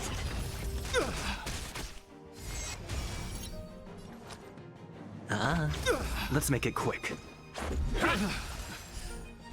Okay, Bear one health bar witness. down. What are you waiting for? To betray my customers? I charge extra. You are fighting a gentleman. You are fighting a gentleman. Follow my charge. Conflict is pitiless.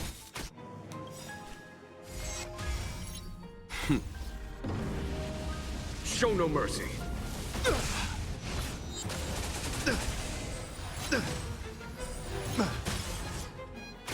Confess. I do find it interesting though that like because of how his boss is set up, one of his biggest fucking counters is himself. Because he's an erudition physical, and that allows you to be able to just More business, destroy eh? the fuck out of all of his There's little no time to lose. rose shield sword things. I think it's interesting. Rules are made to be broken. Put forth all your might. All in. The flesh wound. Sure, I'll play. The dice have been cast. Bust. Or maybe I'll take it all. The flesh wound. Watch your head. I have to rebuild my Argenti because I Let's originally go. built my Argenti off of my Trailblazer's old Behold, artifacts. this symbol of pure. And then I had to give my Trailblazer back those artifacts. So he's kind of out of a build. Yeah, granted, adventure encounters like everything at this point. Pledge thine loyalty. Put forth all your might. All in. The What are you flesh waiting wound. for? To betray my customers? I charge extra.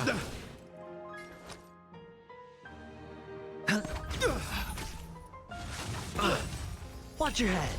The flesh wound. Like, even with, like, Argenti's fucking strong ass We're just having attacks fun. on, like, pretty much every single person in this party, like, I haven't needed to manually deploy his It's pitiless. ever yet. He's been just doing perfectly fine with his Time for them. follow-ups. Show no mercy. The flesh wound. And he's still only 9/9/10. He's not 10/10/10 yet. Oh, hey. I defeated him. He stood there for a while. Beautiful, beautiful, truly a captivating contest. It is through you that I realize, to uphold the honor of a driller, I must further hone my skills. What a beautiful lesson, indeed. Go forth, my dear friend, and beautiful miss. The audition's crown is yours to claim. I shall remain here, gazing from afar as you bask in the limelight, joining the audience in an offering you the most heartfelt cheers and applause. We don't have much time. May fate allow us to meet again, Knight of Beauty.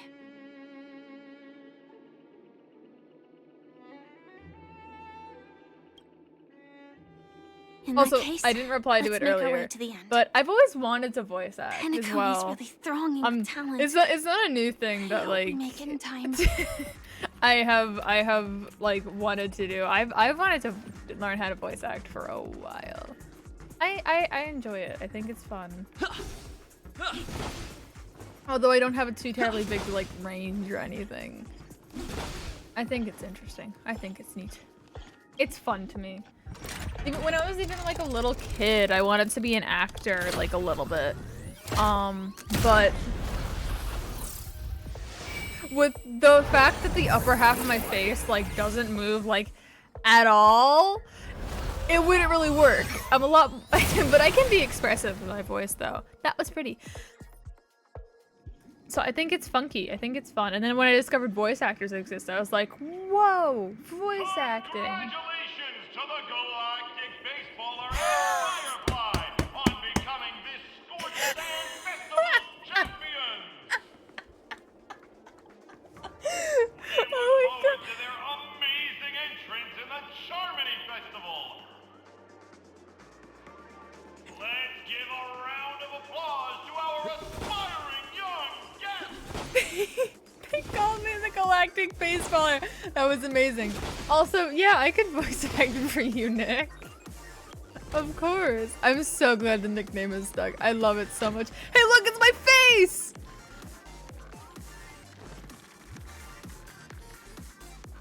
Where's Firefly's face? She also deserves to be up there.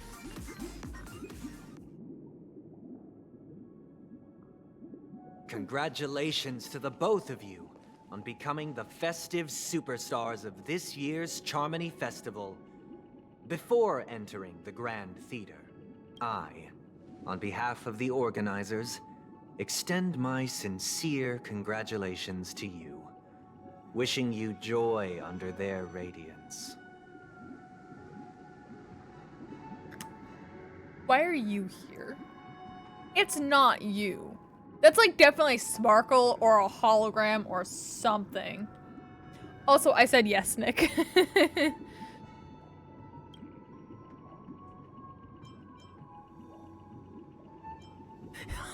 Sincere congratulations. Where are my stellar jades? What are you doing here? As previously promised, my sister, Mr. Yang, and I have met with the Dream Master. We delved into the truth about Penacony and its Stellaron, and have come to a consensus. Both I and the Oak family cannot acquiesce to your request. Just as expected. We acknowledge the perspective of you, Nameless. Penacony does require change, but not as you propose.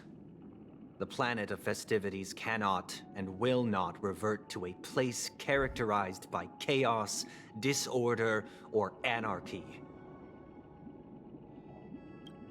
Through your journey of overcoming obstacles, you must have glimpsed the essence of that era. The vulnerable ruthlessly eliminated, equality non-existent, common folk living precarious lives, eking out a dreary existence. Ultimately, only heroes like yourselves manage to achieve success. I still don't think this is Sunday.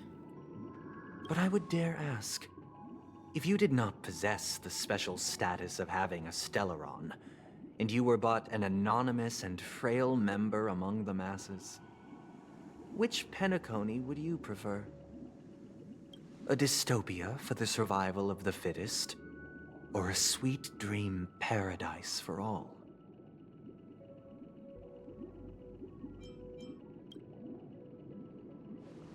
Don't ask me, because I'm not that person. That's not the point. Don't let him mislead you. Mr. Sunday, even if the members of the Oak family can't fully agree on what to do about the Stellaron, now's not exactly the time to be holding an extensive discourse about Penacony's past and future, is it? The Stellaron issue concerns the life and death of everyone on Penacony. If anyone has a better suggestion, the crew is more than willing to listen. Also, it'd be best to tell us the ins and outs of that meeting. This way, we'll at least know what Welt and Ms. Robin are dealing with, and the reason why they failed to make our appointment. Ah, Navigator. That is precisely my intention. With all present, Let's begin by discussing the details of that meeting. Let's talk about our tribulations and our final course of action. The only path to take. I bumped it. Let's talk about our tribulations and choices, our ideals and beliefs.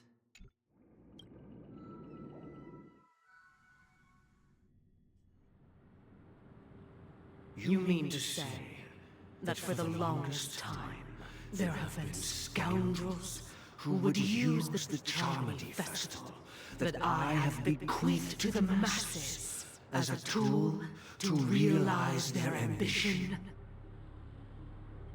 Indeed, Dream Master. Once the Charmony Festival begins, the Stellaron's powers, along with the song, will be broadcast across the entire planet of Penacony. And then everyone in their dreams will be unable to awaken. This is indeed surprising to me. The dreamscape is maintained by the collective effort of the 5 families. If someone were to use the Charmony Festival to recklessly disseminate the power of the Stellaron, this individual must hold a position of great authority. Do you have any suspects? I'd like to ask, did you really not know of the Stellaron's existence? I would have never thought that this nameless would point the spear at me.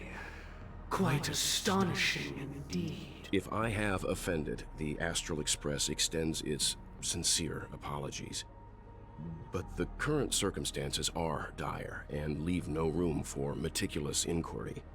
We're doing this out of concern for the Dreamscape's safety. So, if you could, please alleviate our concerns. Dream Master, it's just to prove that the Charmony Festival has nothing to do with the Stellaron. If we're being overly cautious, I will return to the stage to offer tribute in song, just per the arrangement. Sunday, Robin. I've watched you two grow up, and know your dispositions like the back of my hand. Both of you, right now, can surely be lauded as their most devout advocates. I already know your resolve. The magnitude of this matter is enormous, and cannot be taken lightly. Since Mr. Yang has asked with such earnestness, I will personally respond in kind. If there is a need, the entire Oak family will be mobilized to heed your call. Sunday, might I ask you to beseech them to cast their light unto me, and question me in their stead, so that no lies may be concealed? I will do as you command. Robin, could I entrust you to be present as a witness, to document the truth, and to proclaim my innocence, so that all slander may be utterly dispelled? I will do as you command. May thy will be carried out on earth, just as it is in the heavens. Oh, triple-faced soul, please sear his tongue and palms with a hot iron, so that he will not be able to fabricate lies and make false vows. Let us begin. There is nothing else to prepare. Understood. Question. Have you devoted your life to your god, never worshipping other gods? Naturally. Do you love your god as you do yourself, always heeding their admonishments? Naturally. Have you strayed from the path expected by your god, betraying their name? Never. Have you ever been inordinate with your asks of your god, coveting more than the foundation of the creation itself? Never. Then, a final question. Do you swear to fulfill all vows, past, present, and future? With the Eon as my witness, if I do not deliver on my words, or if I renege on my vows, may I be cursed in accordance with divine law. They have seen your faith, and have endorsed your faith. With this, it can be evidenced... Just a moment. What is it, Mr. Yang? I have another question I hope to have answered. To my understanding, the family's harmony and prosperity have never relied on so-called divine laws. The god you both mentioned, are they truly Xipe? Mr. Yang should know that those belonging to the family toil together as if they were kin, embracing solidarity and unity under their light. I did notice all duplicity that is laid bare before the harmony. That the specific god was never specified. So the Dream Master could be doing things in accordance to their god, and it might not be Xipe. Such a delicate and complex symphony. Which other god could perfectly harmonize this, if not for the great one, Xipe? Perfectly harmonize. Therein lies the problem. It isn't an outsider lurking in the shadows who changed the harmony, but a dissonance that has surreptitiously emerged from within this very symphony itself. In the distant past, there existed an Eon. With one flick of the wrist, they crafted the laws of the cosmos. Their followers formed the Beyond the Sky Choir, spreading solemn and reverent hymns throughout the universe. Later, they fell. The route traversed by this Eon clashed with the harmony, ultimately being absorbed and fused into it. The chorus that once reverberated across worlds fell silent, and when it echoed anew, it was transformed into the hymn of harmony. Though an Eon may perish, paths with no masters still linger. In the all-forgiving harmony, echoes of bygone dissonance may subtly arise. Mr. Yang, being overly astute can be a detriment. Especially when you find yourself alone and without allies. So this is how it is. For the sake of our grand cause, Sunday, please afford these two an opportunity to rest. What? Damn.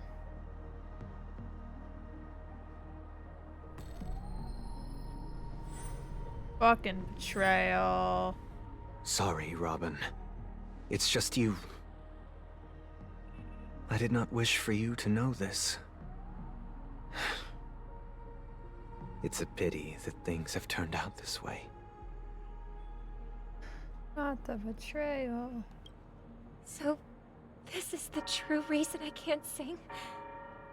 The shadow that envelops Penacony is actually... We were never children of the harmony. Our ideal paradise could not have been crafted by Xipe. True bliss can only be guaranteed by the one who transcends the many. Within the foundation of law, humanity establishes civilization, and through harmony, we obtain order.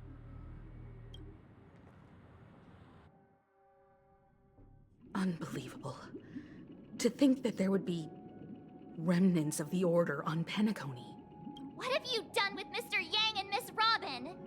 Don't worry. I just gave them some time alone to ponder their fates. You should know. that these actions make you an enemy of the Astral Express. Yeah, that...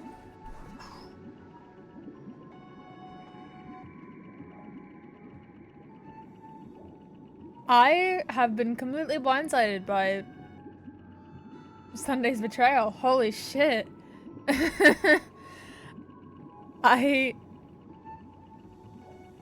Should we need to stand against the Nameless, it would only be myself and the Oak family involved. But we haven't reached that point yet, have we?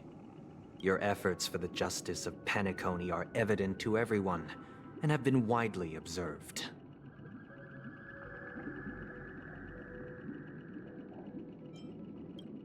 Get to the point. Patience is a virtue. However, I won't hold it against you. On the contrary, I'm here to make my intentions clear. If it is the Order that drove you to imprison Welt and Robin, and you're using them to coerce our compliance, then there'll be no point in entertaining any type of discussion. You're mistaken, Miss Himiko. They are in very safe hands, and just as the family has always proclaimed, no one can be harmed in the dreamscape, least of all in the beautiful new world belonging to the Order. Penacony and the entire universe have witnessed far too much innocent bloodshed. The strong wield their blades against the weak, and the victors push the vanquished to the brink of life. Natural selection. The world abides by this principle, establishing the well-being of humanity atop the corpses of the downtrodden. Only we, or rather, I, possess the power to put an end to this farce. So you've decided to resurrect a dead Eon? No one's ever done such a thing. If Miss Himiko is interested, let's draw back the veil and speak candidly. I've always firmly believed that people can understand one another through I'm so mad peaceful too. means. I'm willing to divulge the unembellished truth as to the intentions of the Order's Pathstriders, so that you will make better judgment for the Astral Express, for Penacony, and for this stretch of the universe. Words can hardly do justice to the beauty of that ideal. He's completely fooled me. So, come with me, everyone. Let us retrace our steps, and see once again where this road leads.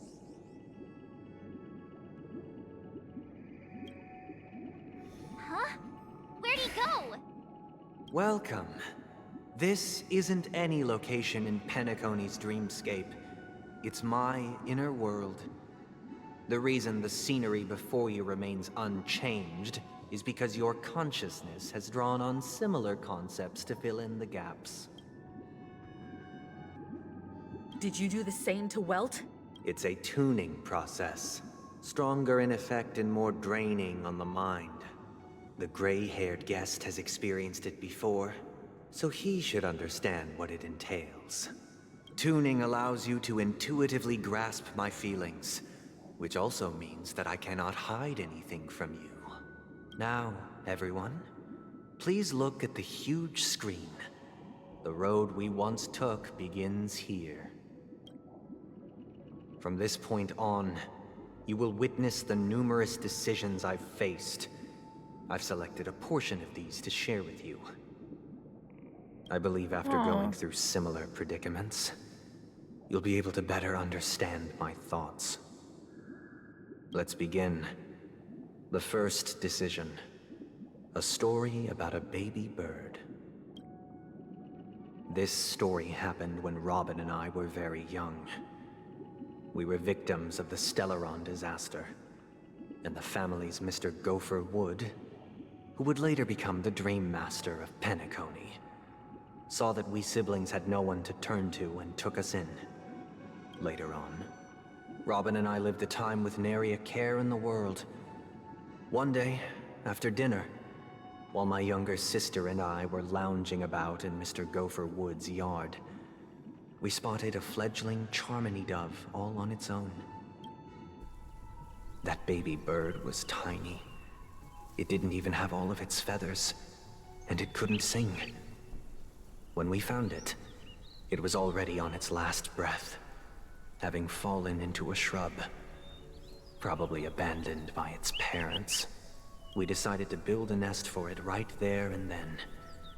However, thinking back, that winter was unusually cold, with fierce winds at night in the yard, not to mention the many poisonous bugs and wild beasts in the vicinity. It was clear that if we left the fledgling in the yard, it stood no chance of surviving until spring. So, I suggested we take it inside, place it on the shelf by the window, and asked the adults to fashion a cage for it. We decided that when it regained its strength enough to spread its wings, we would release it back into the wild. The tragic part, something that we'd never considered, was that this bird's fate had already been determined long before this moment. Its destiny was determined by our momentary whim. Now, I pass the power of choice to you all. Faced with this situation, what choice would you make? Stick to the original plan, and build a nest with soft net where the Charmony dove fell. Or build a cage for it, and feed it, giving it the utmost care from within the warmth of a home. I eagerly await your answer. Huh. Interesting. As much as I hate to kind of like end here, it is 2:30 in the morning for me. I am tired and I don't want to continue this right now because I feel like I'm decently near the end, and like the further I go, the more tired I'm gonna get, but also the closer to the end I'm gonna get. It's like the last stream is gonna be like 50 minutes or something. So yeah, I don't know how exactly far I am, but I'm gonna do these while I talk. But like I don't wanna like I don't wanna do it now. So I'm gonna end here, but I'm gonna do these first. Peppa. Stage where you and that gambler put on a petrifying collaborative show. He wagered everything into the gamble, yet appeared indifferent to the idea of winning. Just why did he do that? Acheron, the emanator of nihility, helped him to complete his task to perfection. He could have used all the resources the IPC has, wealth, information, and even the lives of his underlings, but he wagered himself instead. Was that out of kindness or a cunning strategy? We will never know. I think we will. No, actually. You know. Balloon. Anyway, next. The stars drift across the dream's artificial sky. They say that great souls will eventually become stars in the sky that guide the way for those on the ground below. The stars in Penacony are woven by countless dream chasers. What will you ponder when you raise your head?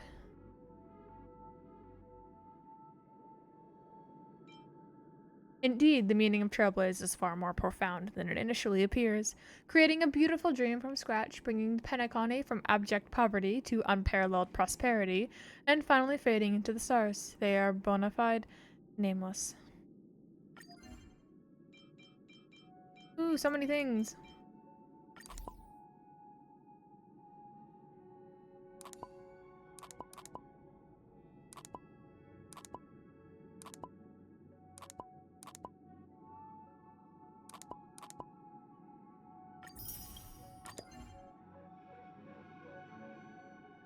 Oak, Alfalfa, Nightingale, Bloodhound, and Iris.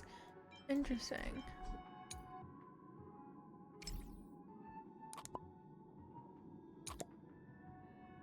Beneath the moonlight, an old man falls asleep. He has given his entire life to the land he loved, his old friends, and the Trailblaze. Now he has reached the end of Trailblaze, and falls into the longest dream of his life, leaving only his empty shell in the mortal plane like the dream bubble once infused with someone's treasures.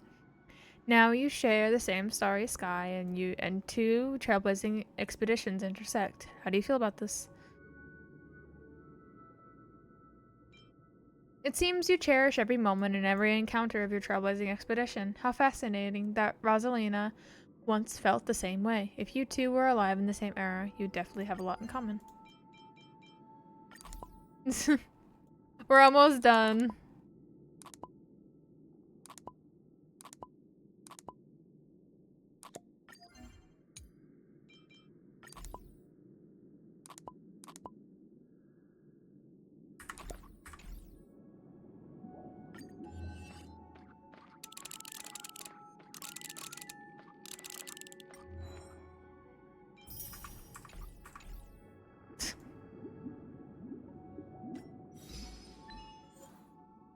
Meet the first nameless and defeat Argenti. Cool.